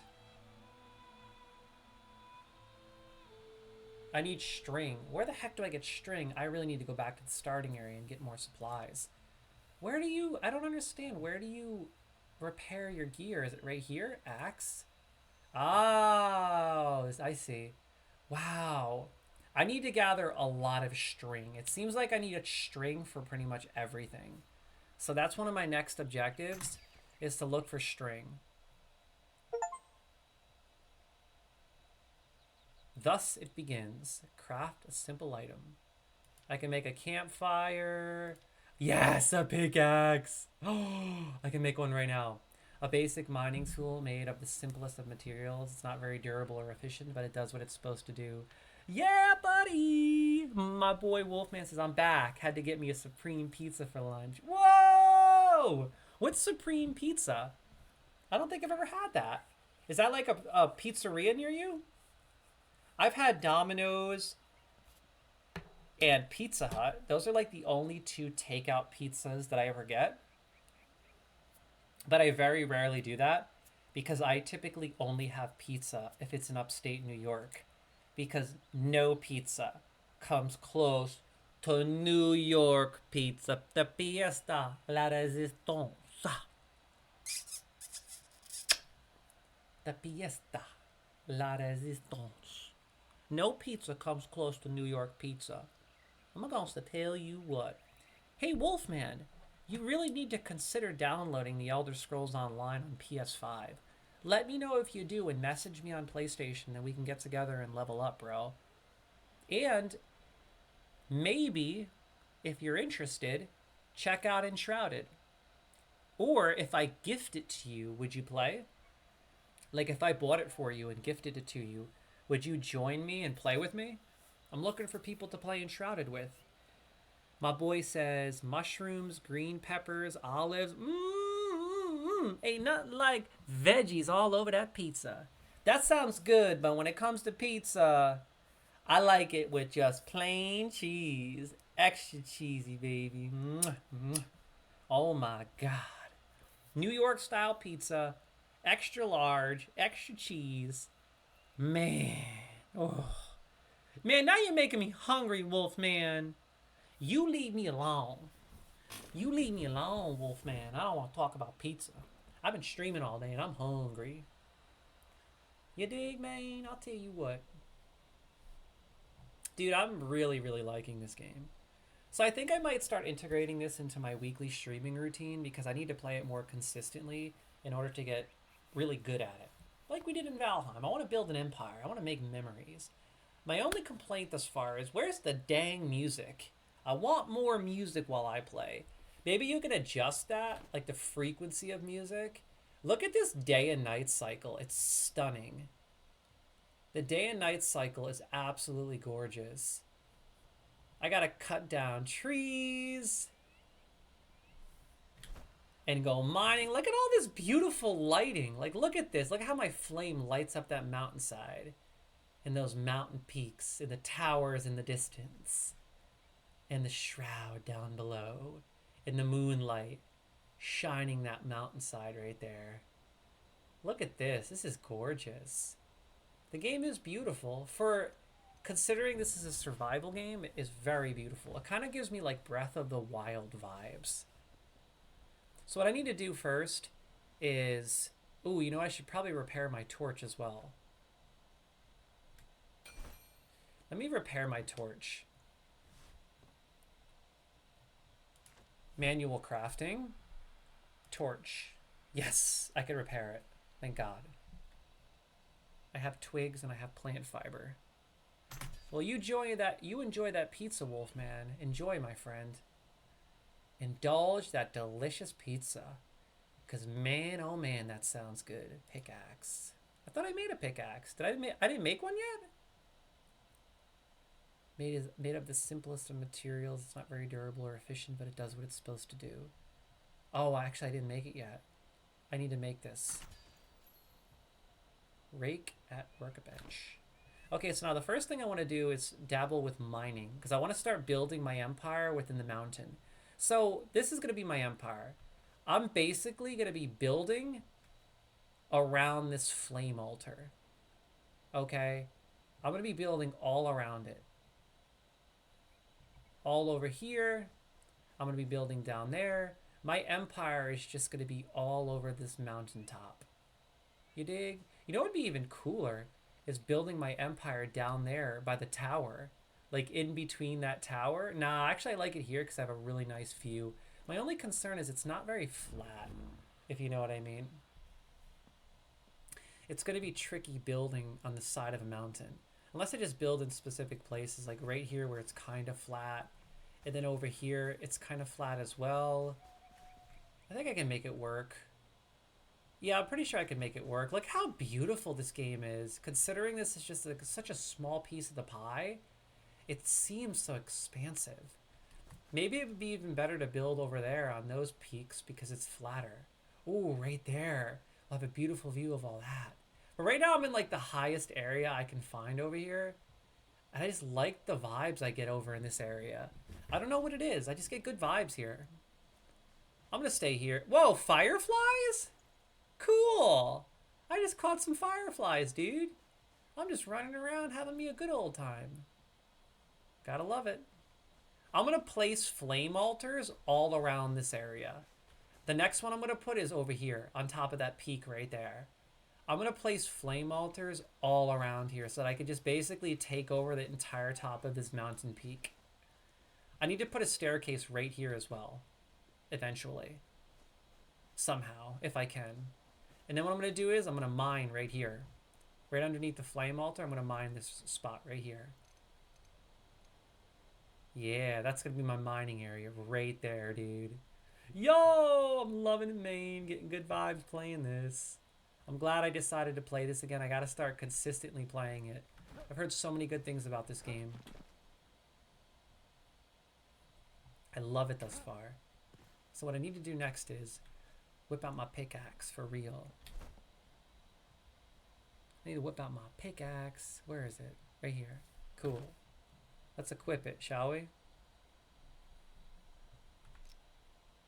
Let's click on number 5. Okay, let's test this out, shall we? Oh my god, I'm mining. The beginning of an adventure. I need to place down a torch so I can see where I'm going. Oh, I like the way this feels. I'm liking this. This is gonna be epic. Yo, the last time I got consumed by a game like this, Valheim, I spent hundreds of hours playing it and I couldn't stop. And I could sense that's gonna happen again because these kind of games just take over. They literally take over my life. I just love survival games. But I can't do anything if I don't put a torch down. This is just ridiculous. How do I place a torch? Like I'm mining into this little thing. I wonder how deep I can go.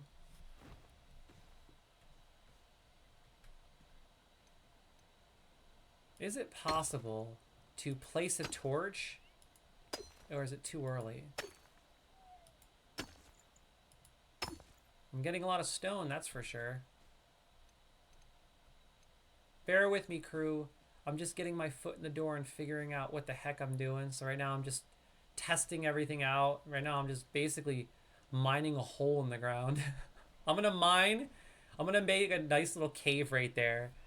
And part of my empire is going to be underneath the flame altar. I'm gonna hollow out that area. I'm gonna make a little cave. I'm gonna hollow this whole area thing out, this whole little mountain thing, and make like a little hobbit hole. I don't like this here. Dismantle. Oh, what am I dismantling? The rock? You could dismantle a rock? I don't get it. What do you mean, dismantle? I'd rather get rock out of it. Oh, even better.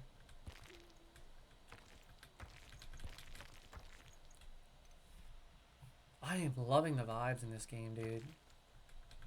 And I just started playing again. This is definitely the kind of game that I could sink my teeth into. Very addicting game. Yo, Motion says the mining sounds like you're breaking glass in Minecraft. Don't bring up Minecraft.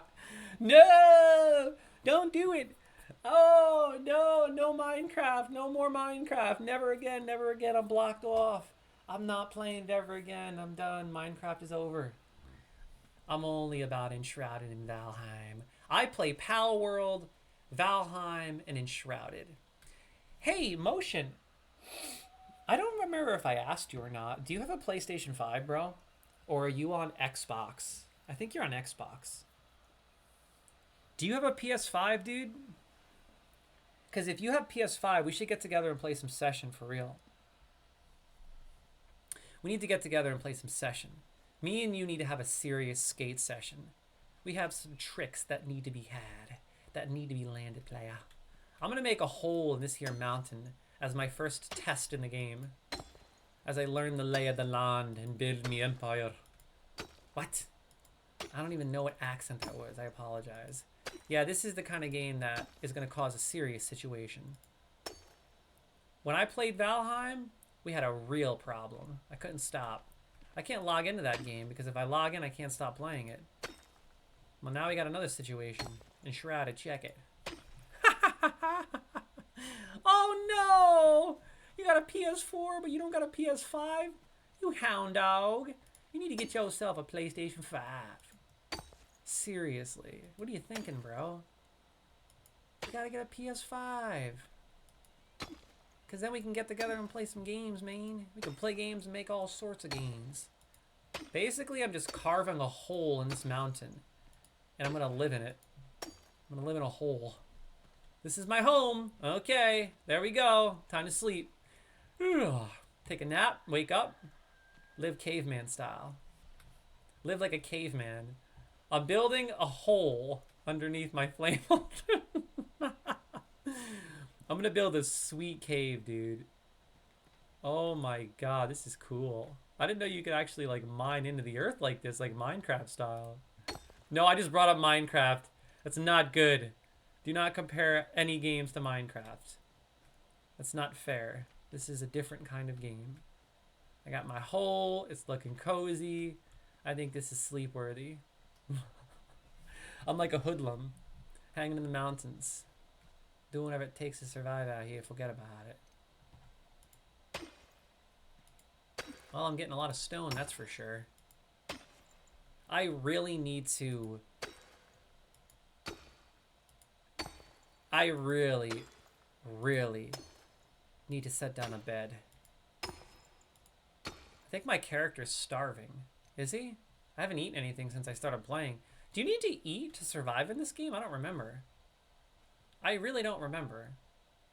I'm pretty sure you have to eat to survive. Why does it...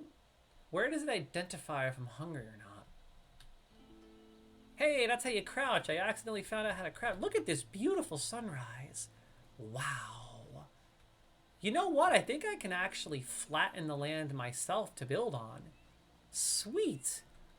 I'll have to just flatten the land and make this work. You just mark my words. By the end of this year, this will be my empire. Jupiter. I don't want to call it Jupiter because that's going to remind me of Minecraft. Nah, I'll call it Jupiter. I already named my server Jupiter, so... But yeah, this is where I'm going to be building my empire. Pretty cool, right? Pretty cool. Look at the progress I've made. I dug a hole. I'm an enshrouded champion. I'm a pro. Oh god, I don't know what I'm doing now. I'm gonna go click on this and figure out what I'm doing next. I gotta make this glider, but I need string. And shroud wood. I think the best thing I could do is go gather resources. But I don't know if it's a good idea to do it here just yet. I think what I need to do is fast travel back to the beginning of the game and wander around there, because there are wolves around where I am and they kill me really fast. And I don't want to end up getting killed again. Maybe I should make a shield. I'm going to need string. What the heck? I need so much string. So I need to go figure out how to get string. Ooh, a wand. No, I'm going to be a wizard, so I got to make a wand. I'm going to be a wizard. I can make a wand. Perfect. Look it. Wand. A magical wand carved out of bones. Lifeless and cold. It shoots magical ice projectiles. Attacks deal bonus damage up to the overcharge percentage. Okay, so let's make this wand. I like how this wand holds a charge. That's really cool, overcharge. So I made the wand.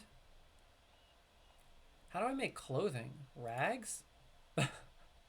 String, of course. Stinking string. Stinking string.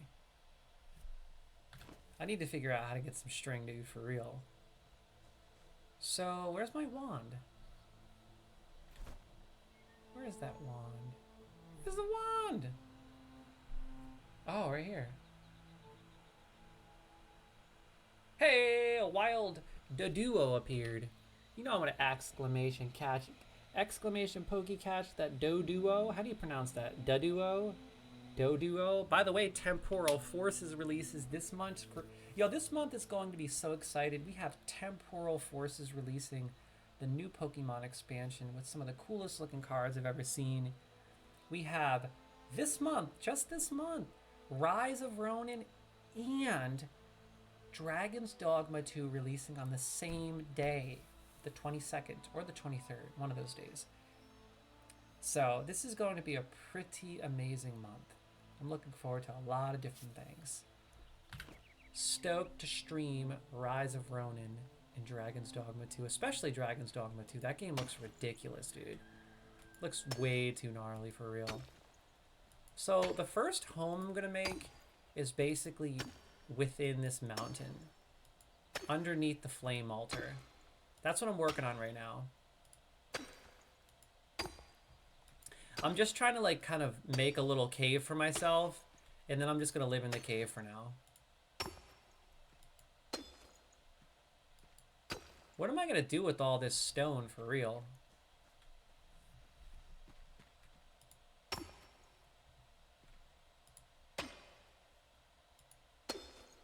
Yeah, I gotta figure out what I'm gonna do with all this stone, crew. No doubt about it. Okay, that looks pretty good, right? Okay.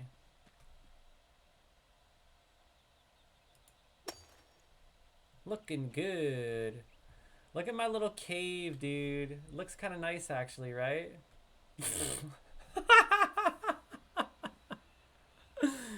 Yo, the game is being nice today, I guess. It surely is. That's my 5th Pokemon I caught today. Seriously, I've caught 5. I'm having amazing luck today. Okay, I keep forgetting what I'm gonna do. I keep getting distracted, crew. Oh my goodness gracious. So, oh yeah, I wanted to check my character sheet to see how my hunger and thirst is doing. Do you have to eat and drink in this game?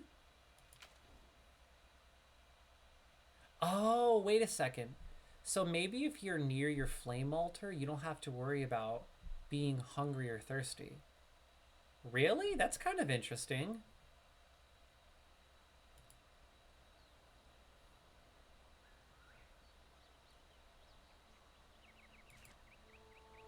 I think that when I'm here, I don't think I have to worry about food or water while I'm near my flame altar. I really like that.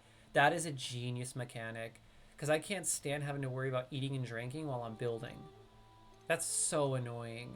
But when I'm out in the wild, it makes sense. You know, it's more realistic that way. I think the next thing I want to do is make a treasure chest and start storing stuff in it. I like that song. That music's really peaceful.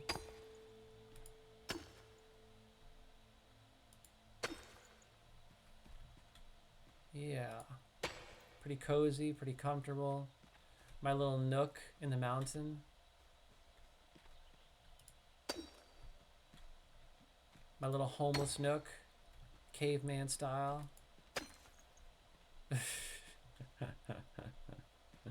We having fun. That's what matters, right? We having fun. We playing games and making gains for real. Just mining away in here. Okay. Oh, I guess I'm rested in this cave because I'm like safe, I'm assuming. Sheltered. Okay, so it's, I guess I'm considered sheltered in this cave. That's cool. So I don't actually have to build anything just yet. I think it's because I'm in this cave and I'm safer here. I feel safe in here. Look at this lighting. Like, I would totally just lay here and hang out. Like, look at, I feel kind of safe. Yo, this is crazy. What is that? What is that? Oh my goodness, this is cool. Okay, so I'm already getting addicted and I just started. I get really addicted to games like this. Any survival game is like my weakness. Once I start, it's hard to stop. Especially a good one. I like these realistic ones like this. Okay, I'm done for now. I keep saying that, but then I keep running over to my hole and mining for some reason. I'm addicted to mining my hole. Eventually I'm gonna hollow out that little mountain right there and just have like a little cozy home. You know what I mean? Like a little home in there. Then I'm gonna build a house here. I'm gonna build a house down there, over here, right there. Build another one over there. We're gonna make a village. I'm not gonna make like a big castle or anything. I'm just gonna make like a really cozy village here. Okay, let's make that chest first. Let's do this.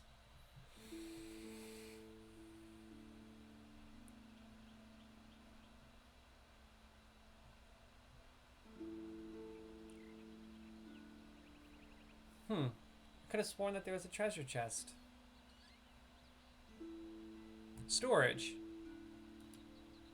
Crude, but easily crafted storage. It holds space for a few items. Oh, I forgot I need string. So you know what I'm going to do? I think I'm going to fast travel with my flame altar back to the beginning and start looking for stuff.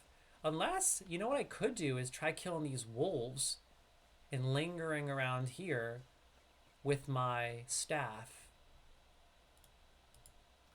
Eat this mushroom real quick so I feel fresh. Okay, now here's what I want to do. Click Alt. Test out my staff. Where is it? Right here? Is this it? Nice! I have a staff equipped. Cool. I don't remember if you can block. Can you? Sprint, shift, jump space, crouch, sneak, sit X. So you can't dodge roll? Oh yeah, okay, I figured it out. Nice.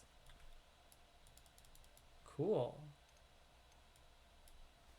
Now let's add a few skill points to my wizard stats because I have a wand. I made a wand? I thought I made a staff. What's going on here? I guess I made a wand. Okay. I'm assuming wizards wield wands. So I'm gonna choose wizard. Right here. I think this is wizard.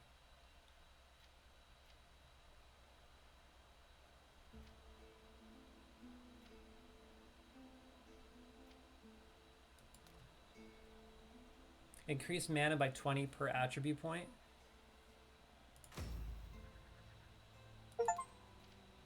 Unlock the first skill.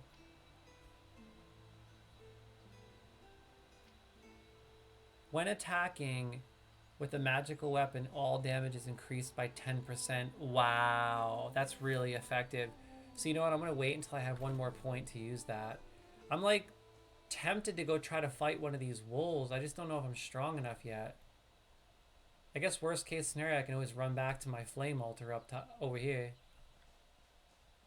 Ooh, what's this? Don't mind if I do. Snag my mushroom. I need to get more string is what I need. Twigs and plant fiber, not string. Does anyone remember how to get string? How do you get string? What do I do to get some string, Play Haters?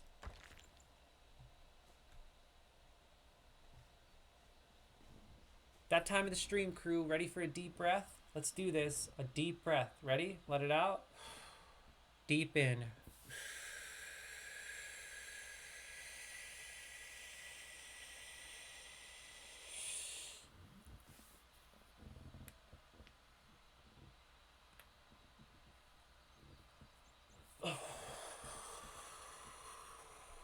I've been seeing that house every time I log in, and I'm so curious what is in that. It's like an old abandoned house down there. You see it? And then there's like a huge castle over there. Another building over there. This game is littered with things to do. It is ridiculous. Like, absolutely insane. You thought Valheim was loaded? This game is loaded. And you could do it all. Cut down trees, mine, build an empire. Yeah, buddy. I'm looking for a wolf to kill. Trying to find me a wolf to test this here wand on. Hey, I found some berries. Is that a wolf? Uh-oh. Uh-oh. Uh-oh. How do you lock on? I don't remember. Crap. Crap.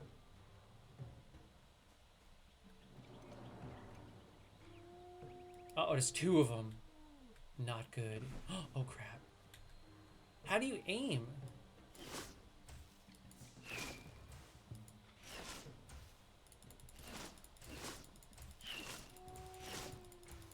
Wow, these things are level 3. I need to seriously level up. I just dropped one of them. I think they're stuck. It's stuck in the rock. Hey, I lucked out. Oh, God. Oh, God. Oh, my God. Oh, God. This is why I need to, like, not be over here fighting wolves right now. Oh, God, help me. Leave me alone, you wolf. I knew that was going to happen. I'm too weak to be here. I told you. I need to be on the other side. I need to be leveling up over there. That's where I'm supposed to be right now. Oh my God, that was way too close for comfort. Let me eat some grilled wolf meat. That should heal me up. Good Lord. Hey, at least my wand was doing some damage, which is good. Enter building mode? Tab? Sweet, there's a building mode? That's convenient. Okay, I gotta figure out how to sprint too, just in case next time. So you dodge roll with the middle button. I don't remember how to sprint. I think it's shift. Okay, now I know for next time, shift. Dang. So I think I'm gonna fast travel over yonder and just linger. I'm gonna linger over here for a little bit and gather resources. Right here. Yeah. But the problem is my inventory is probably almost packed and stacked. Actually, I don't think there's an inventory weight management system, which I love that. There's just basically, if you fill up your inventory, you're full. I love that. That's so much better than having to worry about a weight limit. I cannot stand weight limits. Whereas you can basically have as much as you want so long as it's not filling up your inventory, if you know what I mean. So I'm assuming I can have like the biggest stack of stone and I don't have to worry about being weighed down like in every other survival game. When I'm out there trying to amass a fortune and collect as much as possible, I don't want to have to keep constantly dumping my inventory. You know what I mean? because of heavier items like stone. So that's really convenient.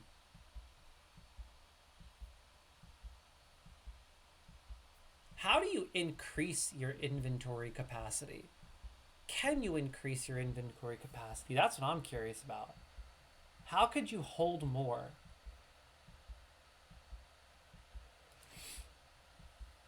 Oh, a backpack extension. So you need to get a backpack extension in order to hold more. That makes sense.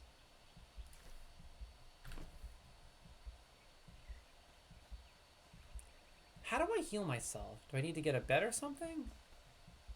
Do I just go in here and I'll start healing? I think I need to set up a bed. Maybe I could put a bed right here. Let's go into building mode. I don't remember how to do it. Right here. This tab.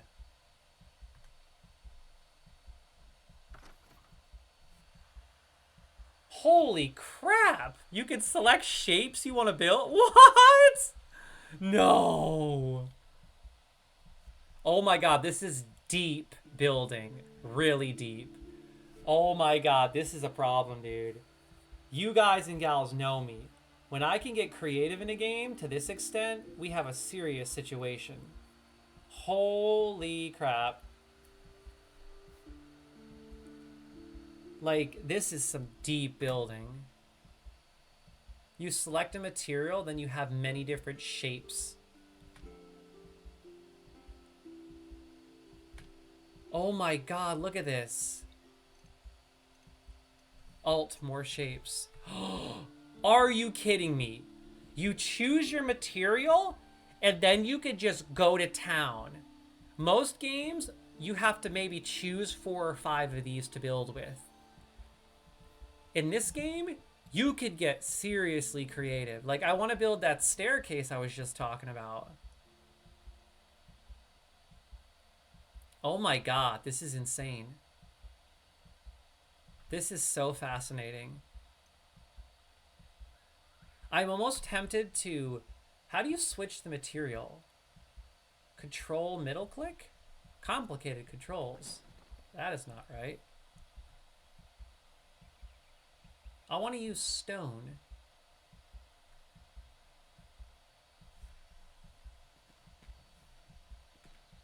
I don't want to use wood. I want to use stone. I have so much stone. How do I switch to stone? I don't understand. Control? Joystick click. I'm doing that.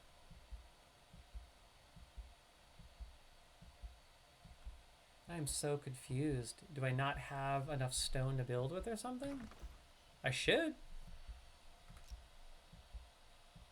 I'm pretty sure I have plenty of stone. I got 164 of these bad boys. Maybe I have to unlock stone. I don't think I unlocked it yet. I have to have... I think I need to use wood, unfortunately. No, right here. Oh, wait a second. I think I have to... Oh, I have to make the stone blocks that I could use for building. I see. So you make the blocks first, and then you use them to build. So let's just make 100 of these and see what happens. I made 100 of them. Okay, now, I made 100. Let's go back to the build menu, which is, if I remember correctly, tab. Okay, now I can build with stone. Holy crap, I want to make my staircase. I wanted to build my staircase right here. You're gonna have to like carve the land out. This is so sick, y'all. I can see myself getting too addicted to this. But I am gonna have to get used to building as a thing. This is definitely different. I'm also gonna have to put down one of those shapes before I even think about placing this, or it'll look funky. And then Q is to move it, I think. Or is O to rotate it? R to rotate it. Oh, look at that. Shift forward and back. That's cool. Wow. Okay, let's change this up. Tab, Alt, more shapes. I just gotta get used to these controls is all. It's a little tricky. It's different. I think I need to carve this edge out in order to make a staircase here. You know what, maybe I'll put my staircase... You know what I ought to do is probably place one of these bad boys right here.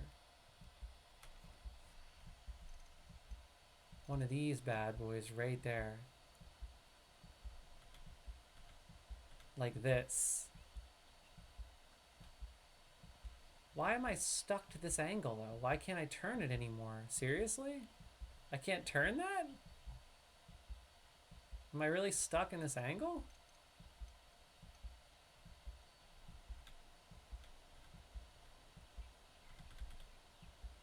Dang, because I want to build the staircase right here, but I don't think it's going to work because of the way this angle is.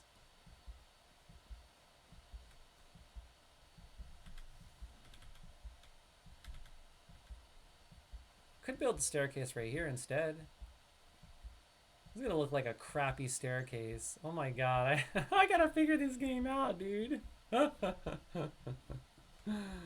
Oh, maybe I'll just make a little path for myself going up instead of a staircase. Let's just test this out. Dude, the building is gonna be insane. Let's make a little path going up, like an easier path. Mine terrain for the first time. I've already been mining for like 20 minutes. Make a little path going up here first.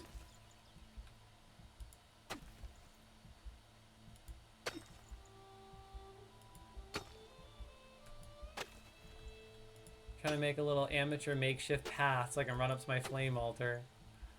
Hey! Look at this here. We can get up here.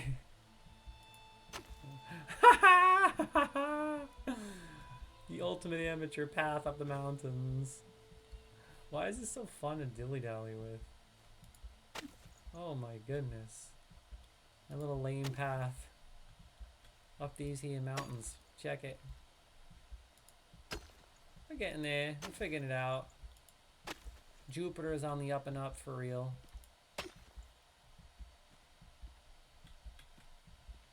Nope.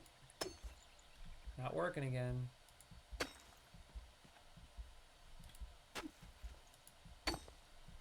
There we go, it's getting there. It's like a little path up the mountain, if you know. Check it.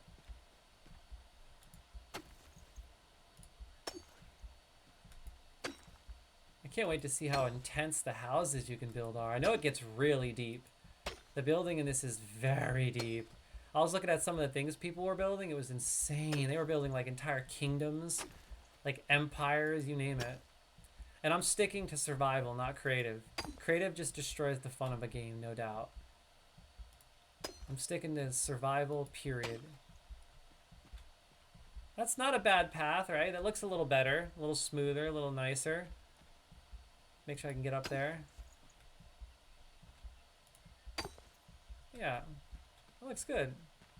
A little lame path. Just a little makeshift starter path to get our foot in the door. Make it a little easier for us to get around. Forget about it. Yeah, look at that.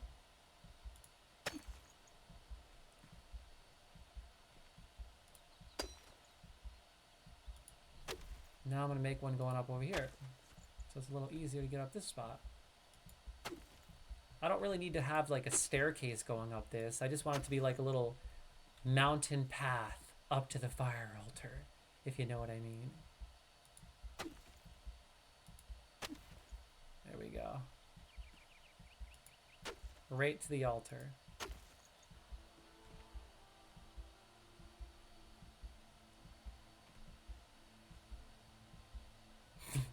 That's so crappy looking.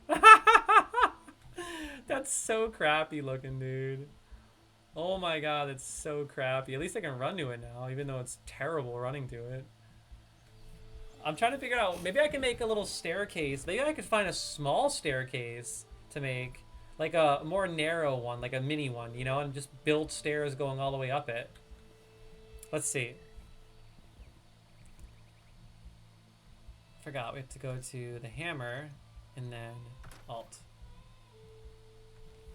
I'm getting used to it now. Is there a smaller staircase? This one right here. Nice. Right there. But in order to make that, I'm going to need to place these smaller things here. This. Oh wow, that's a really small staircase now that I think about it. Oh, this is roof? That's not right. What do I use as a basic foundation here? What the heck is that? Something round? Let's see here.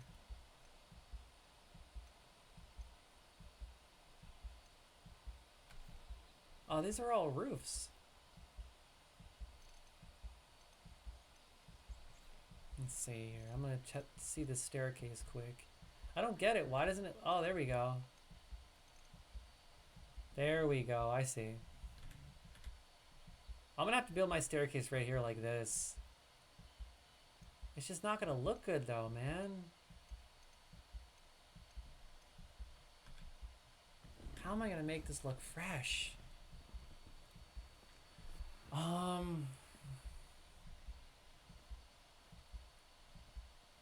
My guy is still half dead. How do I heal up faster? Wait, eat more? Oh, it's already active. Maybe if I eat a fruit or something?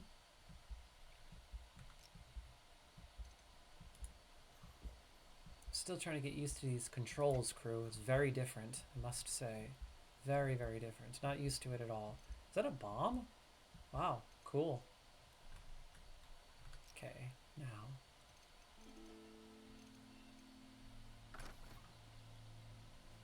See, if I just put the staircase like this, though, it won't look good because there's going to be like a gap underneath and a hole, and it's going to look weird.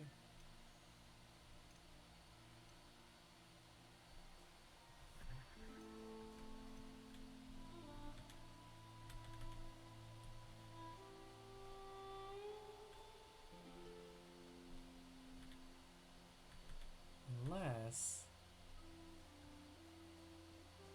I build it. Well, I don't like how I can only do it in 4 different angles. I wish I was able to do, you know, more angles, if you know what I mean. Maybe I could build the staircase right here like this, going all the way up. That could be interesting. The only thing is that I'd have to fill in this land here. I don't know how to do that. I have no idea how to do that. To fill in a land like that. Let's just see what happens when I put this here like, you know what? Let me see. I'm so confused. What do you do here?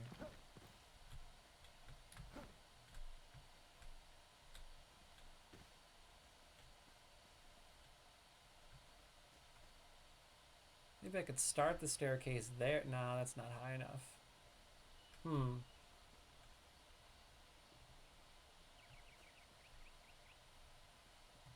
Learning as I go, crew. For real.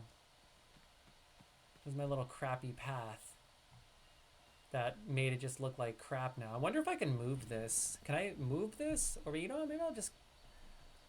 I don't know. That's another thing. How do I fix this land I destroyed and made look like crap? Oh my god, it looks terrible now. I just like destroyed the whole area. So basically I'm trying to figure out how to build a staircase up to this flame altar. And I'm seeing here that I could attach the staircase here. But the problem is, how do I fill up underneath the staircase? Oh, that's the weird part. Maybe I can do it this way instead. Oh crap, it just fell off on accident.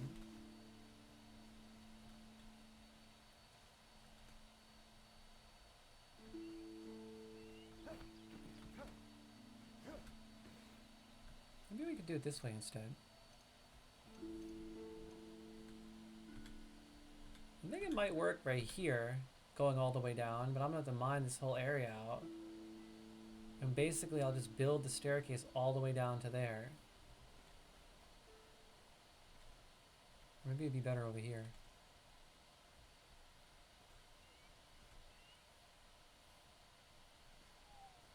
Honestly, I'm thinking about just making it here.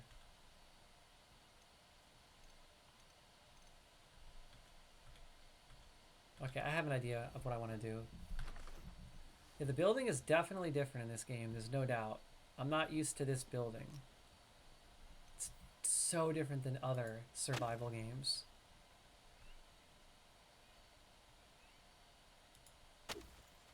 But it's still great. Like, it's amazing. Just gotta get used to it.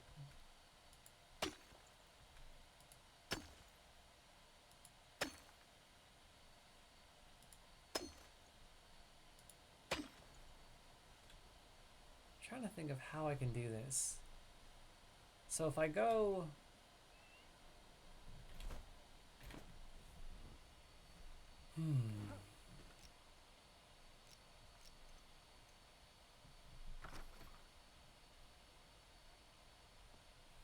Yo, the controls I am so not used to. It's like I can't remember how to get here, there, and everywhere, if you know what I mean.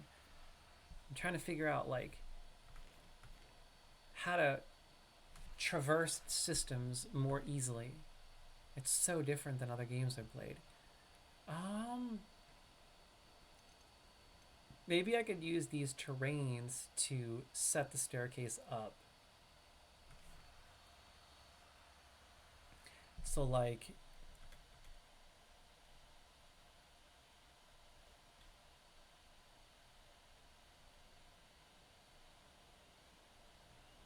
that attaches, I'm pretty sure, to...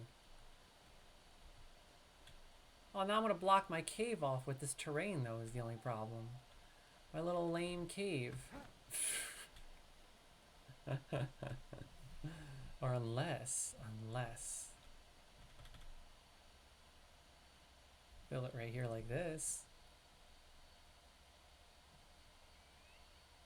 Build.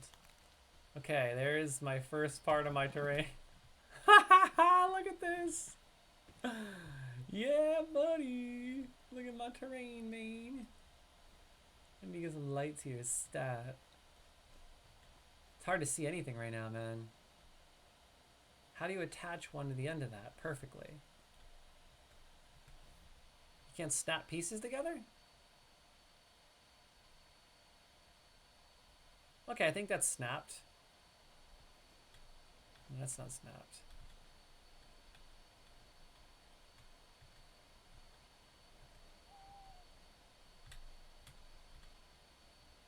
I don't know how you snap pieces onto each other.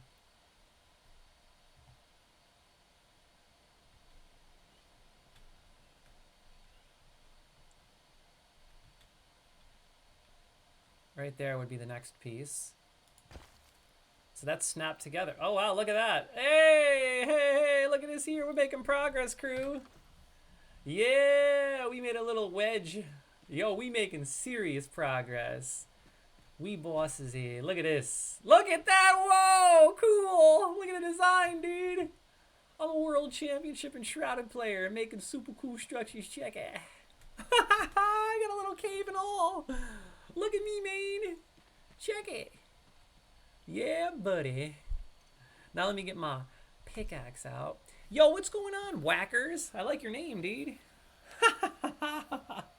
Yo, my main man Whackers is in the building, hanging tight, loving life. You know how we do. Try using a rake for landscaping. Oh, that's how you landscape. Okay, cool. I did see that I can make a rake, but I don't think I have the resources in order to do so just yet.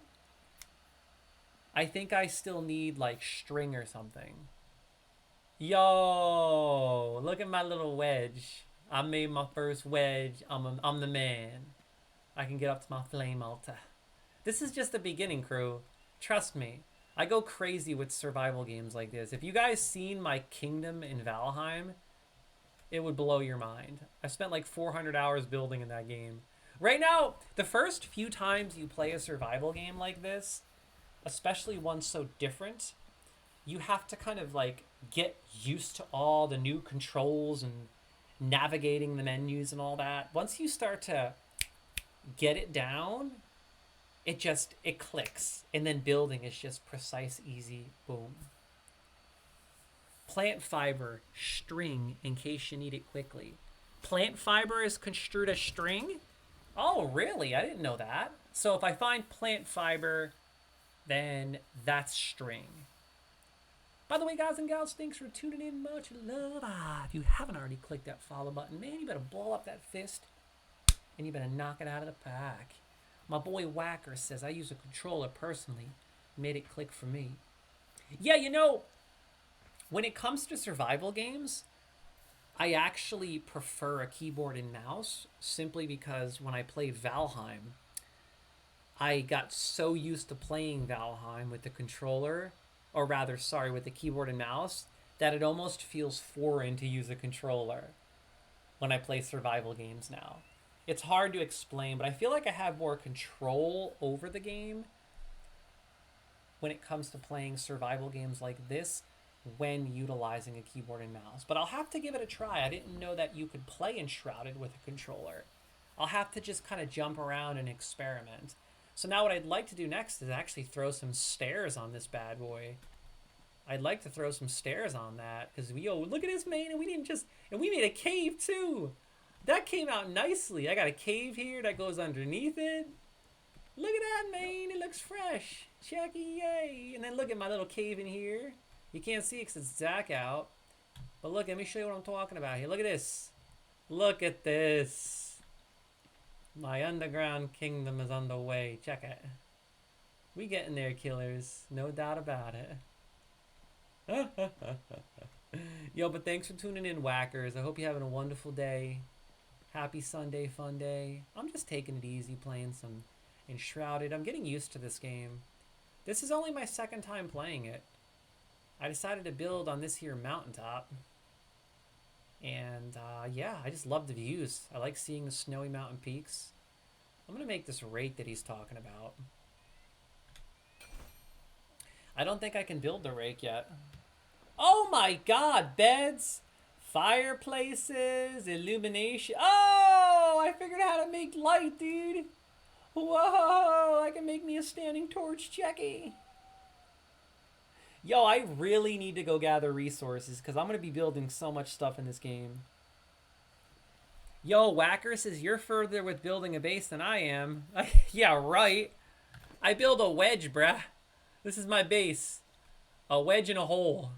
I'm going to go sleep here on the ground like a caveman. Check it. I'm the man.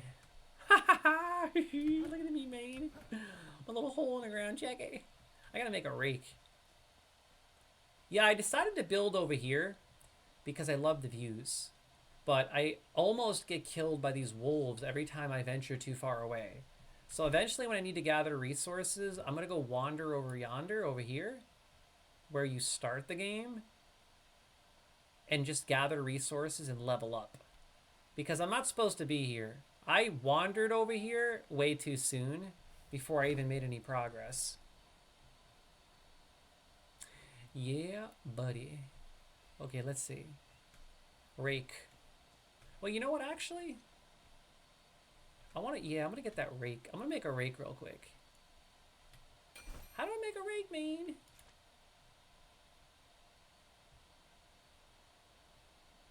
I don't think I unlocked the rake yet.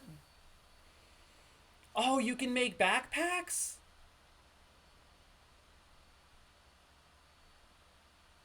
Can you? No, I don't think you can. Maybe eventually? So how do I make a rake, crew? Whacker said, there are a lot of rocks laying around though. One of the fastest ways of getting stone early game. Yeah, just basically pick up all the stones. I've just been picking up stones. I got a lot of stones because I've been mining a hole. Rake gets unlocked with the smith. Oh!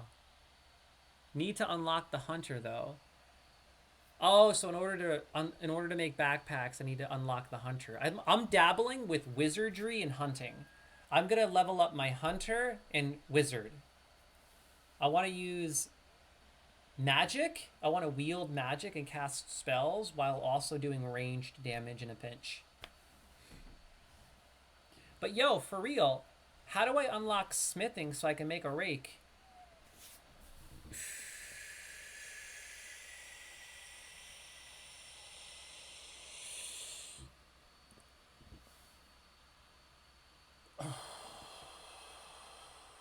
Nothing like a deep breath during a live stream.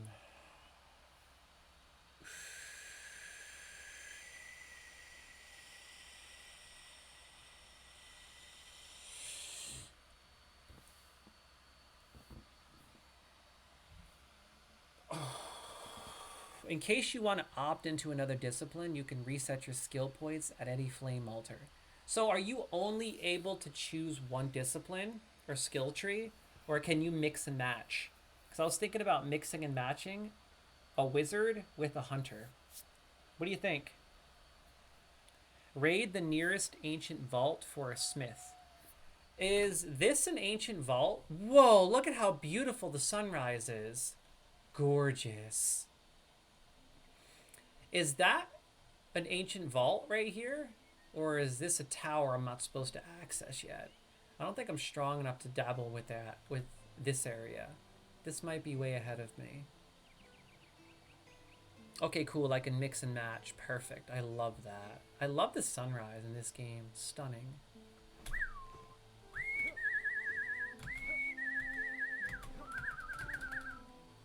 I love the music, I love the combat. Everything about this game thus far, I'm loving, genuinely. Where do I find an ancient vault? I don't even know what I'm doing, man. I'm not trying to get too far ahead of myself. Right now, I'm just basically a homeless guy chopping away at some rocks, trying to collect some berries. You know, I'm having a blast doing so. That's all I need to do, because I made me a wedge. Yeah, buddy. It's a puzzle. It unlocks a fast travel option when you reach the top. Oh, cool. I'm going to make this a little cleaner. I'm going to clean this up a little bit right here. I'm going to clean up my little area here. Oh, yeah. Look at that. Look at that. Look at how clean it's getting. Check it. Oh, clean. Look at my little area right here. Oh, yeah. Oh, yeah. Look at that. Look at that, man. I'll tell you what. My accidental doorway.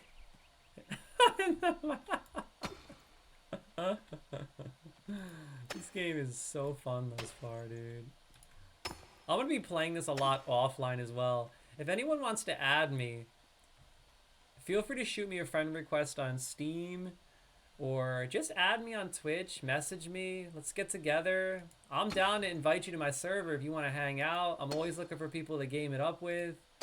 Always looking for people to hang out with in game, so if anyone wants to join me, by all means. Eventually, once I expand upon the Sempire here, my goal is to have people join my server and build a little home for themselves on this mountaintop. You can build anywhere you want. This mountaintop is Mikase Sukase Cheke. The vault is very near you. Go at your own pace, brother. Where is the vault? Show me on the map. So, show me, explain what direction it would be. Is the vault over here? Am I supposed to find the sleeping survivor? Would that be where the vault is? Because I do have a quest that says find the sleeping survivor.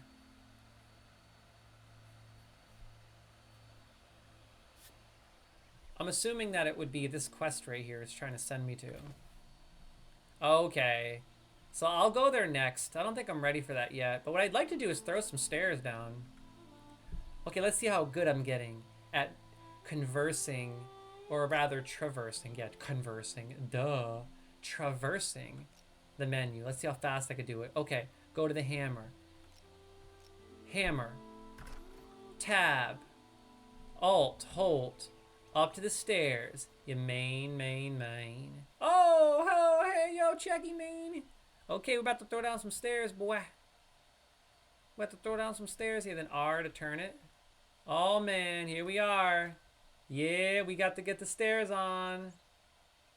We about to get this. Oh, why aren't the stairs going on? The stairs are too big. Oh, man. What's this? What is this? What's this mumbo jumbo? Yeah, my boy Whacker says, I'd recommend to unlock the spire first. Spire equals tower. How do I unlock this tower? What do? Do I have to kill things? Because I'm too weak. I'm naked, bro. So you recommend I go into the tower first. And after I get into the tower, then go and unlock the smithy at the vault you were talking about. So tower, vault. This tower first, then vault. But am I strong enough to do the tower? Go to the ground floor and do the puzzles. Dying ain't a problem inside. Oh, so it's just puzzles. Okay, cool.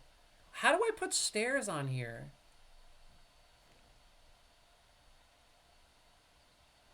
Dude, maybe I can set 2 stairs up on this. Okay, I see. Why aren't the stairs going on top of the wedge, though? Why aren't they going on top of it? It's like not looking as good as I want it to. Maybe like this? Okay, that works. Oh, that looks like crap. Because it's not, like, even. Look at it. How do you remove it? Oh, okay.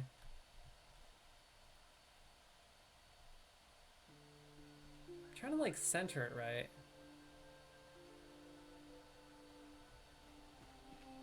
I don't like how it's not going on top. Why isn't it going on it?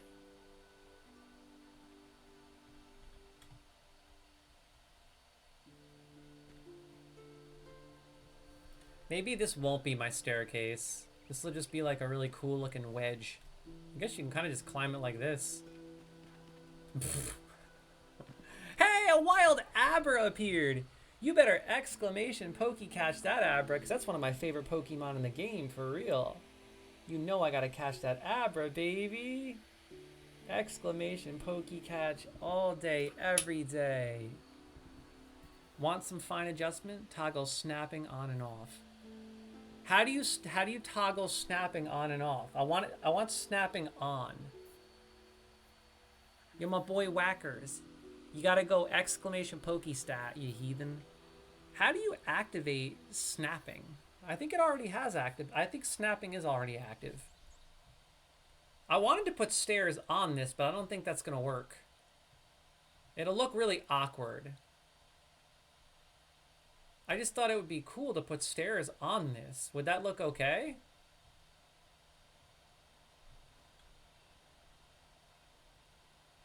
Maybe if I put them like here like this?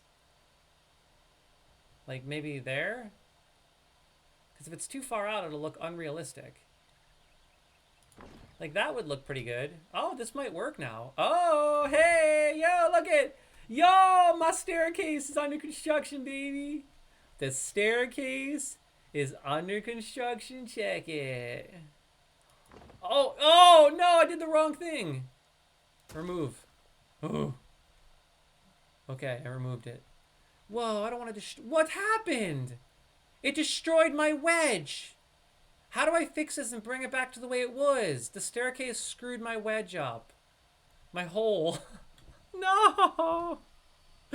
But the stairs ruined my hole. Look at it, left a hole in my wedge. I call it a wedge. What's wrong with me?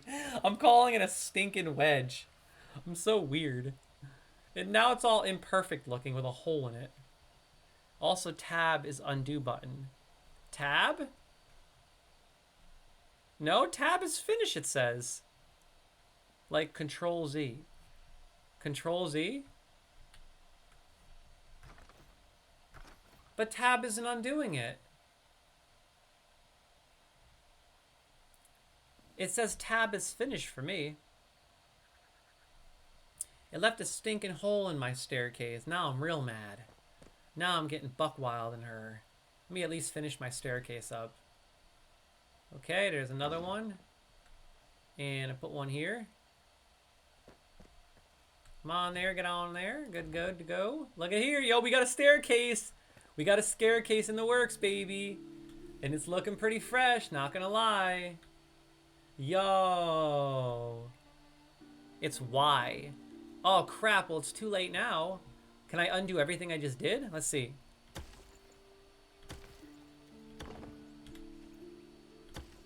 Perfect. Thank you, bro. Yo, this is crazy. This is like I'm making my own game. This is very artistic. I have to say, this might be one of the most in-depth survival games I've ever made. Or played, made. One of the most in-depth survival games I've ever played. It's so, like, detail-oriented. Like, I can imagine you can make some crazy empires in this game. Yo, my boy Tim the Limit says, hello, my parents aren't home, so you know I'm drinking soda. What? Okay. Why are you telling me about your soda, dude? My man, what you talking about, kid? Yo, my boy Whacker says, never really been a builder, but this game makes it so satisfying. Bro, I'm obsessed with building in these games. So I played a lot of Valheim. I don't know if you guys and gals are familiar with Valheim, but Valheim is very similar to this. It's like a survival kind of game based on Vikings, and you can build, create, all that good stuff. Only this is much more elaborate and detailed, obviously. Like, just the kind of, the sheer amount of structures that you could choose from with each type of element or resource is mind-blowing. Like, it's crazy. I could tell this is extremely in-depth and artistic, and the sky's the limit when it comes to building. Well, it reminds me a lot of Minecraft in Valheim. And I love games like that enable you to build your own little empire and whatnot. But I've noticed with this game, there's so many more little details that enable you to go just a step further and make it even more defined, more personal. I love it. It's almost like I have my own paintbrush and I'm creating my own little nook. I love that. Okay, I gotta put another one here. What? What's going on? I ran out of blocks? No! I gotta go mining now, dude. Not cool. I can't run out of stone now. I got a staircase to finish. Okay, time to hit the old cave. Time to hit the old hole. Yeah, my boy Tim says, my tummy kind of hurts, but I hope you have a wonderful stream. Yo, Timmy! I'm sorry your tummy hurts. Maybe you ought to stop drinking soda. And thank you, bro. Yeah, I've been streaming for about 4 or 5 hours. I've been at it for quite some time. It has been a really, really great stream thus far. Thank you, my friends. Have a great day, Timmy, and thanks for hanging out, buddy. Whacker says, imagine what else is to come. I know, bro. This game just released too. I imagine they'll continue to release lots of expansions and furniture, dungeons, so much more content. Yeah, I really like this game. I have to say, it kind of reminds me of Valheim and Breath of the Wild mixed. Honestly, it really does. It kind of reminds me of Legend of Zelda Breath of the Wild with Valheim. It's pretty cool, I must say. I like it. You could tell they got inspiration from many different games. And I love how there are a lot of RPG elements as well. That makes for an even better survival game because then it's more rewarding. You're not just working towards building and surviving, you're working towards, you know, exploring, fighting, killing, combat, all that good stuff. Just trying to get some more stones here. Yeah, buddy, my hole in the ground. This is where I go mining, you dig? That's where I be getting my stones so I can build my crib, because we play. Oh, what happened? Oh, ran out of stamina. Check it. Not too shabby, huh? How do you like my cave thus far? This is where I go to get resources and all that good stuff. You dig? And this is my little hole area. I'm trying to clean up and make it look real fresh. Oh yeah. Eventually this is going to be a crazy coherent adventure. Okay, just trust me. Eventually this will be an empire of empires. This is Jupiter Rising, baby. This is just the beginning. Jupiter Rising, and look at my beautiful staircase. Imagine what else is to come is for sure, whackers. The last time I got into a game like this, we made an entire empire. You'll have to tune into one of my Valheim streams to see what I'm talking about. But this one is going to be bigger and better. You just wait.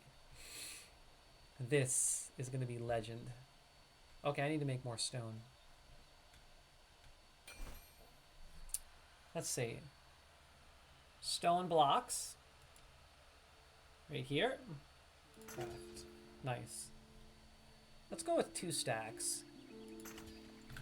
I can make a whole lot of stone if I want. Obviously, a whole lot of stone because I've been mining like crazy. You know what else I like about this game, bro? One thing I really like about this game is regarding the inventory. I love how you don't have to worry about weight. I cannot stand in games where you have to worry about your weight. I like how it's carrying capacity. So it's like, however many slots you have is what you can carry. Because in most games, stone would weigh you down after, you know, collecting 100. Whereas in this game, you can collect as much as you want of something as long as you have the capacity or the slots. So it makes it so that I can carry so much more and do so much more. And I like that. I love that. I loved how there's no weight limit. Okay. Let's work on my staircase, you dig? Let's finish my stairs, brah. Yeah, looky here, man. I think we done finished that staircase. Oh, you know what? I gotta do mine right there a little bit. I don't think I can build anymore. I need a rake to clean this up. If I use a rake right there, that'd be perfect, right? Like if I rake that area right there. Because it's kind of like, if you look hard, it's kind of crappy looking. I suppose what I could try to do is just mine it and see how it'll look for now. So long as I don't screw it up. Oh, that doesn't look too bad. If I just do it right there next. Oh, look at that. And then here next. Oh, that looks pretty good to me. That's not bad, actually. If I can rake it up, it'll look really good.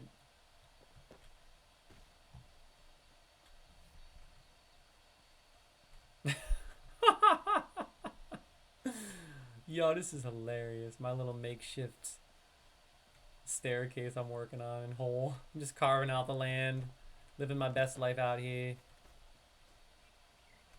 This is just the beginning, crew. I think I found my new addiction, seriously. Legitimately think I found my new addiction. I found my new addiction and it's called Enshrouded. Oh my goodness.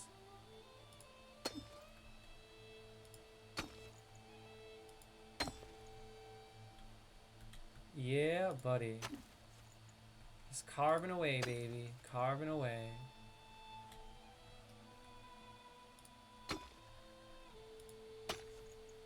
Okay, that looks pretty good so far.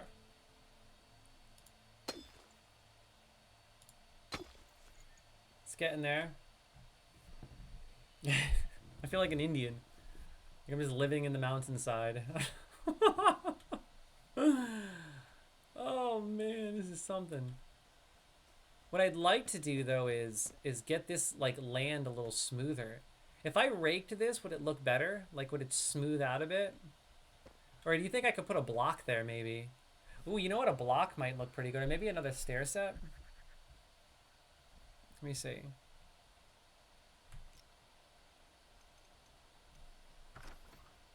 Let's see how this would look. I don't think I could fit any more here is the problem. Nope. Dang. I'm trying to think what I could put there that would look decent.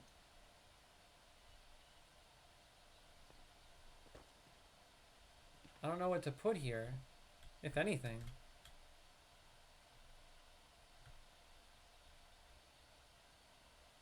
Maybe I could just put like one here, one there.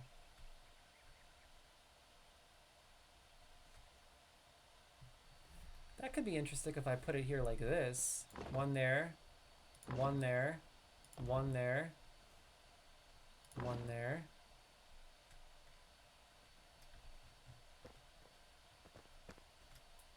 Oh, crap.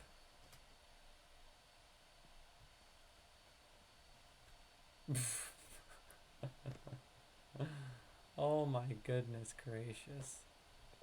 That did not come out even at all.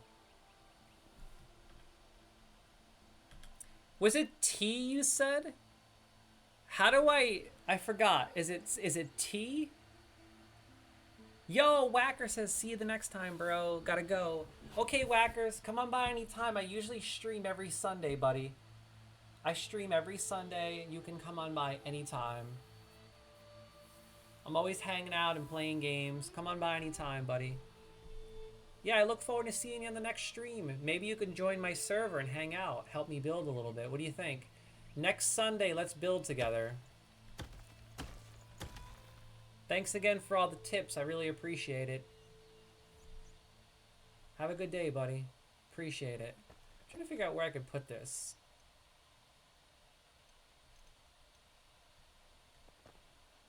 I want it to be more aligned, if you know what I mean. Like even. It's not even because the staircase are uneven. It's gonna have to be uneven, unfortunately.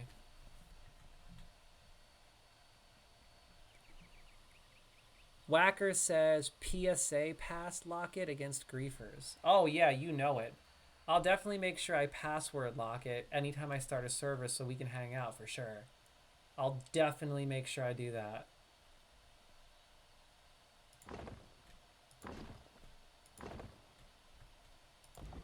That'll be good enough for now, I think.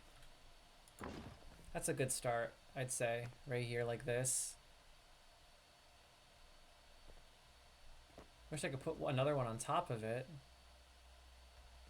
But I don't think you can stack them is the problem. Unless what I could do is mine this dirt down all around it. And then place that. How do I get rid of all this crap around it if possible? Can you do that? Like, how do I target and get rid of just like this stuff? Oh, there we go.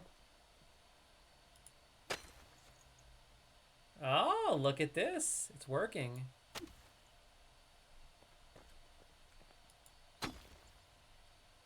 Oh my god, this is so clean and nice. I actually really like the way the building is in this game. It feels so satisfying. I can, like, let my perfectionist self out big time. Like, look at this. I'm building a staircase and a little walkway around my flame altar. I love it. Dude, look at this. The beginning of my adventure. Hey, we got a Kickatoon. Kickatooner? A Kickatoon? Crickatoon? You better exclamation pokey catch that Crickatoon check it. You know how we do, for real. Crickatoon all day, every day. Oh wow, that was fast. I caught him really fast. Holy crap. That's crazy. Okay, let's build. I'm gonna continue building and expanding upon my super cool empire. Next, I'm gonna keep mining a bit around this so I can place more of these floor pieces down. All around it is the goal. I'd like to do that all around it. I think that'd be really nice looking. Crap, I think I went a little too deep there though now. So let's go T. No, is it Y? Y. That part right there, perfect. Now, let's go back to the hammer. Yeah.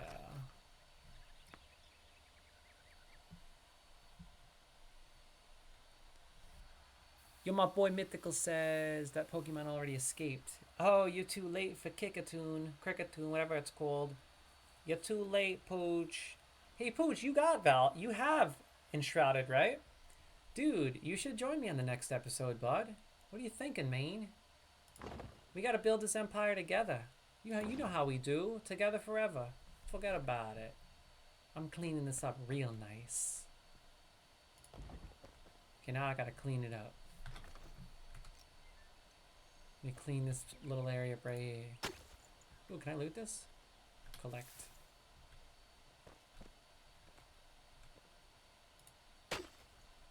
Kind of just like making like a walkway around my flame. That's basically all I'm doing right now. It's working out kind of nicely. It's like my introduction into building, if you know what I mean. I'm gonna have to get that rake too, for sure. Once I get my smithy up and running. And then you know we have to build a legacy crafting station in this game. You know how it works. In all these survival games, we gotta have a legacy crafting station. Check it. Hey! First, we have to build a community crafting station. And then the legacy crafting station. You know how we do. The community crafting station is under construction. Check it.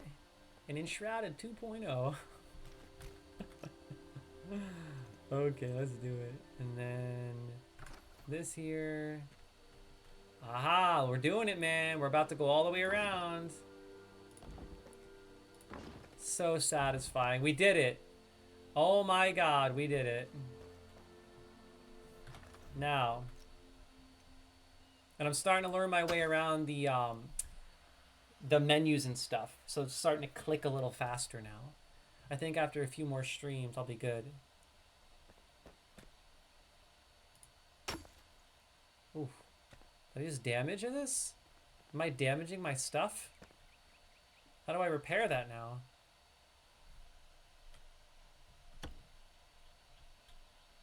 Or is it supposed to look cracked like that? How do I repair? Oh, that's, I'm not in building mode. That's why I think. Oh no, it repaired itself, it looks like. Fix this here. Good. Collect that. Okay. Looks good. I'm happy with this thus far. Really happy. Look at it. We built a beautiful little walkway around this.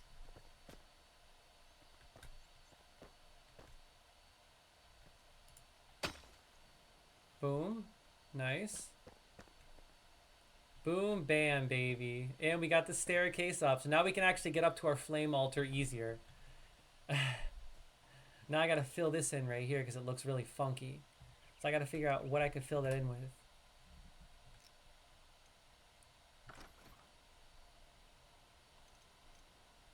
I don't know what. Maybe I can just fill it in with one of these. Oh, am I really out of stone already?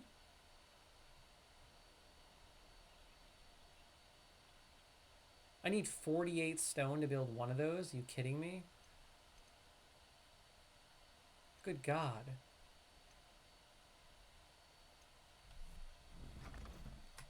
$48 stinking stone.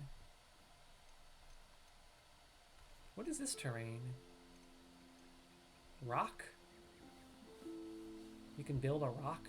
What is this one? Disc? Interesting.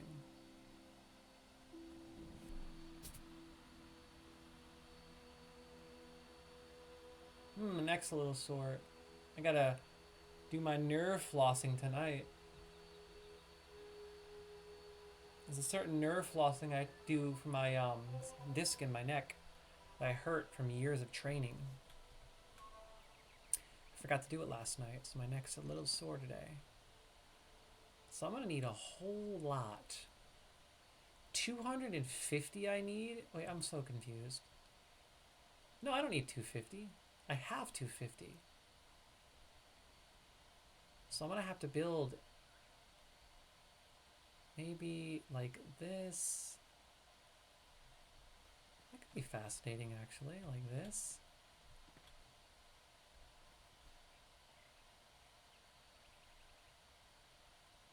As I try to perfect this setup, if you know what I mean. I can put it here like this. Another one there. I'm trying to figure out how I can make this look decent, you know, like fill this in.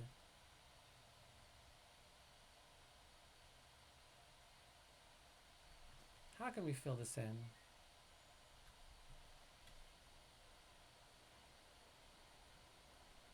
That could work right there. Oh, it fills in nicely on its own, actually. That actually works out really nicely. Wow, I'm impressed. The building in this game is spectacular.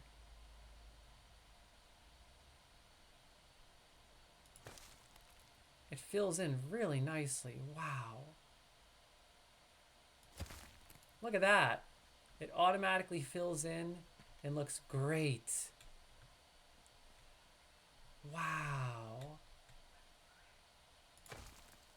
Look at that. Doesn't have to be perfect, but it looks pretty good for now.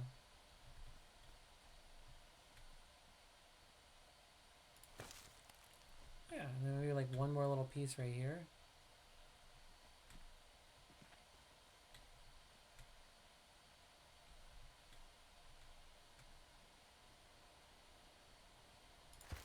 Boom, look at that. That works. That looks more realistic, if you know what I mean. Yeah. That looks pretty good. Oh my god, this is funny. This setup. This whole little thing I'm working on here is funny.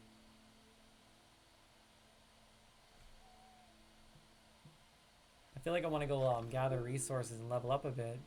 I am happy with my setup thus far, though. It's looking good. We're making progress.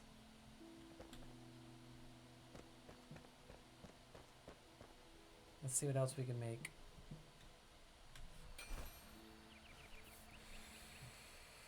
I need a lot of string.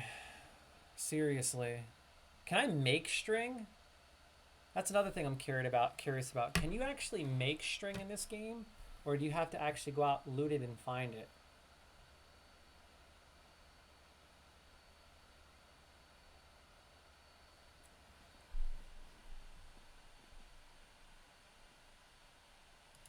So I figured out how to make lights finally. A couple of lights. The ones available. And I got a bed. A nice little fireplace.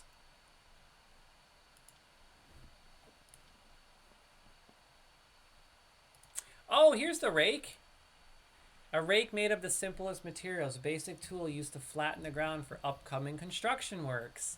So I do have I can make the rake, I just need string. Man, I need pretty much string for everything, crew. Dang.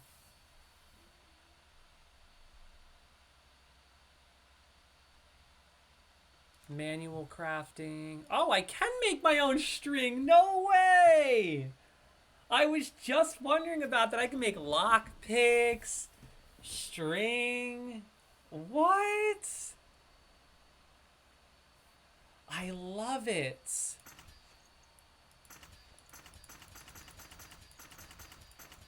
So let me see. Now that I did that, I think I can make my rake. Yep. I made one rake, but I also wanted to make, I believe it was that device that enables me to fly.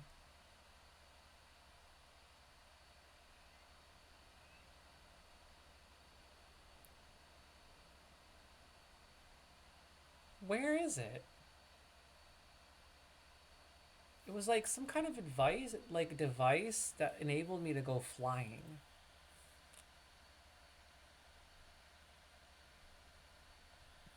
I need string for my rags. Yeah, here we go. We can finally make some gear. 4, 5, 6, 7, 8, 9, 10. I just have enough. And 3, 6. I think I can actually make all 3 pieces of gear. Let's see. 1, 2, 3. Nice. But wait a second. I'm pretty sure that there was some kind of like... Oh, I forgot what it was called. You can like fly with it. Glider. Shroud wood. Where the heck do I get shroud wood? Huh. So I need to find shroud wood, crew. I don't know where the heck I'm supposed to get that.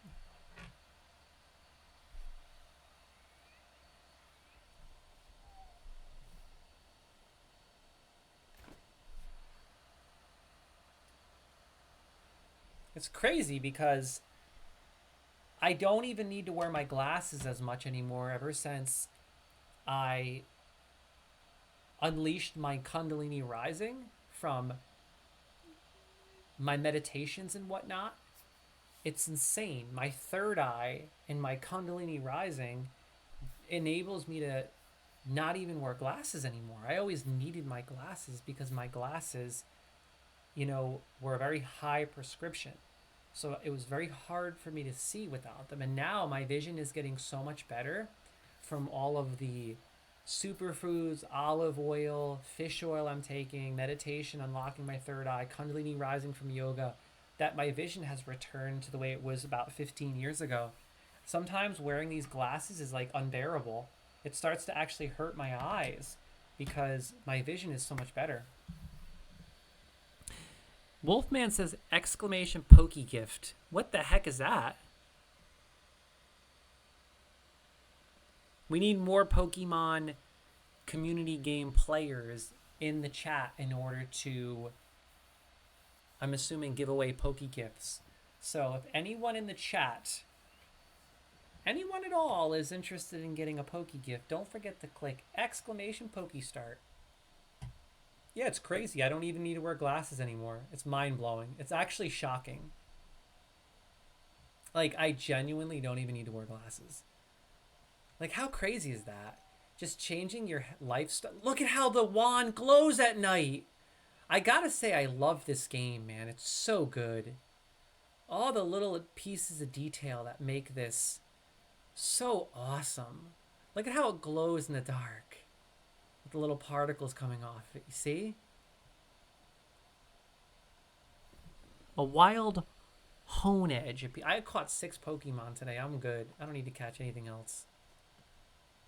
Right now, I'm just working on my crib, kid. But you know what? I think I'm going to fast travel back to the starting zone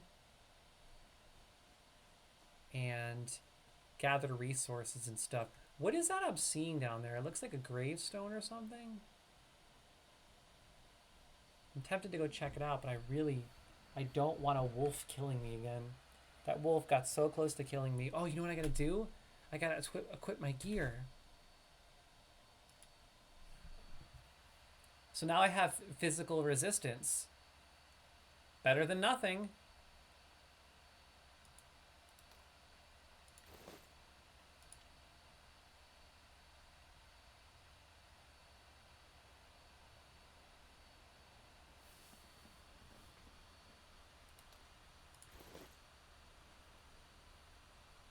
I think I can handle these wolves now, crew.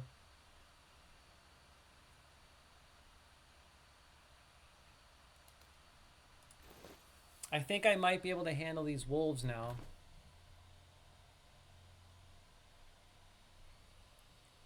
Yo, my boy Wolfman says Honedge is literally a sword. Oh, really? I never even heard of Honedge. Dang, if I had read that, I would have totally tried to catch it. Oh my god, now I look like a true hoodlum hobo. Look at my tattered, nasty rags. This is exactly where I belong in this hole. Look at me, my creepy character in my hole. Wearing my tattered t-shirt and shorts. I'm a disgrace. Oh my god.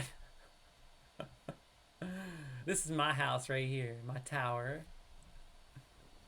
Congrats on catching that Honedge, bro. Sweet, dude. I'm tempted to go try and fight these wolves now.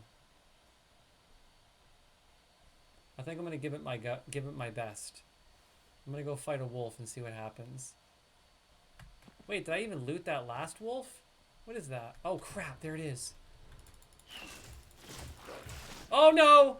Oh god. Oh god. Help! Help me! Oh! No! Run! Get away from me, you dirty wolf! You leave me alone, Mr. Oh god, is it still coming? What? You can attack me up here? Oh! Oh god, help! Help! Help me! Leave me alone! Oh, there it is. These wolves are too strong for me, bro. I shouldn't have built here. I'm supposed to be back at the starting zone. Time to eat some berries. Oh my god, crew. had a berry and a mushroom. And I'm gonna drink some water too. Whew. I think if I put a bed down, I'll be able to sleep. I think I'm gonna make a bed and go put it in my hole. I'm gonna make a bed and put it in my hole. Hey, I can make one! A decorative item that can be placed in any building. Provides comfort, increasing the duration of the rested buff. Okay. Let's place my bed in my hole.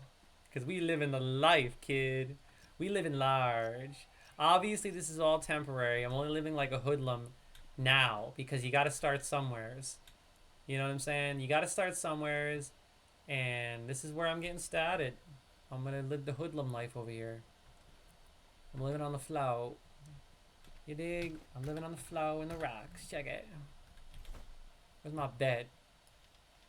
I'm gonna swap it right here with this here meat. Okay. So. Oh my god, I can put my bed inside of the hole. Like, this is just a creepy way to live. Just like, look at this. This is like the most pathetic way to live. Look at my life. This is what it's come to. This is what it's come to. This is what my life has come to. Like, in a rock hole. Look at this. This is the life right here, man. We live in large in the mountains. I gotta go lay on this bed. Sleep. Hey, and I'm rested up real nice. Look at that. Taking it easy in my hole. This is actually kind of cozy. Look at me watching the sunrise in my hole. We live in large, kid. We live in a good life out here in Shrouded Jackie. Super cool. Hey, you know what? I was able to take a little more damage than last time from that wolf. But man, am I weak. It's not even funny. This is actually really cozy. Look at me just laying there taking it easy. I'm like just chilling. My character is cozy in my little hole. Enough of that. Time to fast travel back to the starting area and level up and gather resources. Actually, you know what? I gotta figure out what else I need to make a box. I gotta store stuff before I go. String. Let's make a little more string. String. Storage. Bam.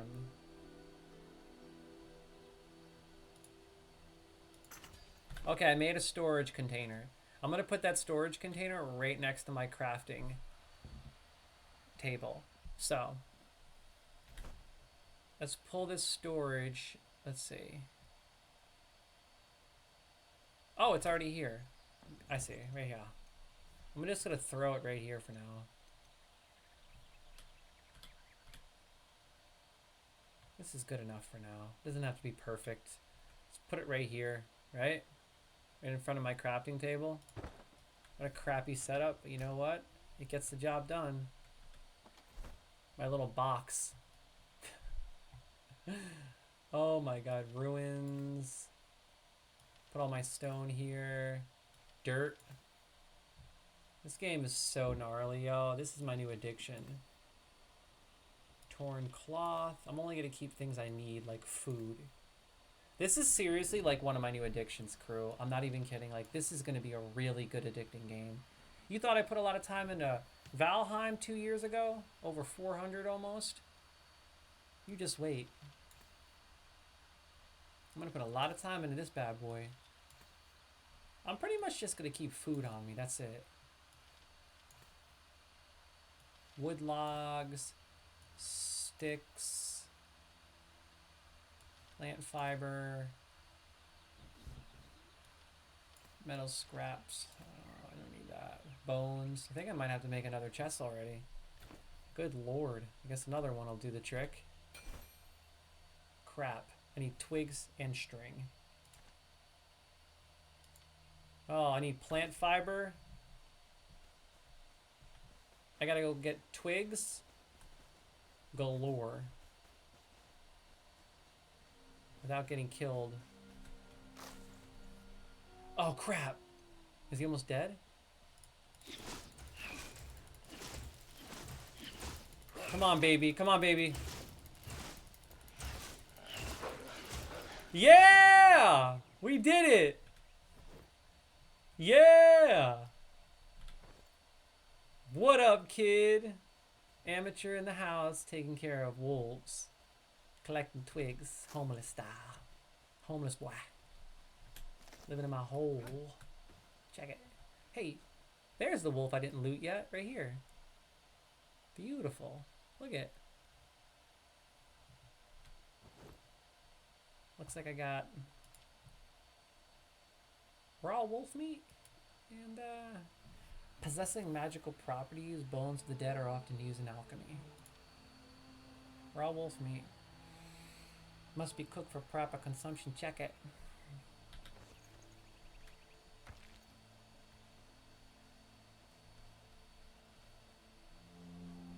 I'm looking for twigs and sticks and stuff. Ooh, it looks like some berries here. Dude, I really like this game thus far, seriously. I'm tempted to go online and see some of the stuff other people built. I might watch a few streams tonight. A few YouTube videos, get some inspiration. This could be our new addiction, brah. What I want to do next is make a server as well. I want to make a server so that people can come in and hang out, join, build their home here. I'm going to throw down a few different flame altars all over the top of this mountain. Like literally all over the top of this mountain. Like one over there, one over here, one over there. And then our empire is just going to be all over this mountaintop. Yo, Sandland, this looks so good. That was insane. I can't wait to play it. Sandland looks so good. You guys and gals have to admit, Sandland looked amazing. That's probably one of my most anticipated games this year. After having seen that, Sandland looks so good. What is this? Oh, mushroom stuff. Red mushroom. Twigs and plant fiber. I'm getting a lot of twigs and plant fiber now. That's exactly what I need. Oh, I might as well cut this tree down while I'm at it. Yeah! Give me all that wood, baby. Give me all that good, you dig? What is that over there? Oh, they're just bugs. Woo! I'm loving this, man. I'm loving this game. Seriously, I'm really enjoying it. Looking forward to seeing where these adventures take me, honestly. So I'm excited delving into a new survival game and just seeing what happens. You never know. You know, we could build an empire. What is that? Aeolian flower. Some kind of a flower.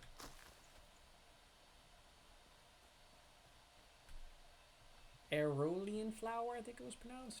I want to go see what's over here. Is this a sword I'm seeing? Wait a second. Whoa. It's a sword and a gravestone. Right next to my crib. It's like an ancient legendary soldier is buried here. Cool. I'm never going to destroy this. I'm always going to keep this here. This will be like decoration. This will be like some kind of a decorative shrine near our crib, right? Now, eventually I'm going to build a staircase here as well, going up. So that it's basically like staircase, staircase, empire, for show. I think I might make this a tower too. I think I might make this like a big tower, and then we can go upstairs and build our home within it.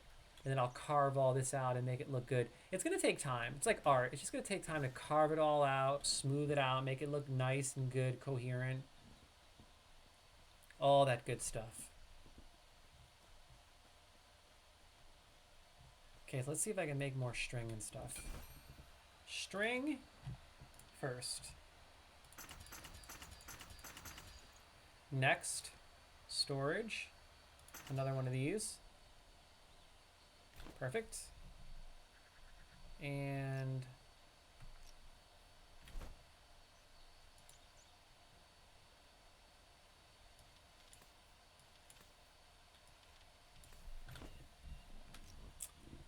throw down another one of these bad boys right in front.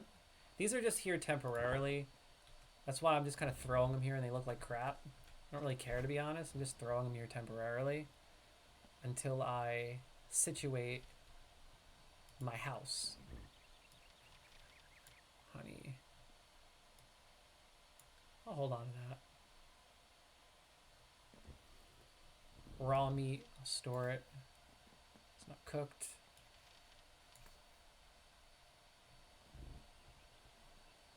Aeolian flower. String, wood logs, more stone, plant fiber, bones galore, crappy pants. Pretty much just stashing everything and preparing for another adventure for the next stream.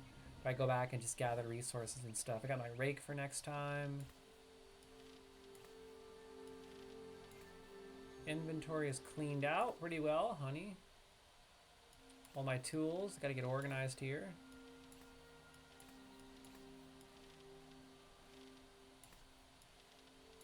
Most of my stuff in one area, except this one.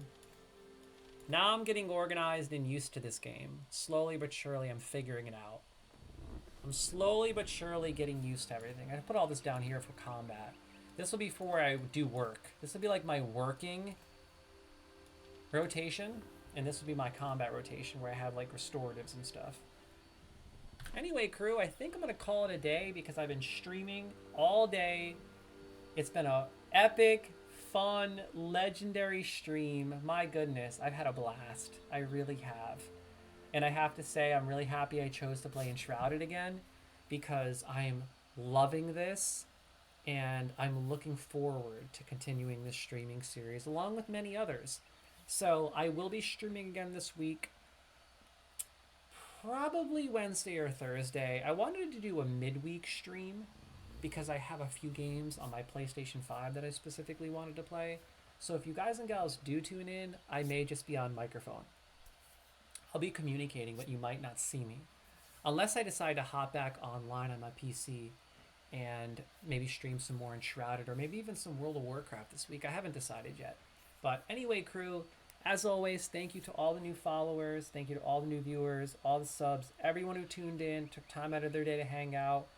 Even if you're just watching and enjoying and just checking out the show, peeping some gameplay, I appreciate it. God bless you. Come on by anytime. You are more than welcome. I usually stream on Sunday. That's my go-to day to stream, but I don't really have a schedule. I kind of just stream when I feel like it. Sometimes I stream 1 time per week, sometimes 2, sometimes more. It just kind of depends on how I feel. So, yeah, come on by anytime. You are more than welcome. I play a little bit of everything. So if anyone ever wants to get together, feel free to hit me up on PlayStation 5 because that's where I hang out a majority of the time. PJ Brooks, PJBROOKS. Hit me up. Let's get it. I'm going to be playing a whole lot of Elder Scrolls Online coming up real soon. So come on by anytime. Okay, crew, I need to get food, meditation, go for a nice long walk, take it easy. Sunday fun day is a wrap, baby. And what a fun day it was. We can finish off all those other games that I wanted to share with you at the beginning of the next stream. But I'll try to keep it fast. Maybe like an hour, not 2 like today. But anyway, crew, I'll see you on the next episode. Thanks for hanging. Real talk. And don't forget to stay cool. Stay fly. Stay a play hater. Check it. And go buy Enshrouded so we can game it up. Oh, elbow! Elbow! Funny bone, dude. Oh, jeez. I just whacked my arm real hard. Dude, that shit. Oh, God. Need dinner. Oh, I'll talk to you.